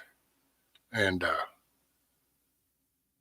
that's kind of where I started. And then after that was grown accustomed to stealing theirs, half around you, we kind of hanging out. Well, then I started buying my packs, and yeah, you could just walk up to machines. Nobody thought nothing. Hell, back when I was a kid, you could go down to the store and say, "Hey, my dad wants me to get a pack of Camels," and you just put the change up on the thing, and they'd say, "Okay, here you go." Nobody gave a shit. See, the only reason that changed from the way it used to be is because, well, we stopped wanting to hold ourselves and other people accountable. So we had to create this big excuse thing. So all of a sudden, we can't just say, well, how about the parent teach the kid better? No, now we'll have to start putting in all these regulations and these laws and all this shit. It's still just the two, deplorable two from the beginning. Those first 2 that hatched, and that's it so far. I've still got the 6 in the incubator, and I streamed it all the way up till this morning. It's eating up all the space in StreamYard. So that's why I decided, well, if they do anything, I'm going to keep them in that incubator for the next, people keep saying 2, 3, or 4 days. So we'll let them go for another day or 2. It ain't hurting me none. I'll keep the little water tank topped off, and hey man, you know what? I don't think it's going to happen. I'm not knocking it if it does. That would be awesome. It'd be a blessing. So, but I don't know. I guess it's a good thing I ain't in charge of hatching eggs, because I guess I'd be whacking them way before I needed. Because see, like if I'd have been under my own device, I'd have done rolled those off and cleaned the incubator up, and it'd been like, well, put it away for until the next round. But hey, if I get lucky and all of a sudden they decide to rock on. But those 8 eggs were only within 3 days. One might have been 4 days. I think just to round it up to 8, I might have went one more older. So, I mean, they've all should have been side by side at some point, but oh well. 55 cents a pack. I was back. Yep. 10-cent Cokes. Did you candle them again? You can anytime. More roosters coming right up. No, I didn't candle. I haven't opened that dome since I took them 2 out. I haven't cracked that dome open again because I just maintaining the humidity. I didn't want to take a chance on being any part of the error that might happen. So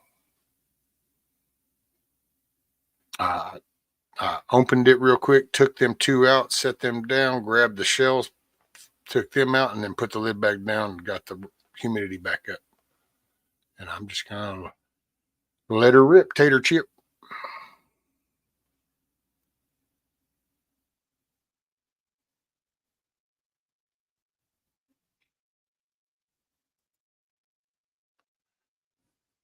Oh, let's see. What do we got? I don't know if I have anything back here. I need to get something. We need something. Let me. What do I want to do?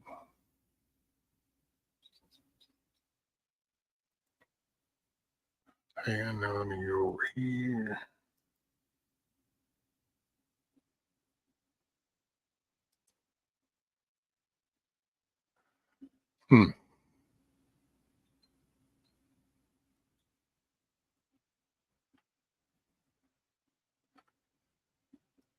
Trying to see if there's anything.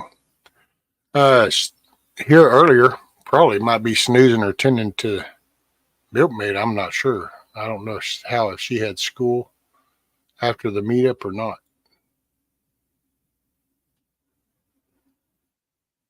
That would be an unknown.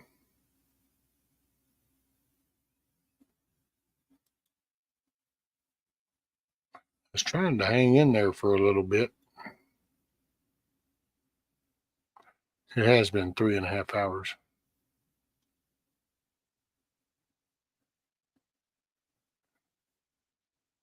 I wasn't sure. Fishing control. Oh my, well, don't break them if you decide to toss them. The stench one. I want to be fair for. Oh no, I did the other ones deplorable. I take them out to the compost pile.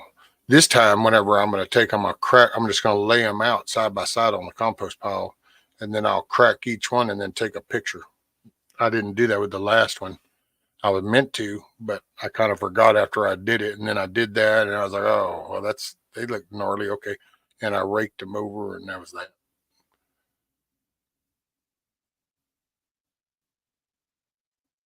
But yeah, because I don't know, and the other 2 are down there underneath the brooder.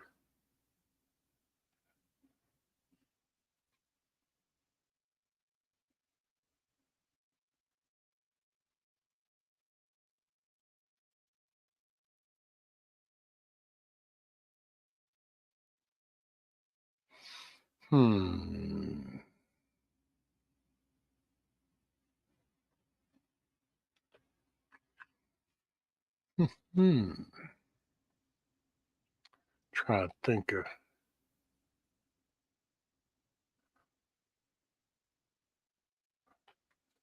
I had one break in the incubator. Oh my God, horrible. Oh Lord, have mercy. Yeah, that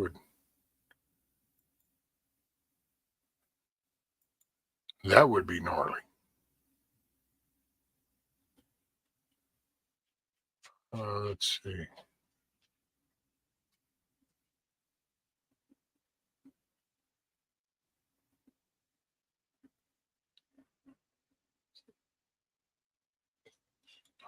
I don't know who sings this one. Here's a song. I don't know who sings this one. We'll just have to see.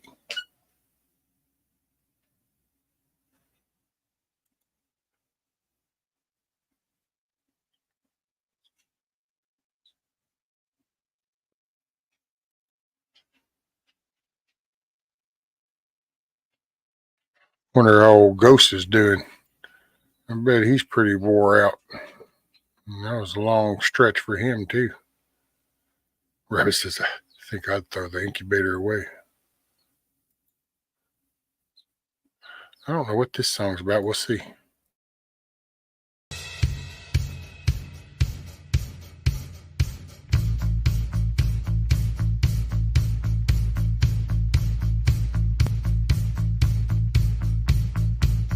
Well, I think it's like show you how to rock and roll or something.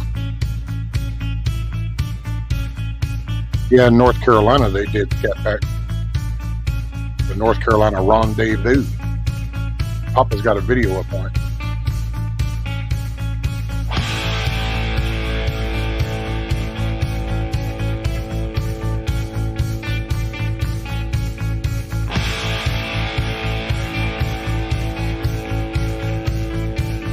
Looked like they had a blast.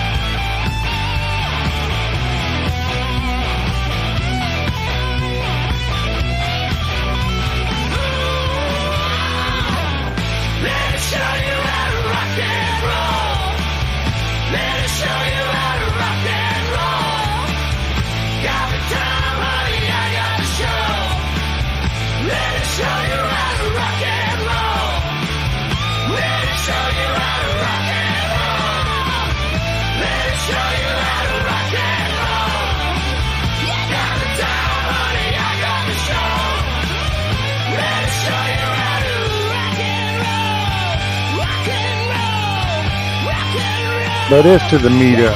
Yeah.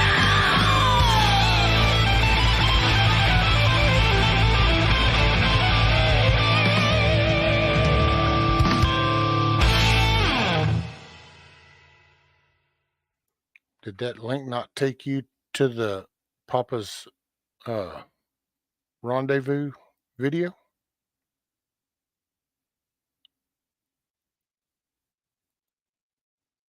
Oh, nope, it sure didn't. Okay, my bad. Well, then just hold on, ma'am. I shall get that resolved.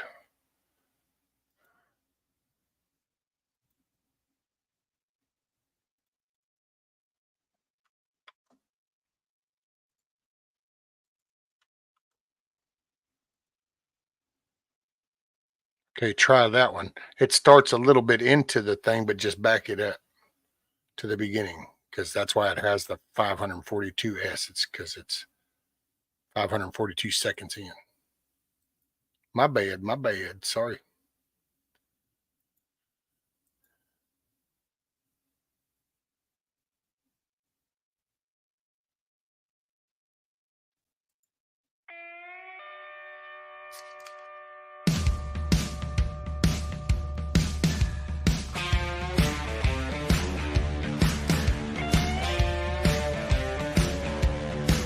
We got ice, shit. We got coolers, shit. We got cases of cold, domestic gold, just waiting on the sun to set. Off the top, crushing cans, camel cooler in her hand, circle up them jacked up toys. The buzz is just right, it's a Saturday night. Turn it up, let's make some noise. Cracking cold ones with the boys, cracking cold ones with the boys.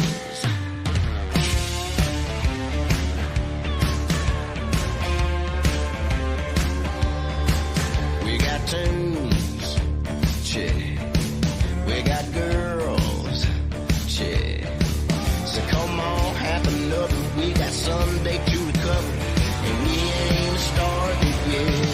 Oh, Papa Jack, Herschel cans, camel cool in her hand, circle up them jacked up toys. The buzz is just right, it's a Saturday night. Turn it up, let's make some noise. Cracking cold ones with the boys. Cracking cold ones with the boys.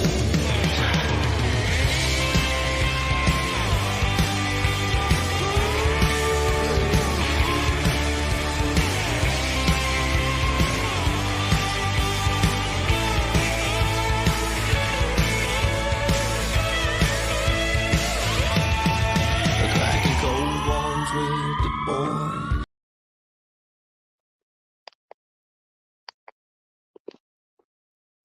What's up, sir? How are Oh. you?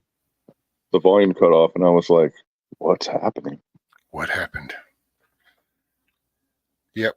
It was good to the tail end, and I looked, I saw you.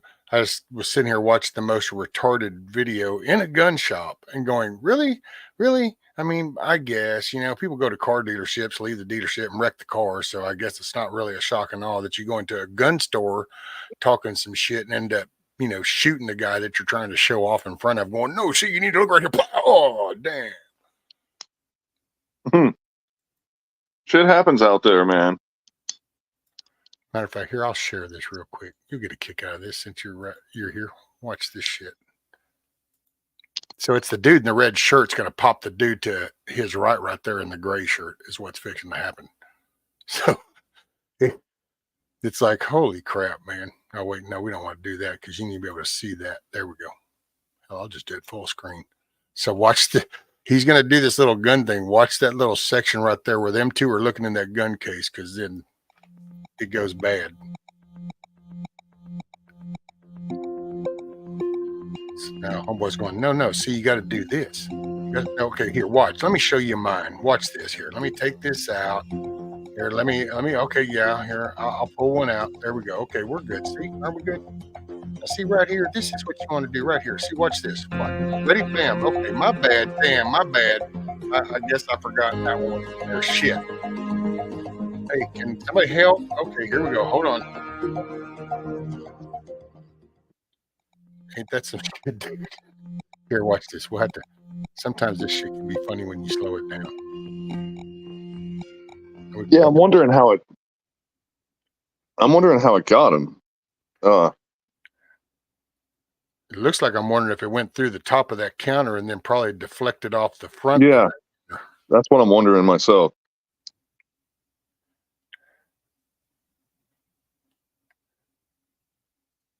As soon as he switches to his own. See, what I don't understand though is this dude, where did the other one come from? Did homeboy not catch it? Or, I mean, he pulls the mag. No, that's a pretty easy one. He racked the slide a bunch of times. If you rack the slide a bunch of times, but you don't go far enough to eject, it stays in there. So that's why you have to visually and physically inspect the chamber when you clear a weapon, because it can, especially, it happens more with rifles than pistols, but bam. I've seen a couple NDs, and these are people losing secure jobs because they go rack with the charging handle, and they go back 2 inches instead of the 3 that they need to clear that round, So they go rack. I'm a pro. Look at me. I'm so good. They squeeze that trigger. Because with us, on your big jobs, if you put a round in that clearing barrel, you lose your job. Because the clearing barrel might as well be a person, because when you get your weapons out of the armory, and not all jobs even have an armory. I mean, a lot of these jobs, they give you your guns and you just keep them the whole time you're in country. But DOD jobs especially, they love armories and they love clearing barrels and they love all that dumb shit, right? But it's not dumb. I mean, it's there for a reason. But yeah, if you ND in the clearing barrel, you still had a negligent discharge, It doesn't matter that it's in a safe, controlled environment or not. That means you don't know what the hell you're doing, you know? And dude, the one thing I feared the most is having a negligent discharge, because it makes you look so bad. It makes you look like such a rank amateur dumbass that I feared it. I feared it. It's like, you know, dude, it shot him in the gut. I think it could have been a fragment from the bullet too, maybe. Well, Yeah, because there's the flash. And if you look at the edge of the counter, he's still into the counter, and I was thinking he went in his leg. But then I just caught this when he's laying down. It's not his leg. He was holding his gut right after that. He had his hand over the wound. Yeah, see, he's putting pressure on that wound right there. You know. Yeah. But I wonder if maybe the bullet didn't fragment when it hit the counter, maybe, and a piece of it shot into him. It could have been that too. Well, yeah, I mean, the guy's a dumbass, but at least he wasn't completely negligent in the respect of, like, he was trying to be proactive with his muzzle awareness. It just didn't do him any good, you know? Right. Damn. It's, man, guns are dangerous. Okay. But like, people are dangerous. You always have to remember that guns are dangerous because, and it's stupid, but the way my grandfather taught me, and it doesn't make sense until you think about it, but my grandfather said, more people are killed with unloaded guns than any other kind. And I said, that's impossible. And he looked at me and he said, right? You know, but he's like, when you ask the person, why did you just shoot little Timmy with that gun? And the person says, I thought it was unloaded. And he's like, for some reason, an unloaded gun can just, you know, has all these sets of rules for respecting a firearm just instantly go away to some people when they go, it's unloaded. And they go, oh, okay, well, let's be unsafe with this gun then, you know? Yeah. Look, it's a toy, and they weren't taught respect. Right. Yeah. Yeah. That's kind of what that points at, you know. And that guy in that video, I don't think he wasn't respecting the firearm. I don't think he was being reckless, but I think he was being immature. Did he really have to do that though? You know? Well, that's it. Personally, I think he was being very immature because what he was doing was almost like, to me, borderline braggadocious kind of form. Because it's like, first, if you're fixing to have a discussion with somebody and you're going to come off as like some kind of instructor, teacher, you know, hey, let me help you out, and you know that, then you need to take the extra step. And so it's like, if anything, fixing to show him this cool little, no, see right here, we're here. How about you walk through it all as in, oh, watch this too. We're also going to clear, and we're going to make sure that we're clear instead of this. No, yeah, yeah. But that, what you're experiencing in that video, the thing that you're seeing there is Dunning-Kruger, like, in effect, 100%. You know? A guy who got a gun, learned how to use it. Yeah. Okay, one sec. Hold on. This is so for people that have been here this morning. So there's my little buddy, and they're fixing to be taking him back. Come on, focus in. That little dude's handsome. You better focus in on that. I swear to God.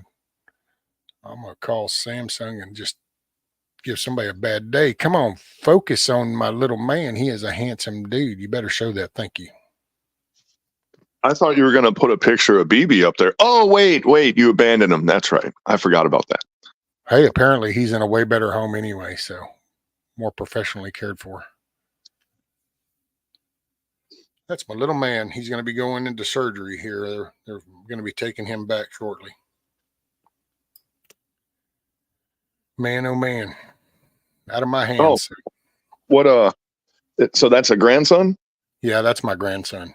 He's going in for surgery. And what surgery is he having? Well, part of it's going to be they're going to do his circumcision because they couldn't do it at the beginning because he has, and I forgot the technical name but it's a urinary problem. And so they've got to go in there and do a little reconstructive type. And then, you know, he'll have a little catheter too for a while it heals up, but they have to fix it. I mean, I don't want to, you know, hell, the little dude, but I don't want this to sound so kind of crude, but crazy it's almost like idea. he's got a kink in it kind of deal. And so, Yeah. And crazy idea. Okay.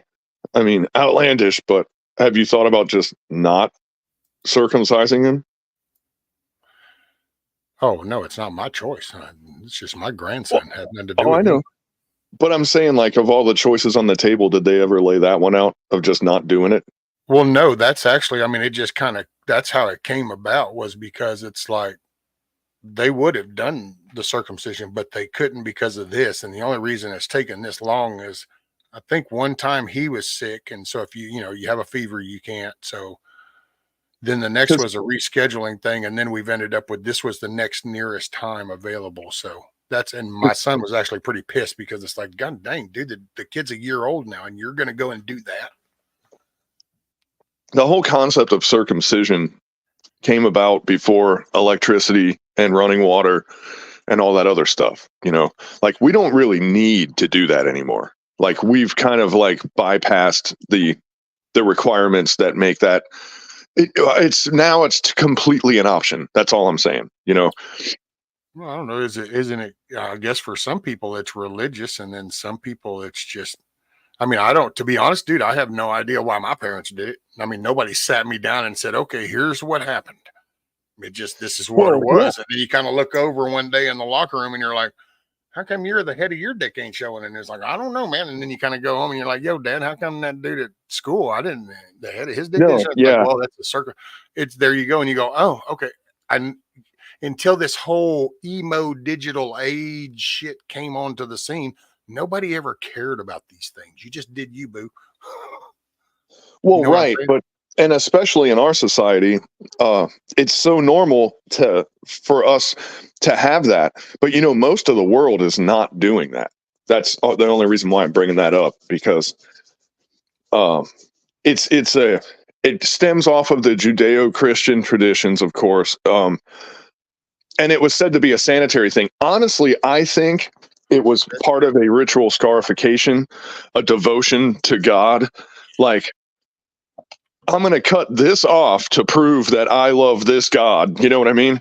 Like, but today, I mean, we're not living in mud holes. We're not eating roadkill to survive or anything. It's like we're not in the conditions that they had 2,000 years ago, where sanitation and cleanliness were like a challenge. We've got everything at the tip of our fingertips now. How long is it going to stay that way? I don't know. But I mean, I don't know, man. Circumcising a kid, like, you ever see those villages in Africa where they wait until the kid's like 13 to do it? It's like a passage into manhood, Oh. And they're wrecked, dude. Some of them die from it. It's crazy. Yeah, I don't know. And I don't know. I don't know if it's what difference it may. I don't know.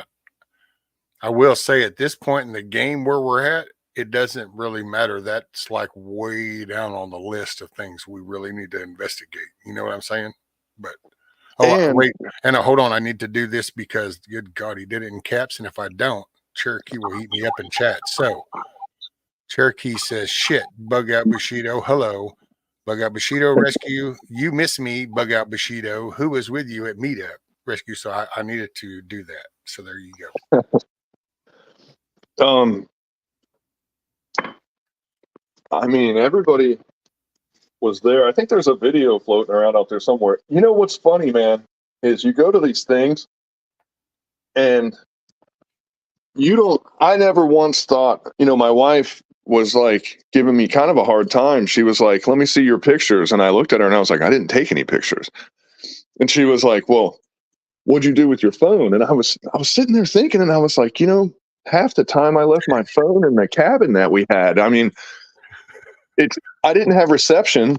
So I said, "Well, not going to miss a call." And I said, "Don't need this piece of shit." And I just like threw it in my backpack. You know what I mean? You don't think like that when you get out there, but we're kind of streamlining, and it seems to work, because the year before that I brought Stump, and Virginia and Milkmaid met with us, and those cabins that they have 2 bedrooms, There's, if you walk all the way through into the cabins, there's one bedroom with 2 beds to the right, one bedroom with 2 beds to the left. So 4 people can split a cabin easy. This time we brought Stump Didn't Go. So I brought the guy, he goes by Kinetic Peacemaker. I don't think he's really on YouTube, but he's all over Instagram and all that stuff. And that's the same thing with Stump. These guys, they're not these younger dudes aren't about YouTube. That's kind of a boomer thing, you know. But with the exception of Krisky, but he just got kicked off of YouTube, so like he's not on it right now. But Krisky showed up too for a minute. It's funny, man, because none of the people there know who he is. Papa's did, but you know, there's this guy with like a bajillion followers on Twitter, and he shows up, and they're like, "Who are you?" I just thought it was cool, and he likes that because he's like, yeah, you know, like he gets like groupies and shit now, you know. So, but anyway, Oh, hey, Kim's, the chickens are still just the 2 at the very beginning is all. There's been no activity out of these 6. So that's kind of where we're at. We're still at the same we were yesterday. So this time, Virginia and Milkmaid had the 1 bedroom. KP and Crocs came down with me. They had the other bedroom, and I slept on the couch in like the living room of the little cabin thing. So there's cool. 5. And I'm thinking, if anybody ever plans on going there, 2 bedrooms with 2 beds, there's 4 people. The couch I slept on actually folded out. So it's like a fold-a-bed. So if there was a couple and they took the main room, that could easily be 6. Or if you brought a cot, there's more than enough room to set a cot up. You could get 6 people in there with a little bit of pre-planning. Easily get 6 people in there. Like you wouldn't even have to break the cot down. You could stick it in the corner or something. You know. What kind of floor was it? A wood floor?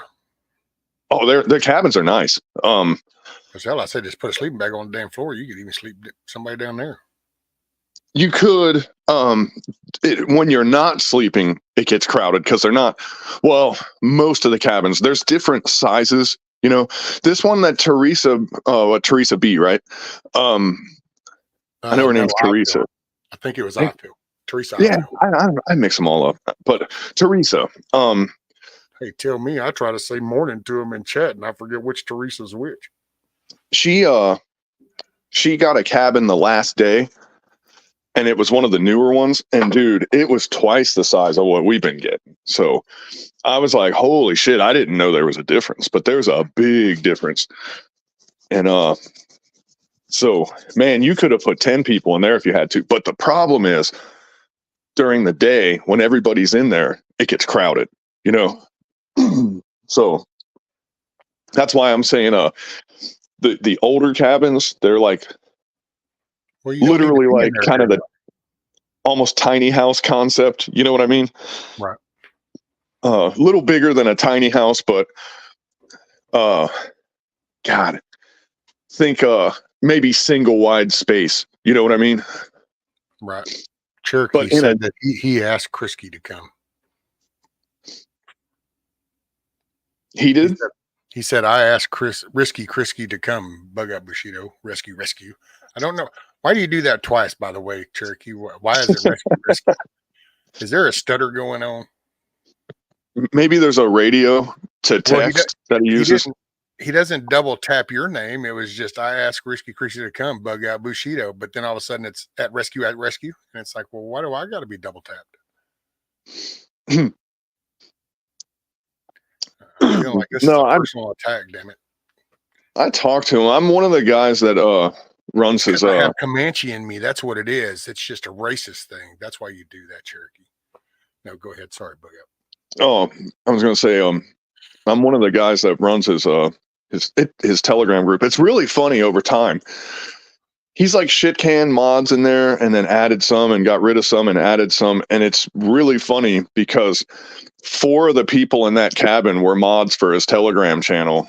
Like it's just over time, the ones that the ones that aren't retarded, you know, if you're a little more responsible, he'll make you a mod. But like we're kind of the mods that run that thing. And he says, okay, I don't want any of this. We ban people, we do all that stuff, and then everybody hates us and they think that like we're the problem, you know.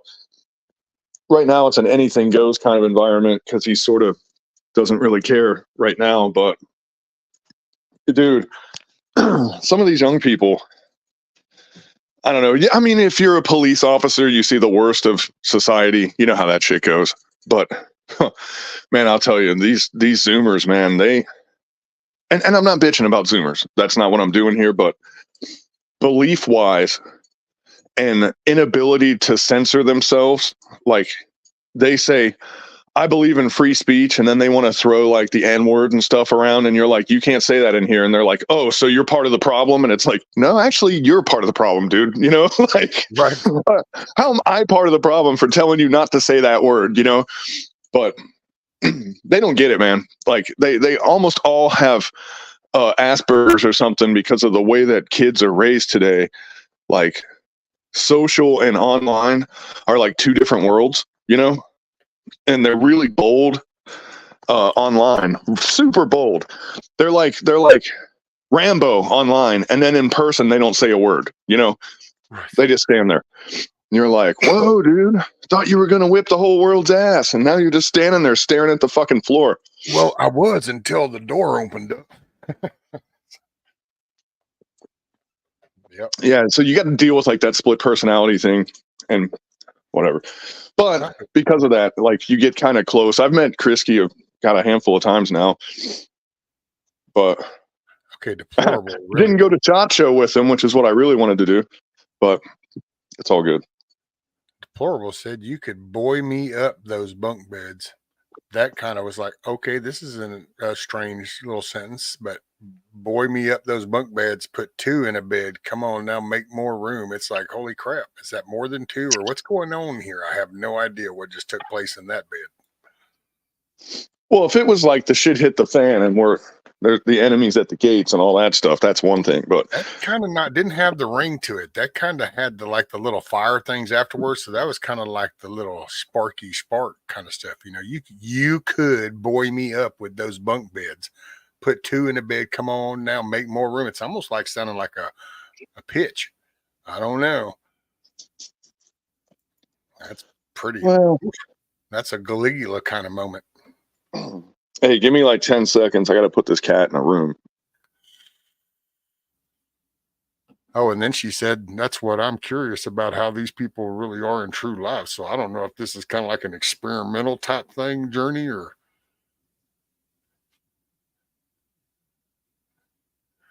I don't know. That just went weird. Here, I thought we were having an intelligent conversation about Zoomers.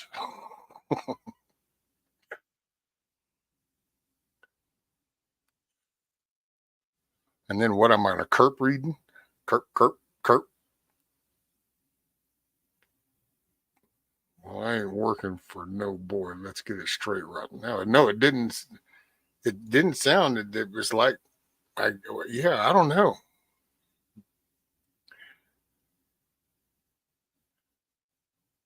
Damn, Blackbird's like, good God, I can't even say what just went through my head. I know, right? It's just like, OMG. OMG, Becky, don't look at her butt. I was trying to say, yep, I worked and deal amongst them and tell them I'm old school and don't do that techie crap. They give me this puzzle book. Oh, no, deplorable. I mean, I don't know what you part are calling the important part. I thought the whole bunk bed, multiples, fire symbols, that kind of did it for me. I didn't really, there was no more information needed on my tape.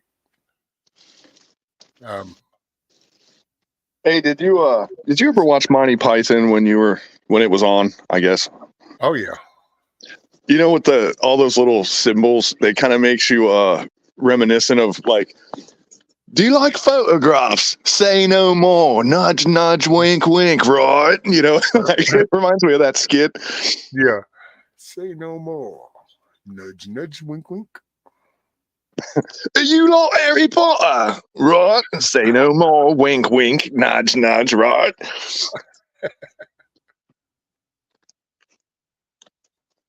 No, let's not hear it for the boys. Deplorable. That's then became a private conversation. Let's shut the door to the bunk beds. Contain that shit.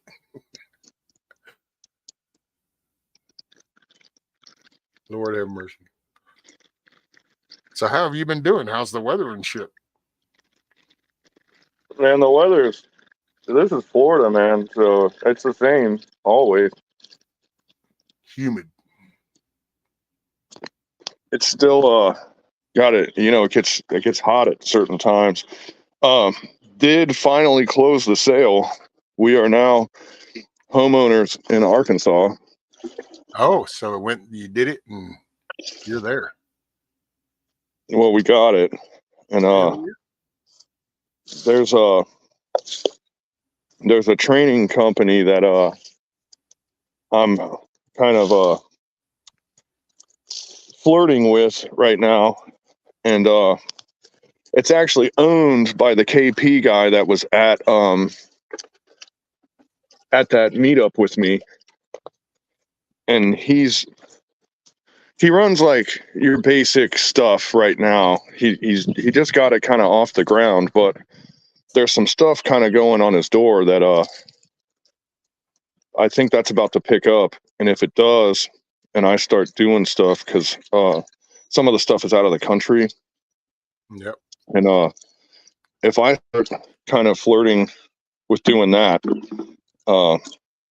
it will allow me to not be tied down to working in one place. So if my money's coming from somewhere else, I could come and go from here as I pleased. I could leave here. I could stay living here. Gives me options, if you know what I'm saying. So that might be my next step, is to get rid of this 9 to 5 and get to something remote, so that it doesn't matter where I live at that point, and then it gives me more time to figure it out, Well, that'd be cool. I mean, now that if that's hey, I kind of wonder, man, because there's a group not far that's been doing some training, and it's perked my interest. Not for me to like do, but just wondering who that is. They're all over the place. Well, at first, somebody had mentioned that it was Pegasus, which is headquartered out of Houston, and they're a security company, because I don't know. Don't mean no disrespect to anybody that does this shit, but those things are a dime a dozen. Everybody's got a security company nowadays. It's like now, whether they're good or not, I don't know. But and some of them are like way different than others, Yeah. Well, some are the real deal, and full blown international all going, and then some are kind of like, yeah, but this gives us a good excuse. And then you got some that are like, I get to put on a uniform. And it's like, yeah, but man, it kind of looks really weird when you kind of got like this big ass overhang over your belt line. It just somehow it's diminishing the respect. Well, the idea that we have is, I'm trying to simplify this. The idea that we're kind of striking on right now, as it stands, is taking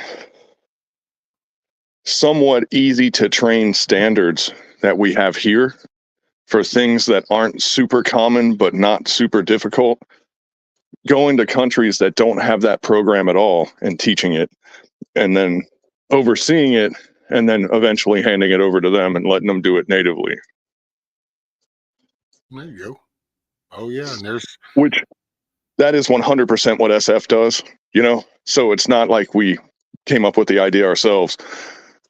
Special Forces, that is the bread and butter of their existence. And I'm not saying that I'm a Special Forces guy or anything. It's just their idea, and there's other things out there, like, for example,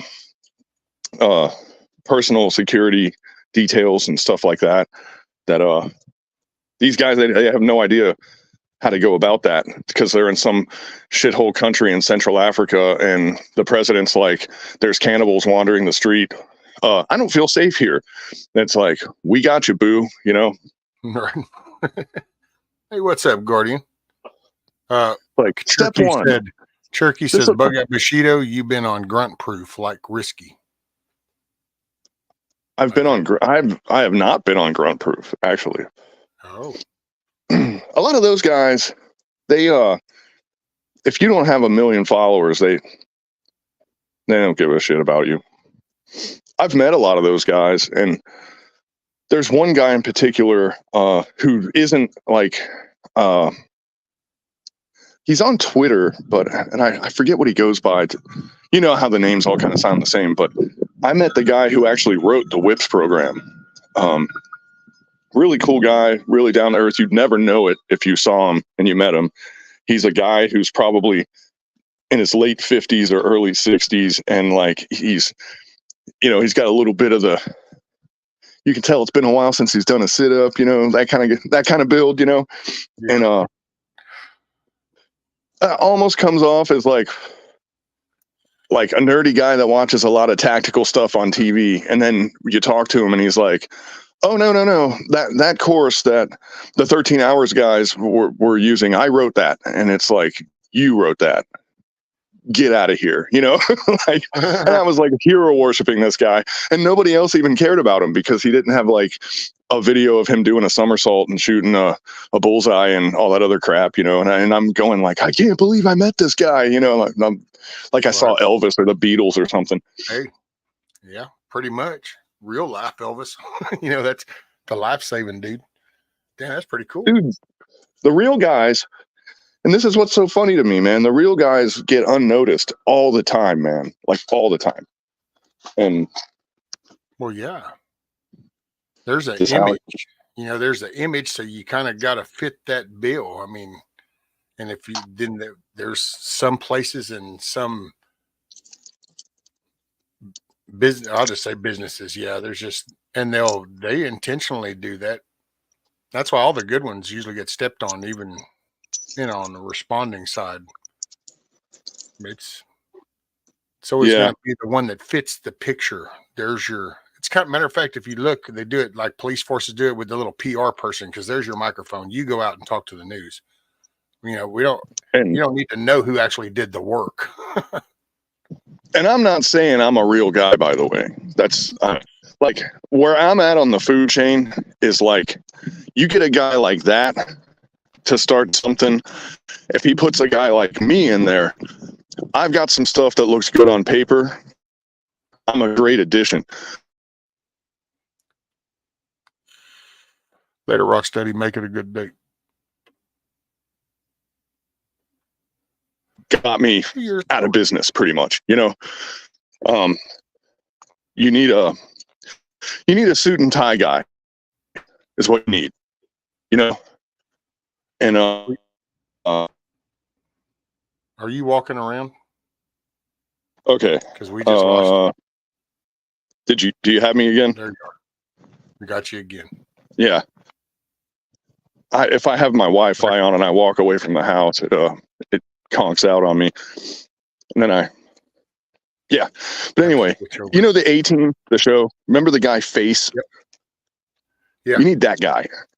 And where the show kind of failed was like the guy, the Face person, he's not a dude who rides in the car with everybody. He's a whole different class of person. He's like the white collar guy that's with blue collar people, you know?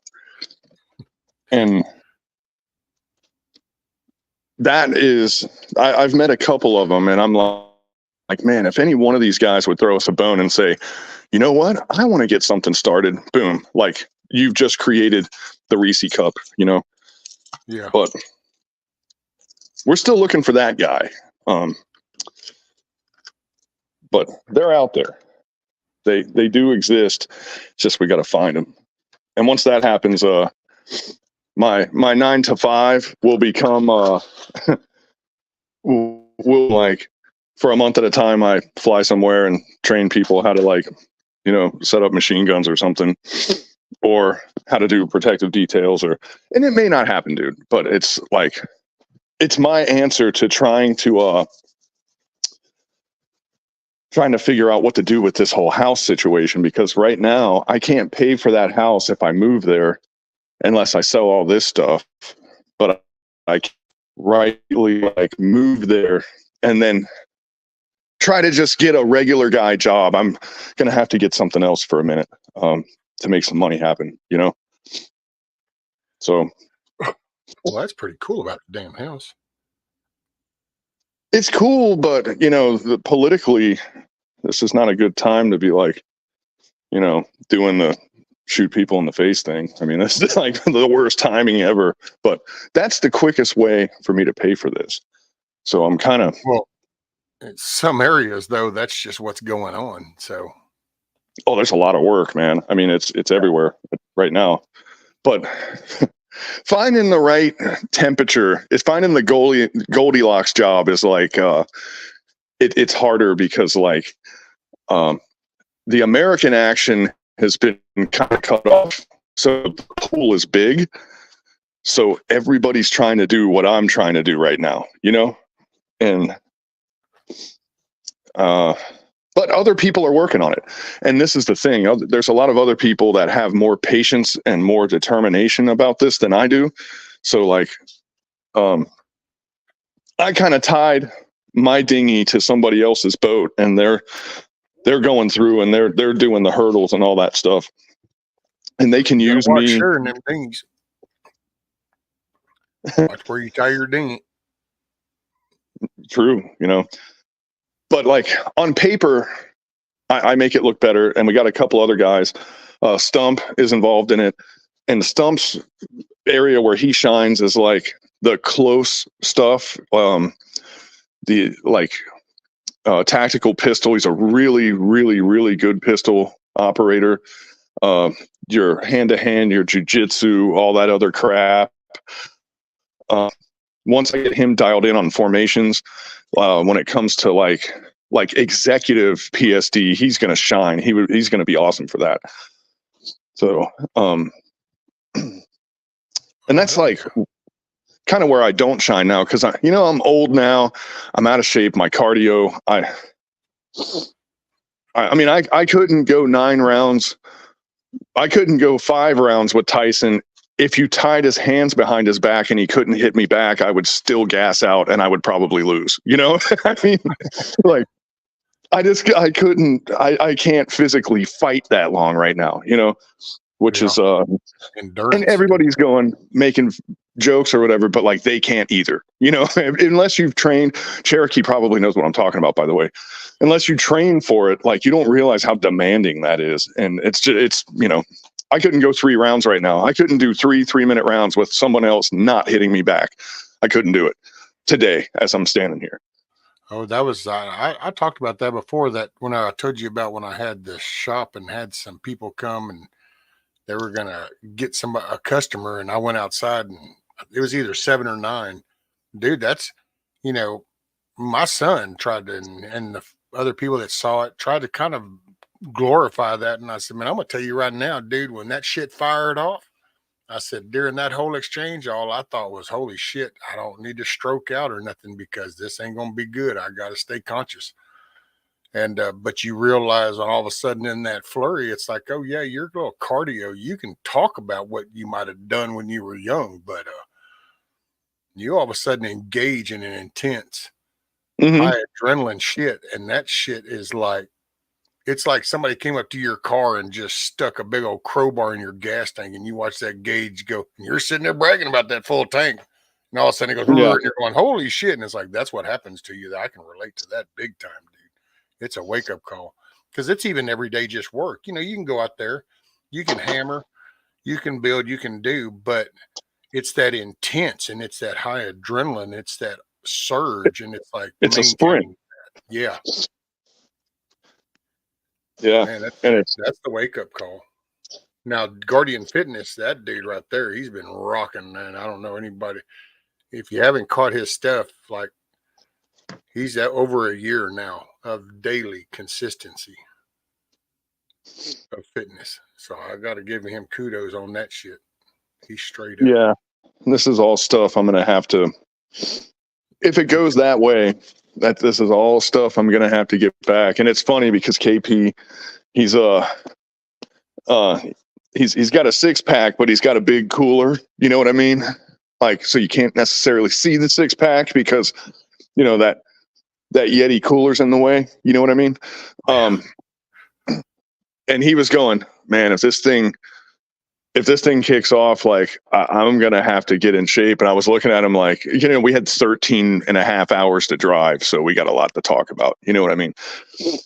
And I was going like, you and me both, dude. Like, I don't think I've ran in like 3 years, you know? And I'm like, the worst part is the beginning. You could probably ask Milkmaid about that because she's had to do it for the first time. And she didn't realize how agonizing the beginning is until she did it, you know? And she's going, I know. And you're telling her like, hey, this is going to suck. Like, you need to nose to the grindstone. You need to like take this shit serious. And she thought she was, but she didn't realize how shitty it is, you know? I mean, like that's the only way to describe it. Because she like, you know, people, they think they have a limit, you know, and they're like, okay, this is my limit.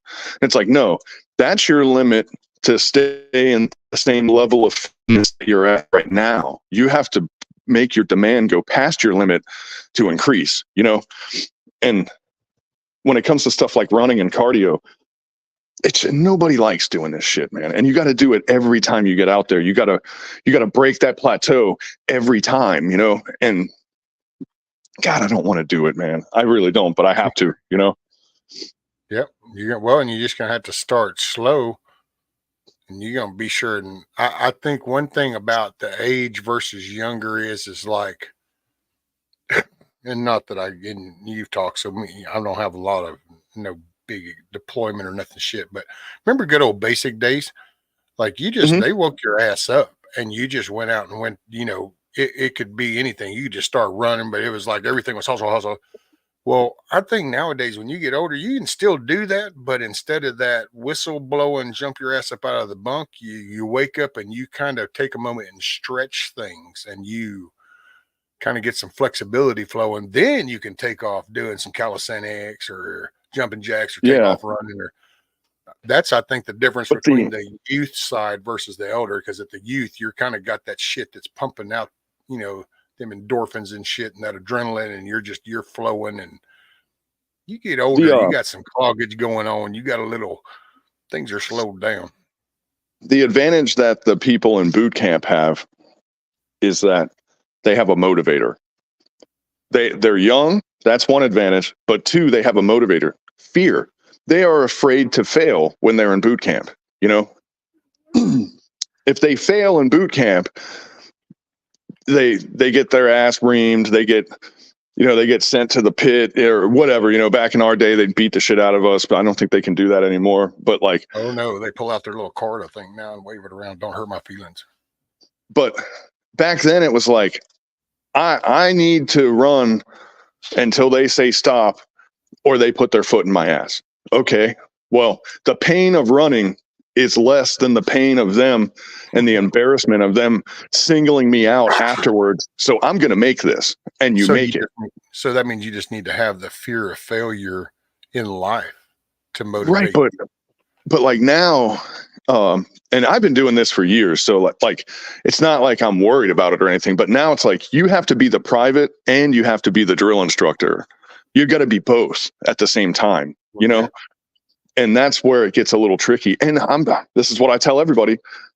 If you're in that environment and you're working this stuff and you're over there, fitness is easy. You know, you budget some time, you're over there, you kind of got this feeling like, you know, if I do find myself cornered in a one-on-one situation with another guy, I don't want to lose because that guy's stronger than me or more fit than me or faster than me, you know, and like it's a little pilot light that keeps you motivated. When you're at home if you're a guy delivering pizzas or working for Uber, or like, you're a middle manager at a plumbing store selling contracts to companies or something, it's like, it's really hard for you to go, I need to work out every day, because every survival bone in your body's like, no, you need to push more of this paper is what you need to do. You gotta sell more of this stuff, like you gotta put in more hours at work. That's how you survive, because your brain will identify survival to the money. Well, that's also, what's up, GTP? That's also a comfort in life, because if you're comfortable and you do not feel the potential of any conflict, then you become complacent, and then you also get drifted off. Because I mean, I gotta say, it's just, and I've actually joked, tell the missus, even though when I go, it's just a thing, because you get used to adjusted to a certain behavior, and I always second guess. I think me and you even had this talk before, that it was fucking kind of scary to go outside, and the first time out in public in this chair, because it's like I'm now out of my natural. I know how to handle myself before. Now what do I do? But see, most people don't think that way. That's what I realize is I'm unusual in that. I take off from my car in my chair across that parking lot and Lowe's going into that door. See, I'm kind of watching, and I want to know. It's like, oh well, if that dude goes spastic, he's going to come running at me. What would I do? My brain goes. The dude walking to my left doesn't even acknowledge that motherfucker on my right. He's just going in for a damn box of nails, man. That's it. Because he hasn't had to face any hardship. He hasn't faced a threat per se. He hasn't felt that defensive nature or whatever you want to call that. But no, for real. That changes people. I think that's why I think so many of these little thug fuckers in these cities get away with the shit that they do. Because people are so unaware, they don't think that way. Them people, that couple just came out the movies, doesn't think about stealing the next person's fucking purse or jacking them for their wallet. But that dude that came out of the movie with them behind him, he's thinking that. They say the first defense against something like that is eye contact. If a guy is like a predator, and you walk out of that store and you look him in the eyes, he says, okay, that person just saw me. It's a description. He doesn't want the person that saw him. He wants the person that's goofing off on his phone. He wants the person that's not paying attention. He wants the person that looks lost. If you got a purpose and you are surveying your environment, you're going to have a better leg up than the one that isn't, and unfortunately, it's herd mentality against predators, where you don't have to be the smartest or the fastest or the strongest. You just have to be better than the person that's 5 feet away from you. You'll get that other guy chosen, and it sounds messed up, but like, this is just how it works. I mean, now until the time that we can be proactive, they're the ones holding all the cards. They decide when the engagement's going to happen. They decide what the game's going to be. They decide the stakes and the odds and the rules and all that shit. Our society has completely let the criminal be in charge. And I think New York City is exhibit A, and I can almost rest my case at that point, because that's enough. New York City is all we need to prove my point, Well, and it's the complacency. And, I get frustrated, and I think, people need to pay attention, but I kind of also then zoom out and I think about like my mom, which my mom was a little different, but her parents, and I'm like, yeah, see, these people don't even, my father-in-law, dude, that dude has had no conflict. And this is, and I don't mean nothing by this, because I ain't trying to, he's a Vietnam vet. And he still has, that there's that record, but it's from the time he came, there's been no other altercations. There's been no interactions. There's been no aggressiveness. There's been no, hell, there's no shouting. So that's his thing. And dude, that's her mother's same way. Hell, her mother just got through falling for one of them stupid scams with the virus on the computer. Call this number and, oh, okay, well, we can help you get off. You just need to go down to Lowe's and get like 10 $500 cards, and we'll be able to help you. And okay, it's like, really? I even told her, going, see, this is sad. People are just so retarded to the part to where you can tell somebody that go to Lowe's, and get some gift cards so this person at this company can fix your computer in your house. What? I mean, at least send a mofo to Best Buy or Circuit City. Shit. There is no Circuit City. Well, okay. Hey, tell them that though. They'll probably go try to find something. Yeah, ain't that about right? It's because and that's their man. I don't know. I have a feeling we're headed for some serious. I'll put it like this. I take that back because I don't want to sound kind of like all the other places and just universalize all this shit. But I think there's fixing to be some severely hot spots in some of these stacked up metropolitan areas. I think the violence is fixing to escalate extremely. It already is. I mean, like what else could it be? Well, because you got to look at it as in a teeter-totter effect. But see, we talk about how bad it's getting, but there's that cresting point. And when it hits that cresting point, because then you're going to get the reactive violence. See, right now, this is a one-sided deal. You haven't gotten the reactive violence yet. When it tips over, that reactive violence is kicking in. And now you have a full engagement. Yeah, that's what I keep saying to people. It's about to get real, and the sooner that we acknowledge that, the better off we're going to be, Yep.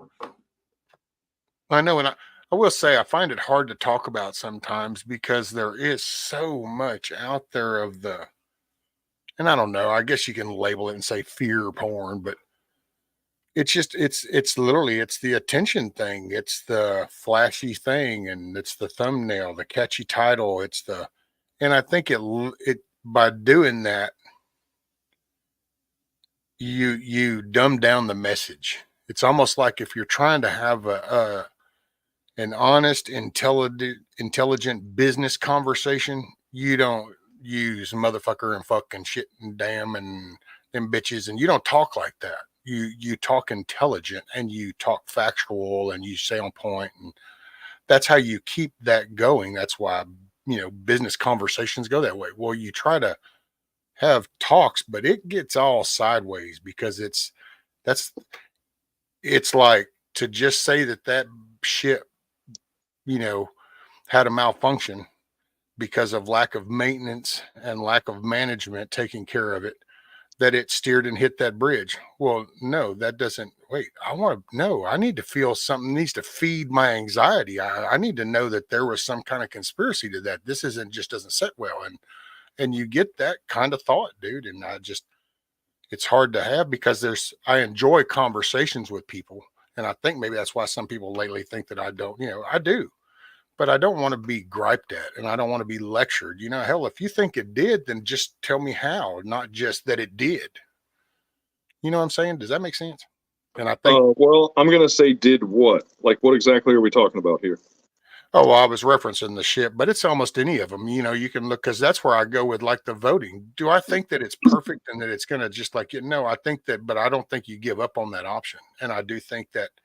Well, I mean, what about the ship? And I don't want to get lost in the details here, but like, what is it about the ship that you think is or is not? I personally think it was a malfunction. The ship, it had a previous accident over in Belgium in a port. And so I think it was malfunctional, but then there's been talk of explosions on the bridge. There's been talks that it was cyber attacked by terrorists and they took control and steered it in there. There was also a story that it was, here's one, that it was Mitch McConnell's, wait, I'm not sure if I get the relationship right. It's either Mitch McConnell's sister or sister-in-law is the CEO of the owner of did it. And so it was hiding something that was on the ship. The black box is missing. So it just depends. I'd be curious to see when it had a malfunction previously, where was it repaired and who repaired it? Because the one thing I think could have happened as far as a cyber attack was it was really convenient timing for that vessel to go down. Like it was perfect storm timing, and it hit right at the perfect area to make all the dominoes fall. Like it, what we have learned in history, Gulf of Tonkin, and USS Liberty, USS Maddox, there are people out there that really like to use nautical scenarios to do their false flags. I'm not going to say who those people are because it's illegal for me to say their names, but well, let me say this though, and by the way, morning KP, we've also just had accidents. Like we've had Navy ships just hit each other because, oh shit, I thought you were going left. No, I thought you were going, and bam. So that's all I'm saying. Sometimes this is like, personally, I'm 50-50. When I watch the footage, I see similarities in the smokestack and the action of it. And I go, I can visualize a scenario where somebody's down in the engine room and it's kind of like, okay, yeah, we're at the distance and you're going to kill communication to the console up there. And then because you're in the engine room, you're at where the transom and everything is going down. So you actually can control that. And so you can I think the puff of smoke, kick the rudder. And, then all of a sudden the dude upstairs can go, hey, we lost the bridge. And you can get the bridge back. And that dude go, fuck, they got it back. Hit it again. Bam. And then, because you can kind of walk through that scenario and see it in that video. And it's like, yeah, and you see the poof of the engines like fired up. But then you can also run around it and go, okay. Well, I feel like the puff of smoke was the cargo ship version of trying to pop the clutch. They were trying to get the engine restarted. Well, I think that's pretty clear. Anchor on the I forgot this again. Port side is the left side, starboard is the right. So if you see, there's the anchor drops on the port side. Well, if you were a captain, they're drifting towards. Yeah, they were trying to stop it from drifting into the pole. The crew was trying to stop it. The crew was not part of the action if there was one, but it really looks like somebody hit the off switch on that thing and it even cut the lights off, so like, if it is, then it was our own. And I say that simply under the fact of anybody outside us that does shit to us has no problem going, yeah, we did that, mofo. So, and ain't nobody jumped up to claim credit, which would, if it was something nefarious, then it was an internal thing. And you see, once again, I can go there because when you look at that port and you look at the products in and out of that, you look at the traffic that crosses that and the products that travel that bridge. Because when the bridge come down, it's not just that the bridge is down and like, oh my gosh, we're gonna have to build the bridge. Oh no, you just straddled it across a port entry, which means you ain't going in the port and you ain't coming out the port right now. We got to get all this shit up. And so you just interrupted the intercommerce of a good little chunk of Northeast America. Because if I'm not mistaken, and I could be wrong because I don't dig into this, I just remember things either from past and just here not long ago or whatever. But I think that's like one of the main automobile parts and product ports is like we're down here. We're one of the main ports for oil and gas. Okay. So that's a lot of our products. Yeah, we ship other things, but if I'm not mistaken, a lot of your vehicle orientated, that industry funnels in and out of that port. Well, you got so much shit going after the freaking vehicle industry. You've got an election year. You've got that section. Could somebody have a reason? Yeah. But okay. Well, the implications are way beyond just a political thing, because this is a long-term thing. This could be a good sign, by the way, because let's call it deep state, let's say, right? Pat? If the deep state is concerned with the results of the election and it's not going to go their way, they just crippled the import power and the shipping power and basically the economy of the United States. How long is it going to take to fix that? Yep. So another guy wins. Well, another guy wins and they say, well, he's going to be dealing with this the whole time, so his numbers aren't going to be as good. Maybe they're like going, hey guys, it looks like we're going to lose this one. Maybe that's what's happening. Yep. So Backwards is saying that the black box on the ship quit recording for 2 minutes just before it hit the bridge. But see, you had electrical things, and I don't, I haven't been on a shitload of ships, so I'm not no Navy dude or nothing. And about the only boats I got is a few shrimp boat experiences, and then some work boats going out in the Gulf. And I've been on tons of ships, and that doesn't mean you're going to know about that, because I don't know the first thing about an engine room or any of that Well, stuff. no, but I'm I just mean, saying, like with the wiring in a ship, I do know that that's pretty much, it's kind of like life on a generator. So there are sure. things that happen on that boat that one little piece can actually fuck literally the whole thing without it being a big and like an engine blowing. No, a wire can actually cause that because it's all based off of a generator type system. So if there's no like electrical wire per se. So all you got to do is interrupt, whether it's the transformer side of the generator on the engines or the engine RPM. I mean, there's just, so that's why I said, and I just, plus I guess I become so Debbie Downer because it's like, no matter what happens, it gets labeled to that, if something bad, it's almost like the flu with COVID. We stopped having all these things and everybody died from COVID. It's like we didn't have drunk drivings, heart attacks, overweight, diabetes. None of this shit happened anymore. Nobody fell off a building. Nobody got ran over. Nobody had a car accident. It was just COVID, COVID, COVID. Well, it's like there's another little bubble here that it's like, oh, wait, something happened. Conspiracy. They did it on purpose. Wait, what? Yep. And it's like, no matter what happens, there you go. That's all. And that ain't you. I don't mean that like right here, right. It's just overall. I'm just talking. No. But you're absolutely right. And, these ships, the environment, the salt air and all that stuff, they don't age well anyway, But if you were I'm saying something would have had to be added to said vessel to be able to remotely disconnect it, because it is like a generator. It's independent. It's not connected to the power grid. It's you start it, and if you put fuel in it, it runs. I mean, it's like the rest of the world could, the power grid and the whole eastern seaboard could go down, and a ship with lights, with running power, with everything could pull into port and go, hey guys, what's going on? A kill switch would have had to have been installed into that vessel if that's what happened, and that's without a kill switch. And even if there was one, the investigators are part of the people that conducted that attack, so they're not going to find it. It's just like the results of Mystery Coof. They just still haven't found a connection between the thing and all these mysterious illnesses and deaths that have popped up that didn't exist before. They're just like, it's a total mystery, and we're just never going to know the answer. Oh well,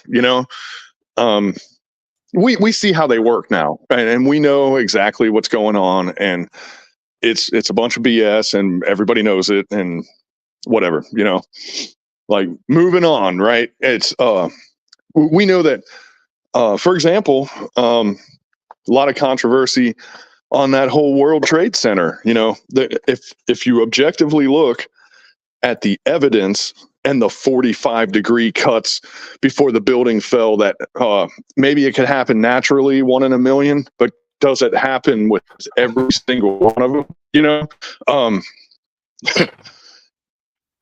Yeah, man, it's like, I'm going to say it's not like the people that we're talking about haven't done this before. Let's just say that, Okay, there's some goofy stuff going on out there,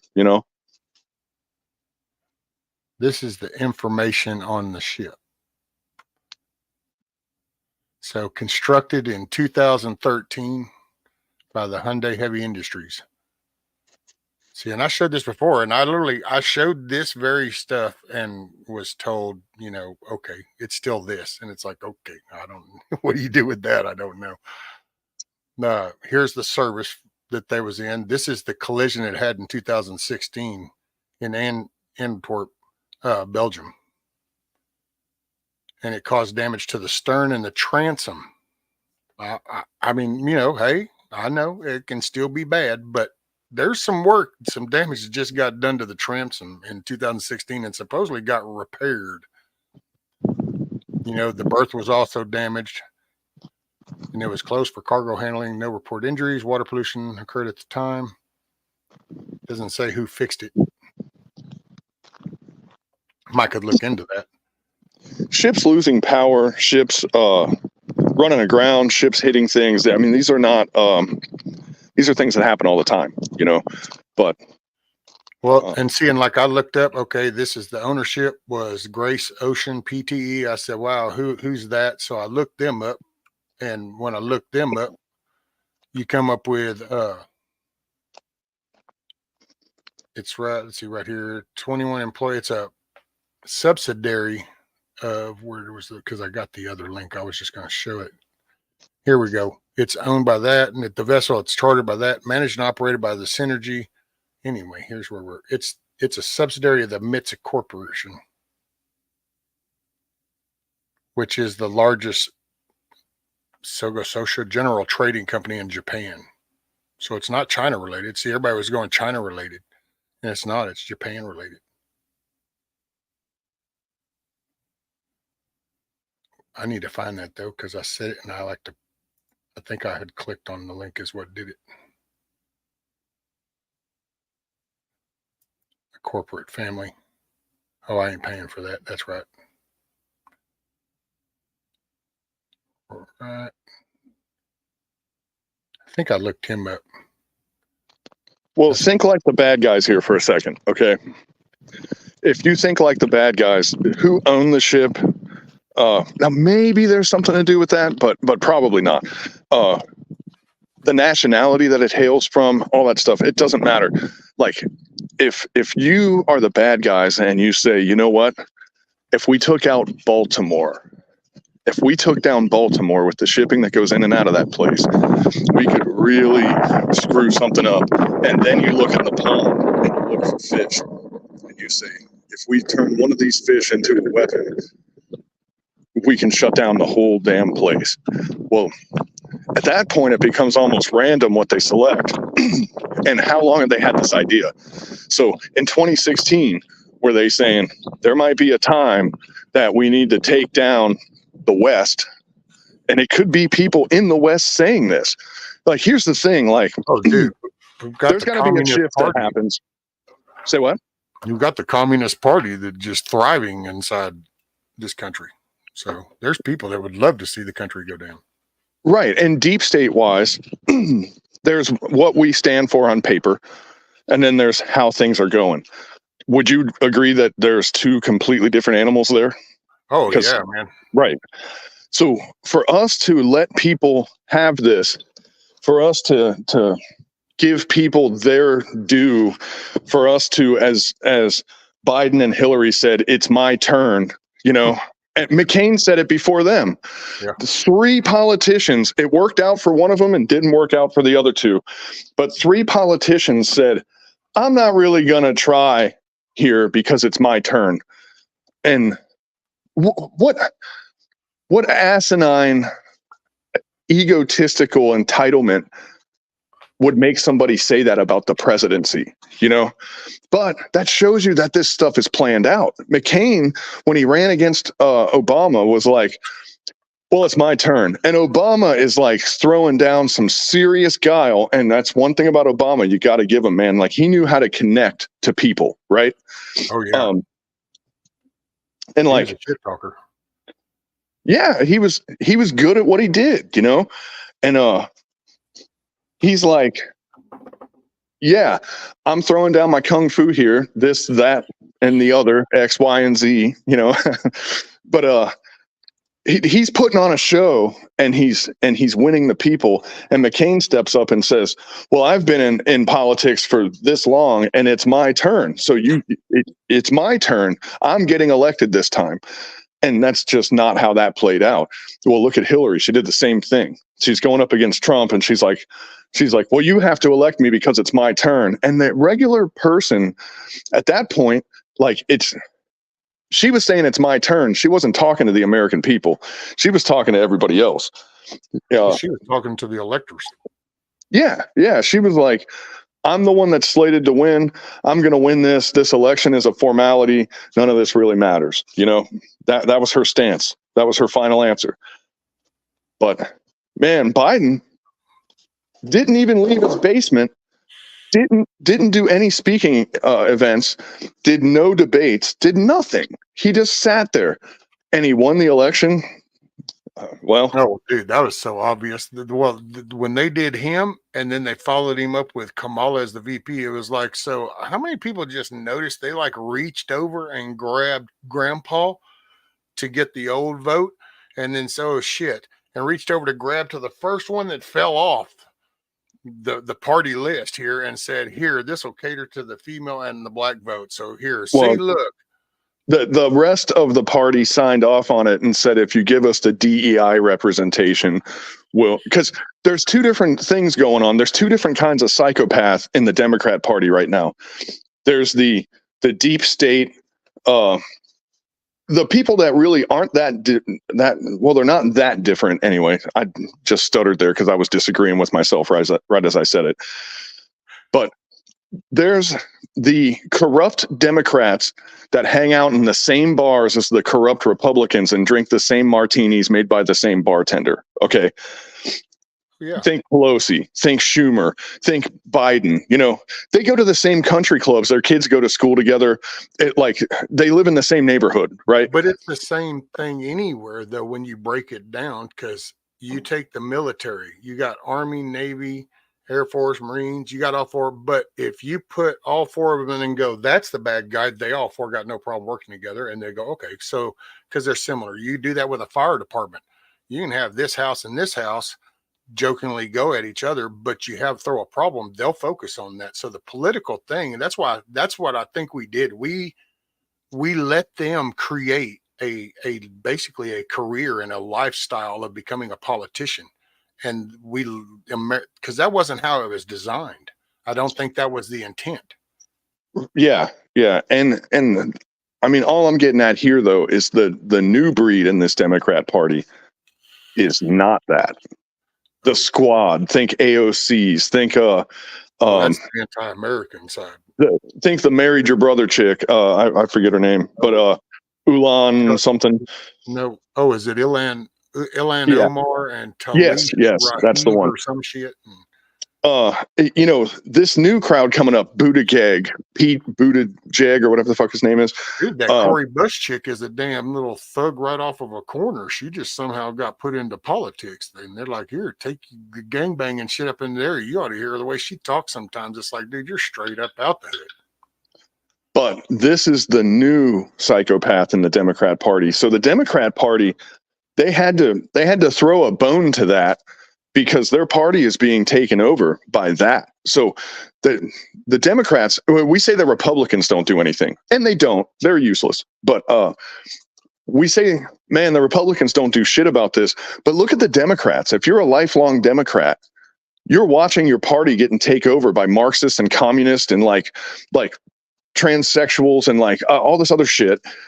And you're sitting there going, we are the former because, dude, they haven't gone that far. When Byrd died, look at who went to his funeral, and you know who I'm talking about, right? Oh, yeah. Well, dude, look at the whole, 2-3 decades worth of shit that dude would say, that all the reporters that are now trying to cover it all up reported that him saying all that shit.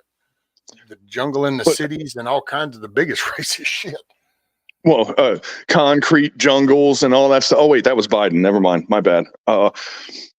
But these people are like, my hero is Margaret Sanger, for example. There's another person that said that. And I'm talking about Hillary. But their heroes are the old plantation owner Democrats. That's where they came from. And now they're being taken over on they're sort of like the Haitian Revolution, where like the inmates are now running the prison in their party, and they're pretending like that's okay. Maybe it is okay for them. I don't know. I don't know how they think, but there's a war going on in the Democrat Party as well as a war going on with the right. But the right, instead of capitalizing on this revolution happening in the Democrat Party, they sit back, take their bribes, and sell information to the Chinese. How did that become the right answer? You know, I mean, well, to me, they're all in. Let's see, how can I say this? So, because things have become so, regardless of which way you want to look at this, any of the conspiracies, don't matter. There's two opposing viewpoints of life that are slowly coming to a head on. But see, I think that this side that supposedly represents, and I hate to just say this because then it gets caught words get lost in YouTube. But you got Democrats and you got Republicans. I believe in the conservative side because I think we are a republic.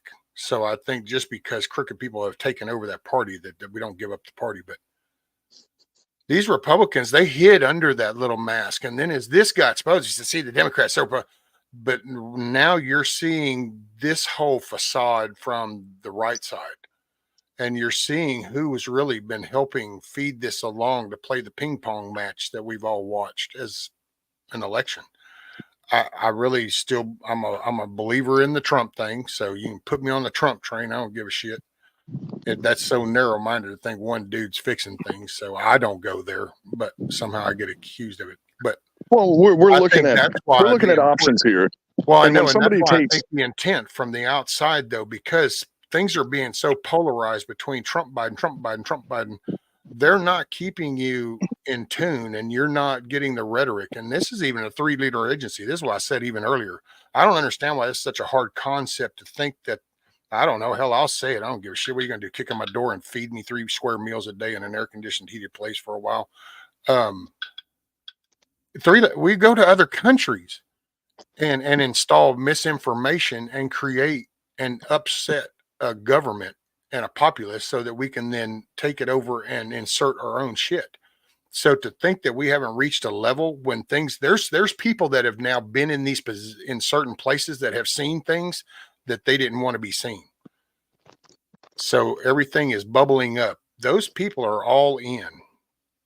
And this is why I think that there's literally, you can call it psyop. I don't know. That's a weird word nowadays, but we've done it in other countries. We literally go screw other people's shit up so we can do things. And if you don't think that they would do that right now under what's coming in November, intentionally get into little social media groups, that's where the whole vote doesn't matter. This and keep you looking at the ship hitting the bridge, because you don't need to know what DA is fixing to be installed in your area, because that's the next wave. The next wave is going to be all the local politics. They came right out and said it in 2020. They were working for it for 2022. It kind of backfired a little bit and it didn't quite work. You can even listen to some of the interviews and they talk about the failure of it. So this is what's coming I think that's an intent to keep people distracted. And I'm sorry, I don't even know where the hell I went with that bug out. I got my damn missus texting me about little man. I hear the phone knocking and I got so squirrel. Well, there's different levels to the onion. I got to go in a second anyway, but there's different layers to the onion there. And I think the big miss that people get is they'll criticize somebody for advocating for Trump, let's say, right? And like, man, you give me a couple beers around a campfire and I can talk some shit about Trump, but there's some people that know this now, but it is what it is, right? Yep. Well, and that's, it's because to me, I get it, man. He's made flaws, but as far as I don't think that these few months is enough time.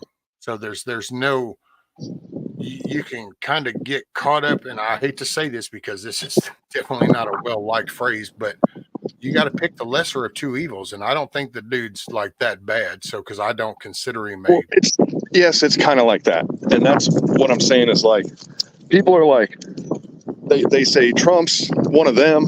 Well, in a way, they're all one of them. You can't make it if you're not one of them. You have to be an elite because it costs money to be the president. And unless it's free, you'll never be able to,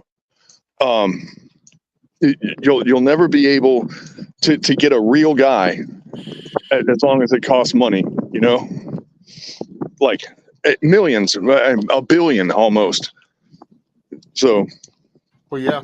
Well, and it's just like, I mean, I'm sorry, I knew that they went and raised money. I didn't realize the structured intent that is really put, that you have an elected official that you literally vote in your little area, but when you send him or her, they literally put them to work raising money for that party up at there. So you have like the Republican Party, and then you have the Republican National Committee. You have the Democrat Party, you have the Democrat National Committee, and those are the ones in Washington. Well, they actually put your person to work making money for that.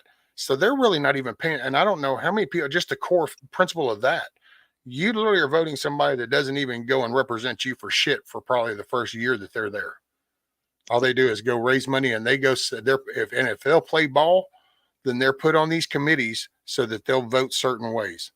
And if they don't agree with that, then they're not put on these committees. So then these committees don't, and it's propagated to paint a picture. And see, I'm okay with the whole, I get it, the corruption, but I don't think that you just toss out the baby with the bathwater, I think is the way Milkmaid likes to put it. But well, you fix the people you send up, you end up with more Matt Gaetz and Marjorie Taylor Greens and people that'll stand there, Chip Roys, and go, no, I don't give a shit. If I'm not going to be on your committee, then I'm going to spend my time out here telling the American people what the hell's going on.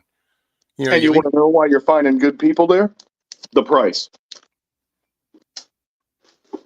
Well, I got to say now, literally Matt the Gaetz, price tag. The price tag that it costs to get to be a representative or even to get into Congress is less of a price tag than to be in the Senate or to be the president, you know? And the cheaper that the ante gets to play the game, the more affordable that it becomes, the better the candidates you're going to receive, you know? Well, and it's American people, because it's like Marjorie Taylor Greene, because I watched this little interview thing with her because, you know, they've gone at her hard now that she did the whole speaker thing. And they were trying to kind of go with her money. Her people in her district literally raised her money to go pay all the dues that she was going to need to pay when she got there. So, and this is a dumbed down version, so this isn't like step by step what the interview was, but this is the dumbed down redneck in the woods version.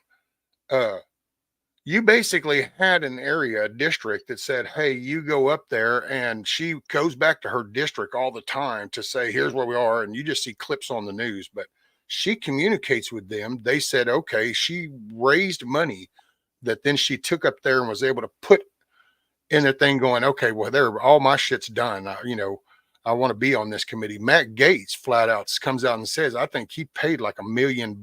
He raised $1 million. Of course, he come from a wealthy family, but he went in there and put it in there and said, there, all the dues are paid. So see, this can be done. You have to keep it, dude. Boots on the ground.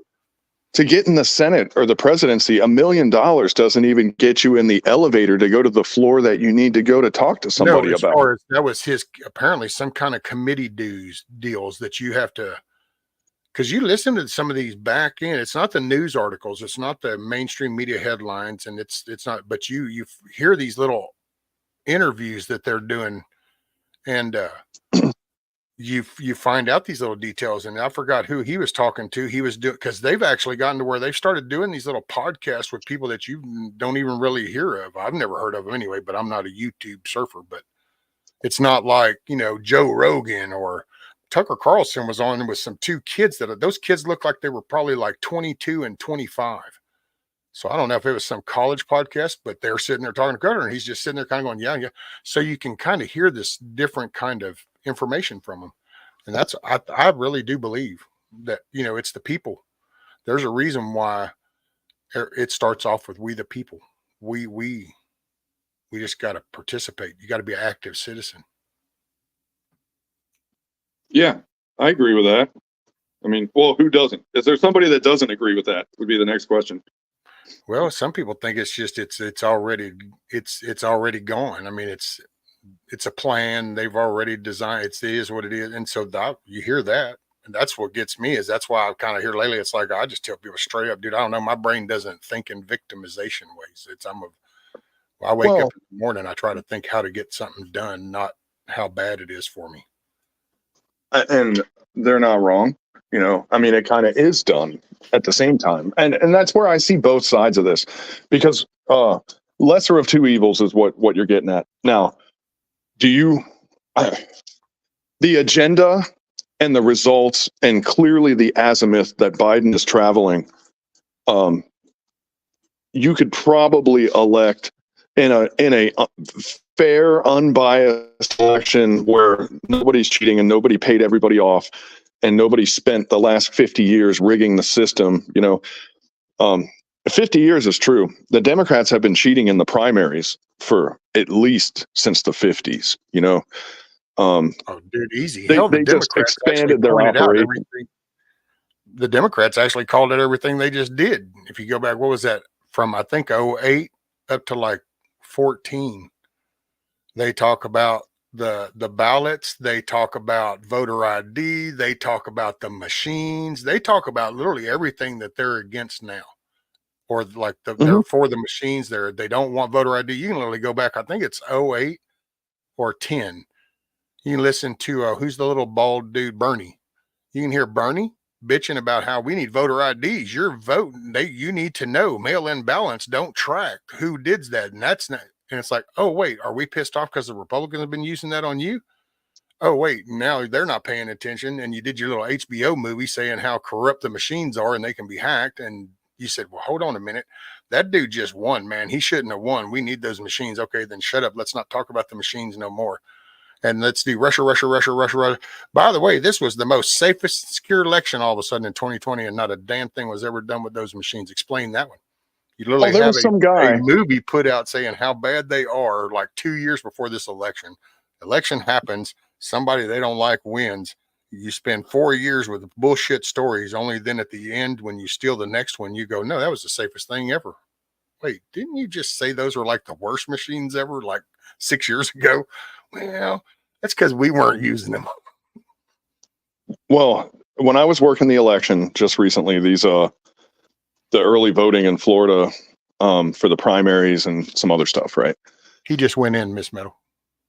The guy that talked some smack to me, he looked like Jerry Garcia. He was dressed like the inconspicuous Florida look. He was wearing shorts and like flip flops and had like one of those fishing boonie hats on, but like a nice version of all that. So you could go to a restaurant or you could hop on a boat and start casting lines out there. I call it the tourist look is what I call it, because it's like a lot of people that first move there, they try to dress like I'm going to be a Florida seafaring person. Yeah, this is my life. And like they come here and everything they have has dolphins on it and shit, and then, you can spot somebody who's only lived here a handful of years, like rather easily. They've got like license plates with like, save the manatee on the license plate and all that crap, and, you see that here too. You see a bunch of Lone Star stuff all over the tailgates. And yeah, right. And if I move to Texas, you better believe, man, the first 5-6 years I lived there, I'd be putting that Lone Star shit all over everything because it's kind of cool, But like, the guy walks up to me and it was basically the Republican primary and people would go, well, why isn't there a Democrat primary? And I would look at him and go, I know, right? And then I'd go, but you have an incumbent, so like, you don't have to do one because Biden is your guy. Well, I think this isn't fair that we're not having a primary. And I'm like, believe me, I wish you would, like me more than anybody. I wish you would primary that fucker out and get someone else in there. But hey, talk to your Democrat people, not to me, but this other guy walks up to me and he goes, this is a Russian election. And I was like, I don't think you know where you are, sir. Like, this can't be a Russian election. This is America. And he said, this is a Russian election with the corruption. And I went, oh man, are you talking about Uranium One? That was some bullshit, right? And he was going, yeah, hell yeah, it was. And I bet that guy It might not have been in the parking lot. It might not have been a day or maybe 2 days later. But when that guy finally looked up Uranium One and realized that it was Hillary Clinton making drug deals with Russia to give them radioactive material, that he was like, "Oh shit! I just agreed with a guy." You know, like Damn, that's those the thing. extremists. They tricked me. She just sold cake to the Russians when she said Russian collusion. You know, and I'm like, you just did a drug deal with them, and then you're talking about somebody having drugs, pretty much. That's kind of what just happened, you know? And Right. I couldn't believe it. I was like, the audacity of this C word. I almost said the C word, but I didn't. I caught myself. I was like, the audacity of this hag to use Russian collusion as a reason to take Trump down after she just abused her political station to give them weapons. And believe me, man, are we going to catch some of these missiles that came from the radioactive material that was given to them? Like, look at us now. We gave them the bullets to put in the gun that might just get shot at us if we keep trying to get into this war, you know? Oh, I know, man. They're sure trying their damnedest to instigate that shit. Oh, it has gone. It's completely off the reservation at this point, man. France is basically looking at everyone else and saying, we're going to become your spokesman because we're going to send troops there. And once we get our poopy pushed in, you're going to have to bail us out. So, like, and everyone's standing there going, huh? You know, is it that easy to start a war? Well, I guess it's that easy. Yep. Well, they're the gullible ones. They can be talked into it, and they'll send their people, and then they'll instigate it. Well, then everyone is paper bound to back them up. Or like, you know, what should be happening right now is people should be going, hey, man, as a part of this group here, as a part of this organization and this treaty, like if I make a deal with you that says, hey, man, when we go in there, if somebody starts swinging on you, I'll back you up. And if someone starts swinging on me, you back me up. And you say, gotcha, let's do that. But the second we walk into that building and you say, oh, look at this bunch of homos, look at these girly men. And I would walk up to you and go, hey, dude, that wasn't what we were trying to do here. This was a mutual defense pact, not a let's go start a bar fight pact. Like, oh, what? Where did you get your wires crossed, man? Because this is not what we're trying to do right now. You know, that's what France is doing. But that's what the United Nations was designed for, was to hide that. Because then they can do just that, but yet they can sell it under the, hey, we're going to do this, you know, just neutral defense thing. But when they want, they become that little smart ass that walks in calling everybody names. It's kind of like when we did the treaty saying, okay, we won't put that shit so close to you. And then we said, you know what? Out the hell with that shit. Yeah, we will. We're just not going to tell nobody. And then we do it again. And then now we sit here and go, yeah, look how bad that dude is. He's got a problem with us. And it's like, we're right outside his borders. But hey, you know, let's not remember the Cuban Missile Crisis or some shit. Yeah. Nations somehow don't like other nations putting big powers outside their border. There's just something about that. I don't know. But then again, that's, I think, when you go back to the actual definition of a sovereign nation, not an open border shithole. We're slowly becoming. Which, by the way, somewhere in Texas. I'm in Texas, too. I'm Southeast Texas. I'm over around the reservation, the Cushadas.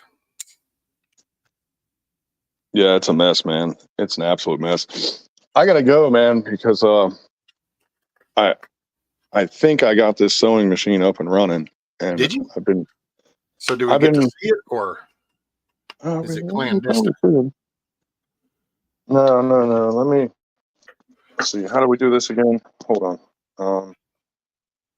Is it more? Your settings, settings. Go there we to go. Camera and back, and you flip it.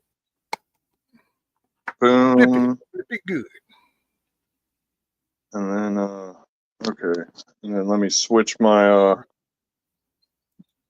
turn your phone sideways. Boom. Yep. Look at that shit. Okay. Yeah. So got your full screen. Got it turned on. So there's the motor right there. You know, there's the pedal. This is the knee thing, and what that does is it lifts the foot by itself. So I don't always have to use the switch here, which it still has. That'll lift it up. Oh, okay. Like if you're going over the top of a seam or something like that. Yeah. And because it's industrial, when I lift this foot, it'll keep sewing. So I can lift this all the way, throw something under there and keep sewing. And then when I'm over the high point, I can go back down, you know? Gotcha. Big old Cherokee, giant.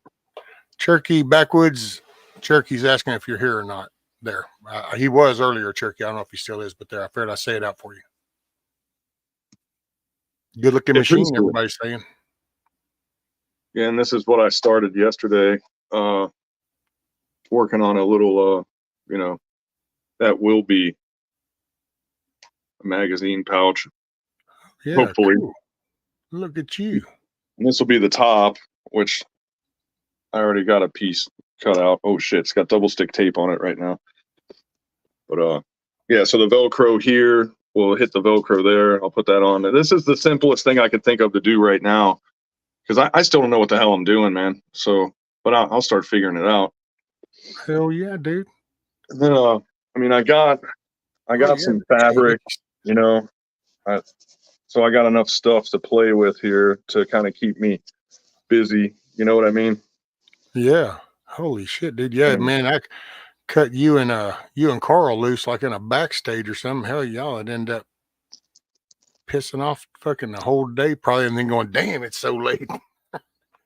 These are fabric grade materials that, as I'm looking for the heavy stuff and I find the light stuff, I can't pass it up. And look at this, man. This literally is the actual material. This is what the helmet covers were in Vietnam. Oh, that's the damn. It's the real deal. That's the real deal. But check this out. I got the World War II German version of the same thing. Damn. So when I want to start making things that are reversible, that's where these are going to come out. So these things are going to sit here. They're not cheap, you know. I might get more of this though, because that's a pretty doable pattern, you know. Dude, that's pretty cool as shit. Hadn't seen that pattern in forever. Yeah, it used to be like whenever you bought a helmet at the surplus store, like that cover was just on it, you know. That's it. But yeah, you know, go figure. And I got some kind of wild stuff. Some of this stuff I don't know if it's gonna be thick enough or not, but like this is that Yukon stuff. That's some like think mountainous terrain, you know. This is a newer pattern. A lot of people are making mountain patterns, which is kind of making me wonder about the next war, you know. Well, yeah. But this stuff down here works really good, man. It's called Badlands by Pencott. And is that kind of digital? I think it might be, but because you know, if you get all up in there, you can see it is somewhat pixelated. Like right there is a really good example. Yeah. Wait, yeah, this guy. You can see the dots in there, but this brown with this green. In Florida, you would think that green is the way to go, but because it never has a winter and because it never has it does have a winter, but like there's a lot of dead vegetation down at the bottom. Everything is brown like this, you know? See, that would have been the good reverse though, because see that little bit of faint white that they've got in that pattern? If they had that on the reverse side, then like on a winter, a snow thing, you could have flipped that then and been more white. And by the way, so real quick, so G Monana, he was, as far as on the machine, it's a mag case that he's been working on. And yeah, I'm just trying to do easy stuff right now. He's just learning it right now. Eventually what I want to do is something like this, where this this by itself. Oh yeah, check that out. I like that. But not a fan. put your magazines in there. It's got clips. I bet all the guys in the office get a kick out of that one. So here you can attach things to, because there's Velcro under this. You know, this is just a cover for Velcro, so you can add things to it. And eventually it turns into something like this setup here. So like this is a belt setup where, you know, you got canteen pouches and your mag pouches, and this is kind of like what this eventually will look like. Oh. So what I'm making is a singular version of this. I'm trying to get out of the shadow here. This still has tags on it because I'm kind of throwing the stuff together, but this is sort of what I'm making right now. But I'm making a single one of these instead of a double, you know? Got you. Yeah. But yeah, if you see here, this was that piece that I showed before. And then Velcroed to the sides are these pieces that you can expand or contract. And here's another Velcro piece that goes on the bottom. And if you look, there's your Velcro and there's all that stuff stuck to it. And then when you put your straps on, you got yourself a little system there. Hell yeah, dude. I'm trying to make a easy version of this. Because I'm thinking on the sides, if I do this right, without all this, this is for holding a tourniquet, but I'm thinking just the shears. I should be able to put shears on the side of one of these. And that's the next engineering that I'm going to try to do is that, you know, I'm going to try to get. I think shears ought to be sideways or upside down, because it just makes for faster deployment under that use. You can either slide it out, you know, she style sideways, or coming from the bottom, hitting your thumb on the strap and coming out the bottom. And I agree, but if you think of a guy who's not a medic, who's crawling through the dirt and all that other stuff, I'm going to try to have gravity be on our side instead of against us. So I'm thinking it might end up like this, you know? See, but you know what? I'm going to point out you'd be better off upside down, simply because even with the dynamics of like crawling, like you're having to crawl down through the brush or something, then you don't have the handles going against you. You'll be actually just flowing over the top of the handles. Right. But what I'm trying to prevent is like when you need your shears, you look down and they're gone and you realize that you lost them like 12 miles ago and they're just like sitting in a mud puddle somewhere, you know? Well, why would you lose them? Are you going to make some kind of weak fastener for them or something? Is that what you're saying? Yeah. All it needs is a piece of Velcro, you know? Oh. Well, see, I figured you'd go through like the outside finger hole and then you'd either do a snap or you could, I don't trust Velcro per se, but. Well, how I used to keep shears a lot of times is like when you mount on your plate carrier, when you mount like a mag shingle, like a 3 to 6 magazine piece on the front of your vest, you know, there's spots where the straps go, and then there's spaces where they don't. And on the space where they don't, you can wiggle your shears in there and you just stick them into the empty loops, and the pressure from the magazine plate pushing against the vest from being laced in, that pressure just kind of keeps it there. That's enough to keep a pair of shears. They don't really weigh anything, you know, but you know, between gravity and the pressure of the squeeze and all that stuff. But I'm not going to have that squeeze if I put it on the side.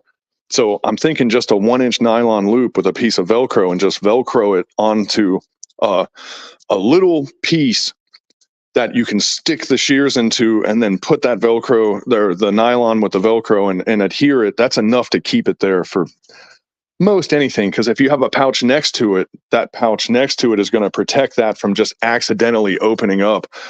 But is it going to be enough to stop it from falling out if it was upside down? I don't know. I mean, I could try one like that, but like I'm going to try it right side up first and see how it works, and then I'll try doing it upside down, you know? Yeah. Hey, Backwoods says when I met Bug out a few weeks ago, he was at a burger joint. He opened his wallet and he had a Fed badge. He didn't know I saw it, just saying. Of course, then Rabbit asked him if it looked like his, and he said, yeah. So we laughed. Anybody that knows taxpayer money to pay for our food. anybody that knows my wife knows that I haven't had a wallet in a long time. Mine usually stays in the drawer, and if we go somewhere, then I stick it in the glove box. I don't carry it, dude. I haven't carried a wallet in, well, technically, one time within 30 years, as far as in my pocket while I'm going to actually do something, not like go to an event or something, but like work or whatever. Oh yeah, one time in 30 years, and the one time that I did, I actually fell and I landed on that wallet, and it was like, yeah, this is nope, won't happen again. I was right. Well, I keep a little card holder, a little leather card holder, and it's funny because a dude I know, and I don't even know him. It was like there was a little crew of people that worked together at this factory, and it was like 2004 or something, 2005, let's say, and I got a job at this factory, and there was like 4 or 6 of us, and we were like a team, and we just went in there and we knocked it out. We set all these records there. It was pretty easy. It was an Avon factory, believe it or not. They made all the makeup and all that other bullshit, and but when there would be holidays, because like they'd pay you double time to work on holidays, which meant if you were poor that you're working every holiday, obviously. But we would meet at like a Perkins or something after work, and we would do like a little gift exchange and stuff. And this dude got me from way back then. He got me this little mini card holder, little leather wallet, and he got it at the Renaissance Festival. So it had a dragon like stamped into it, and that dragon's long gone. It got sweat and pressured out like ages ago. You can't even see that was there, but I still have the same. If I ever ran into that guy, I would show it to him and he'd probably shit his pants. I'm using the same thing after all this time. That thing's been all over the world. It's been like, like go figure, man. Hey, Eric actually had a pretty good idea with those shears. He said, tell Bushido that a strong magnet sewn into the material would help hold the shears in one upside down. Ooh. You could put like a magnet at the tip. That is a good idea. And if you put it on the inside and the back, a little ways from the tip, well, when you stuck it in, you wouldn't have the resistance once you broke free. So that'd be doing it. But once it went in, it'd almost be like a clicking sheath because it would go click. Hang on. Hold on a second. Where the hell is this thing? Okay, right here. Let me see if these shears have it. Yeah. Okay. So you see that? Oh, hold on, going full screen. Bam. Yep. That piece, that little knob. Yep. If you had the magnet like here, you could put it in this way and it would click and the magnet would actually stop it from falling. See? Yeah, because it'd be holding it against it, and then that would be the stop. And then you could just pull it out. Boom. Yeah, I'd have faster deployment. I know that I can. There was somebody it's like, man, especially if you got like bunker gear, which I know it's not the same as what you're talking about. Like bunker gear, it's, dude, you're just, I don't know.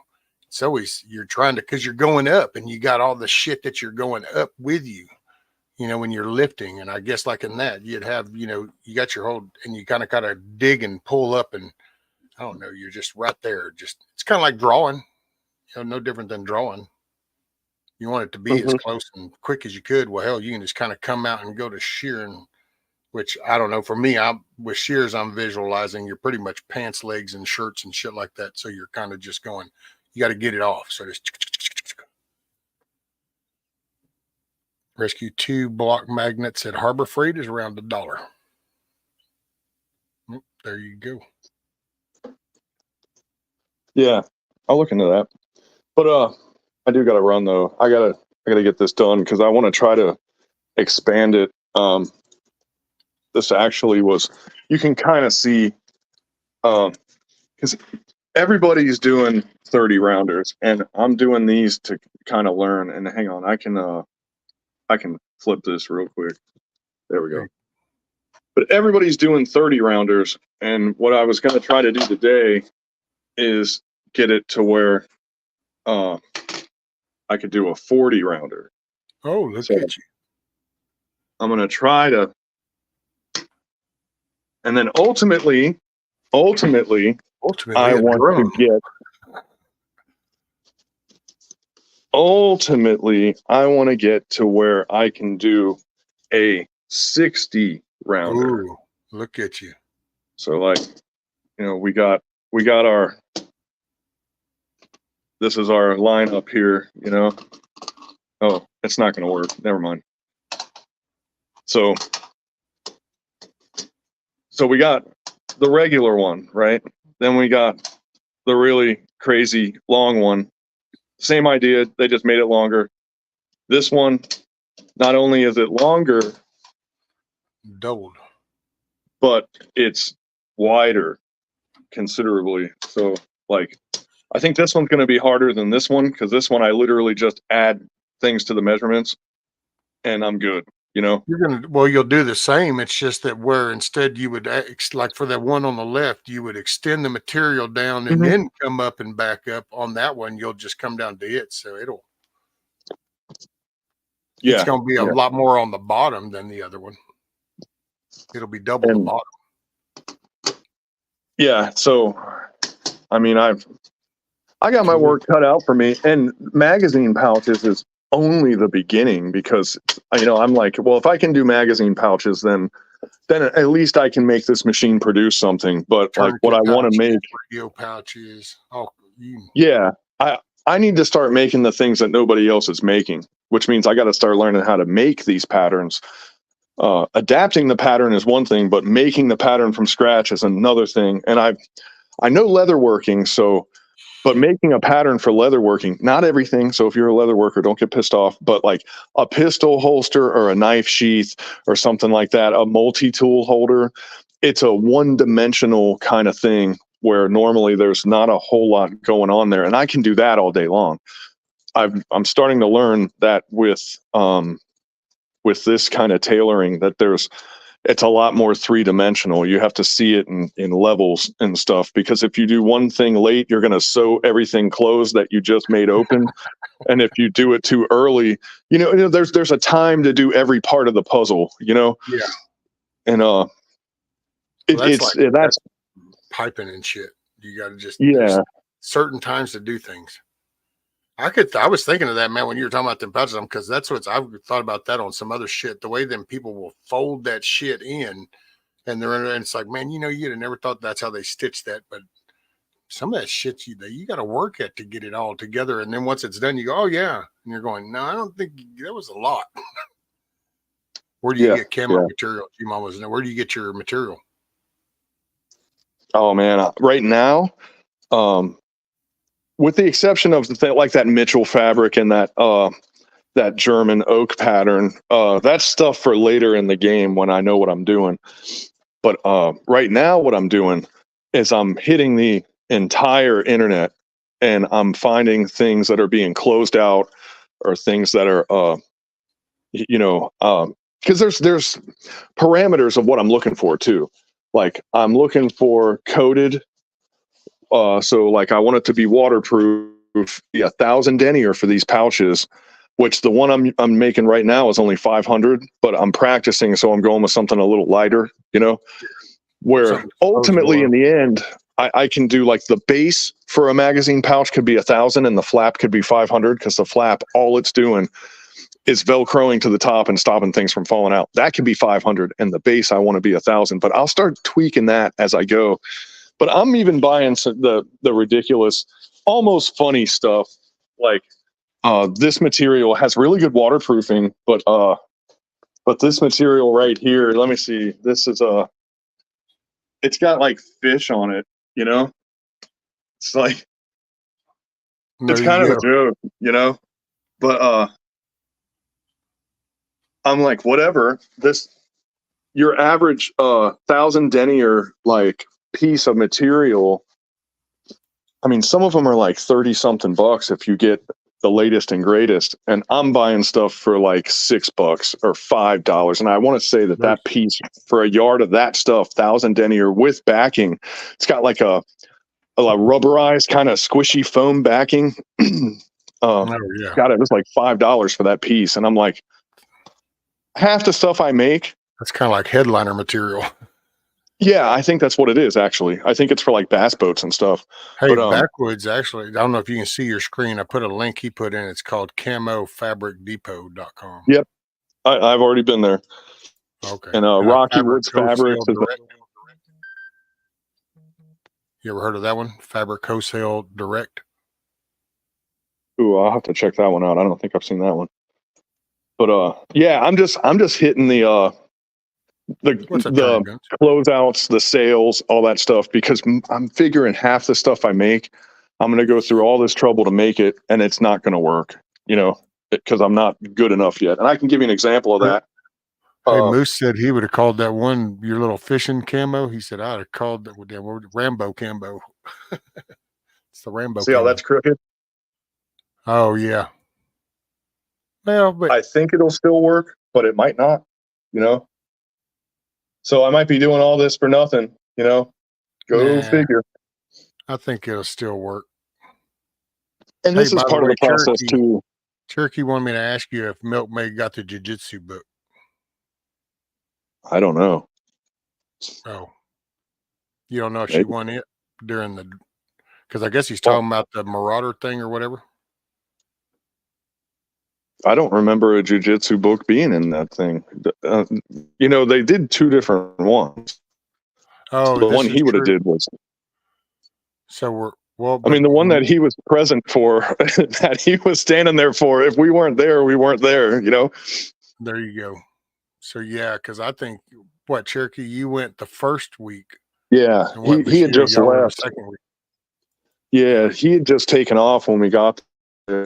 I guess there was a cabin that he was staying in, and they were cleaning it out. And actually, a bunch of that stuff they just brought over to us and said, "Here, put this in your refrigerator," which was funny because when we got there, we had just gotten there, and in fact, nobody was even there yet. It was me, Crocs, and KP, right? And they were like, "Well, we're gonna go to the store and buy some stuff." And I said, "Hang on, man. Why don't you wait? Let's wait till everybody gets here, and let's see how this plays out first. Let's wait because maybe they got something they want to get to." And they went, "Well, but we got time right now, so we're gonna run there right now." And I went, "All right. Well, I brought enough food. We probably brought enough stuff that if we had to quote unquote survive, we had more than enough stuff, unless you count beer, because obviously you run beer and you just seem to run out of it kind of easy. But we also ran out of water because I had a big case of water. And when we looked at the space in the truck, KP was like, "Well, I got a case of water." And then we never, somehow when everybody was going left and right and the other, no one thought to get more water. And on the last day, we ran out of water. And I was like, wow, I've never ran out of water in my life, but it happened this time. So, lessons learned, whatever. But yeah. Oh, by the way, Eric Steel and Tree says that he says, "Tell Bushido I have some woodland and digital material for sale if he's interested." No shit. So I could hit him up for that. Is it I can work with 500D, but I'm really looking for 1000D. If it's that, yeah. Do you know what you hear that, Eric? And if you want, Eric, I can message him your email, so that way then he can email you if you want. So is it 1,000? And then do you want me to send him your email? Yeah, that's you going, Red? I'm okay with that. Yeah, I'm kind of slowly stacking this stuff up, and the pattern, while if I make something, I want it to be something useful, but I'm not as worried about pattern right now because the stuff I'm making right now, I can't really sell. This thing that I'm making, the lines aren't straight. It looked like somebody was having a sneezing fit when they ran the machine. I'm kind of afraid of this machine. It is so powerful that it's probably not the best machine to start on, Can't you slow your feed down that it pulls your material through? It's as slow as it can go. And I just flicked the switch once when I was doing straightaways. Oh man, I'll show you because it's got a separate servo that powers it. It's belt driven. And let me get down here and I'll show you. What's up, Mad Shed? Greetings from the Erie Coast. All right, so this knob goes all the way to 3,450 I don't know, stitches per minute. I keep calling it rounds per minute, but it's not a machine gun. And I keep it set at 350. It literally can go 3,000 more than what I have it set for right now. Damn. And when the next setting over is 660, and I'm afraid of 660, but it can do 3,450. And I might not always be afraid of that, as I get a little more confident. But today, right now, 660 stitches per minute has got me biting my fingernails going, oh my God, like I can't hold on to it. It's like, okay, well, let me ask you this. Why don't you just take you some of that, like that fishing shit that, you really don't see a use for, but just sit there and take like, I don't know, a 2-foot wide section and cut it into like, little 3-inch strips, and then just literally do straights until you it's like, okay, yeah. And then just kind of maybe take a little bit bigger and start sewing those together, because you can just keep stitching this little shit that you keep practicing on together. It ain't got to equate to nothing. Hell, just throw it in the burn pile when you're done. But it's kind of like having free ammo and just going, look, just point in that direction and just start pointing pull the trigger and just get a feel for that. And you can just kind of go, okay, I don't have to worry about shit. That is exactly what a magazine pouch is. And the reason why I kind of settled on these magazine pouches is because when I have a yard of fabric, I'm like, I can get X amount of attempts out of this with a yard, where like if I tried to make a chest rig is a yard of fabric, So that 1 yard that I take, I can get this many out of it, and I can fail this many times, because out of that yard of fabric right now, if I can get one that works out of 6 or 7 tries, I'm going to be like, okay, I'm happy with that. Like, you're not going to catch this guy complaining. You know what I mean? Well, and it's looking like this. To just keep your fingers out of the way, because needles can break and fly. Oh yeah, and it's got a little wire finger blocker on it that if this thing is strong enough that if it went into your finger, it would go through the bone and everything. It's like one of those. It's the 8700H. It's heavy. It's for like. Oh, I'm sure you could probably stitch like 3 layers of leather together. Yeah, it's 4 leather also. So. Damn. Yeah. And that's Carl's gonna trip out when he sees it. Now watch, he'll probably come back to. I have to tell him, going, hey, you're gonna need to go back to around the 5-hour mark and watch the last part. Bushido gets up there and shows the machine. He'll be like, oh.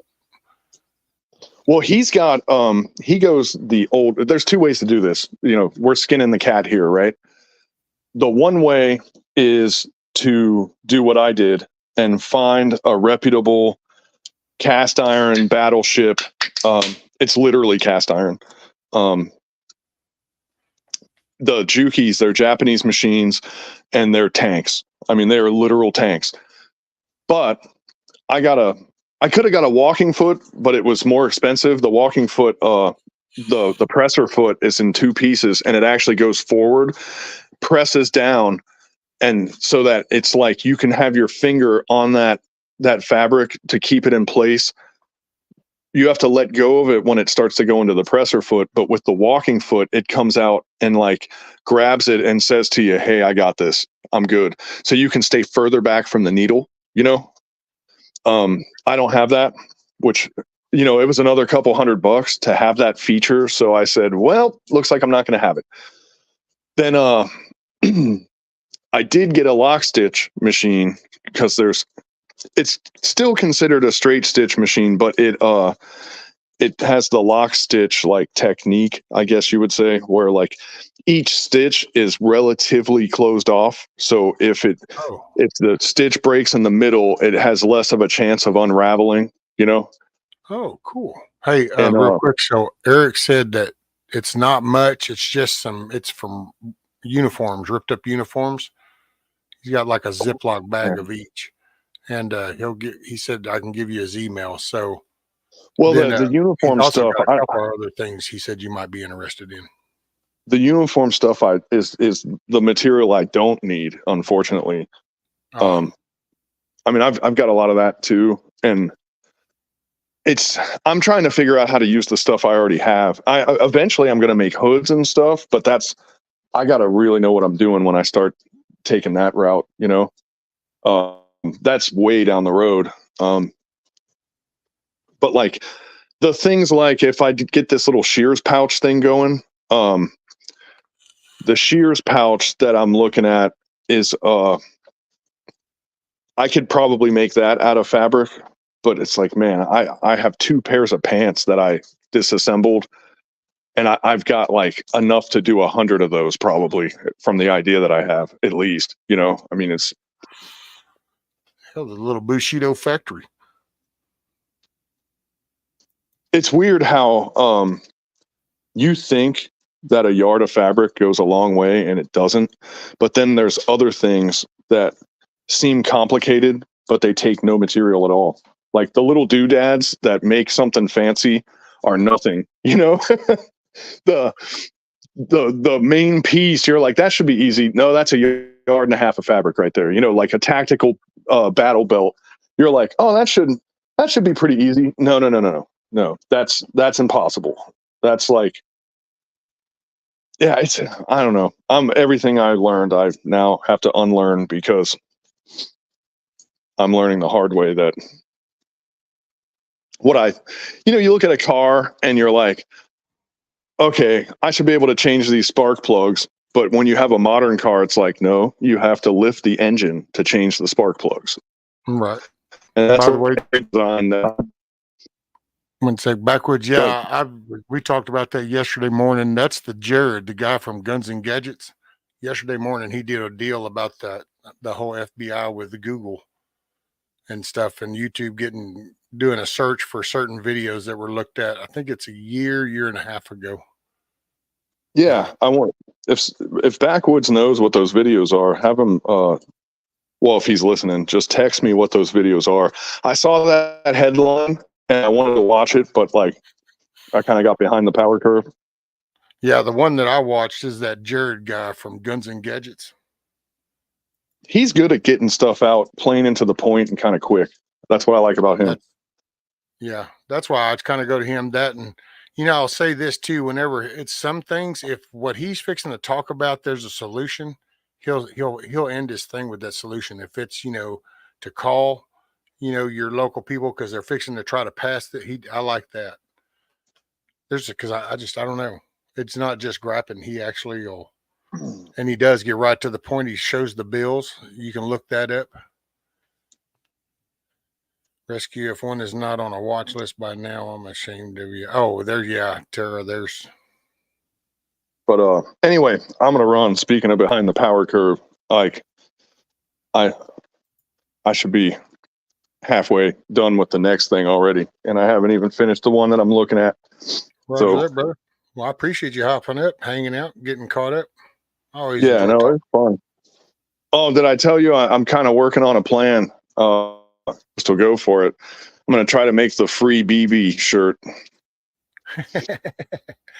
There you go. I'm going to make the free BB shirt because, like, this is before I go. I'll just leave this for everybody to think about. My dad died when I was really young, and like I kind of grew up without a father, and then I met Rescue and he took me under his wing, and I was like, he's that father figure. And then he got a rooster and named him after me. And I was like, oh man. And then he dropped the kid off at the orphanage. And I was like, what have you done to me? It's okay. The damage. You can't fix that kind of damage, man. You can't fix that, Sure I can. You just throw a harness on you and stake you out in the yard. Yeah. He's like being chained down and abused and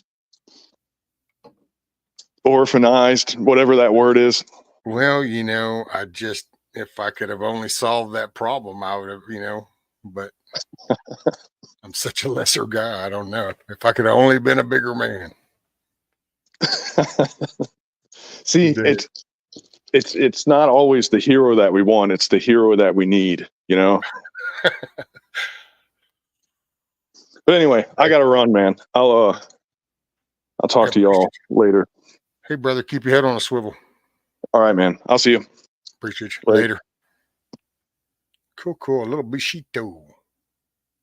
Right, Bug Out. If you're not on a watch list, you're not doing freedom correctly. Yeah, apparently you have not voiced an opinion or anything. It's kind of almost damn near impossible to not be on a list. Oh. Well, shit, that was a flip around. That was pretty cool. I always like hearing from him, man. It's talking with Bushido is pretty cool. He's an interesting guy. He's been around, done a lot of shit.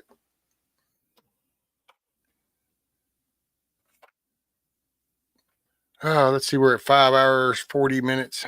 So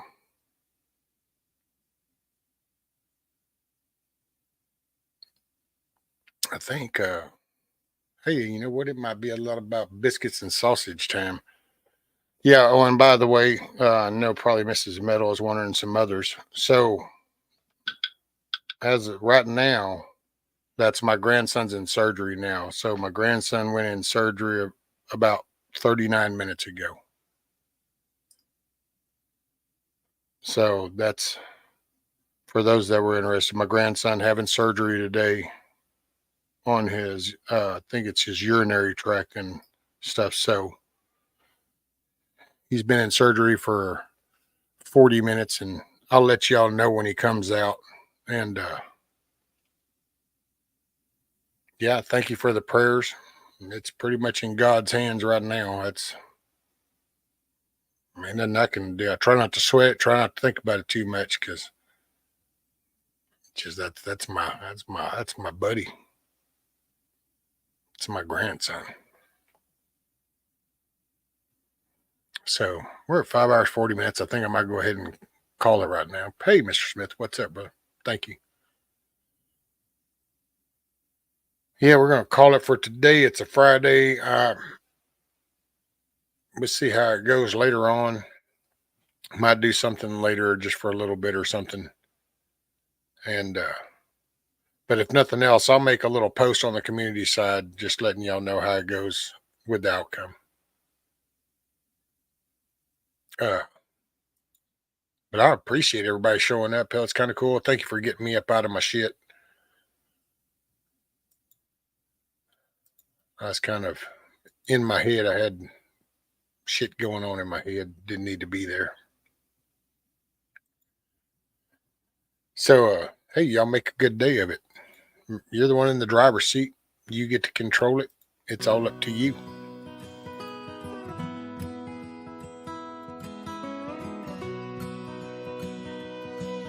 Head on a swivel. If you go to the store, pick up something extra. Try to help somebody smile today. Hey, it's Friday. Whoop, whoop. Happy Easter to those that celebrate. Peace, everybody. I ain't here tomorrow. If the good Lord says it's my time to go, I don't see that morning sunset. There's some things I need for you to know. The truck is yours if you want it. It'll run forever if you treat it right. When you think of me on some back road, that's because I'm right there by your side.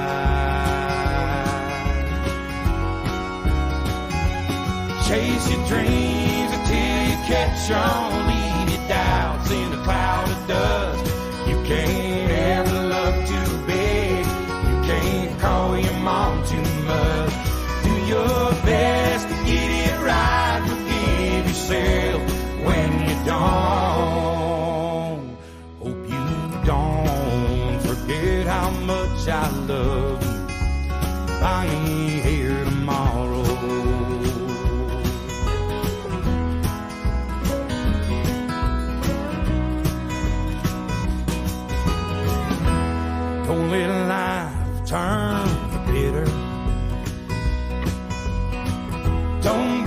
ashamed about your head. Take it easy on the liquor.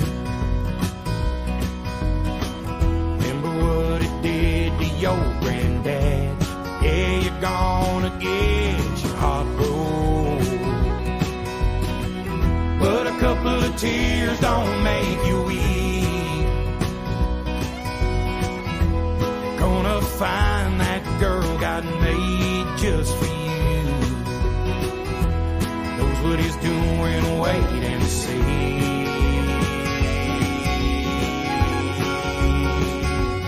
Chase your dreams until you catch on. Leave your doubts in a cloud of dust. You can't ever love too big. You can't call your mom too much. Do your best to get it right. Forgive yourself when you don't. Hope you don't forget how much I love you. I ain't here tomorrow. Yeah, don't feel something extra. Well, still have to do the work. Be an example. Oh, solution. Appreciate y'all. Enjoy your day.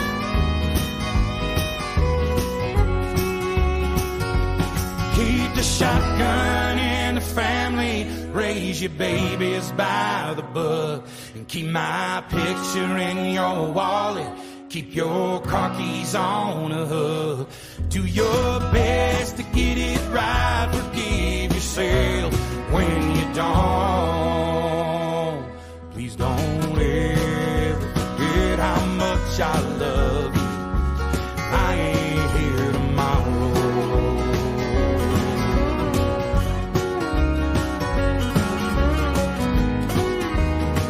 Hey, you make today a good day. I'll remember to pick you're in the driver's seat. You get right now. Don't let the day own you. You own the day. Roger that. Hey. Be a victor, not a victim. Peace.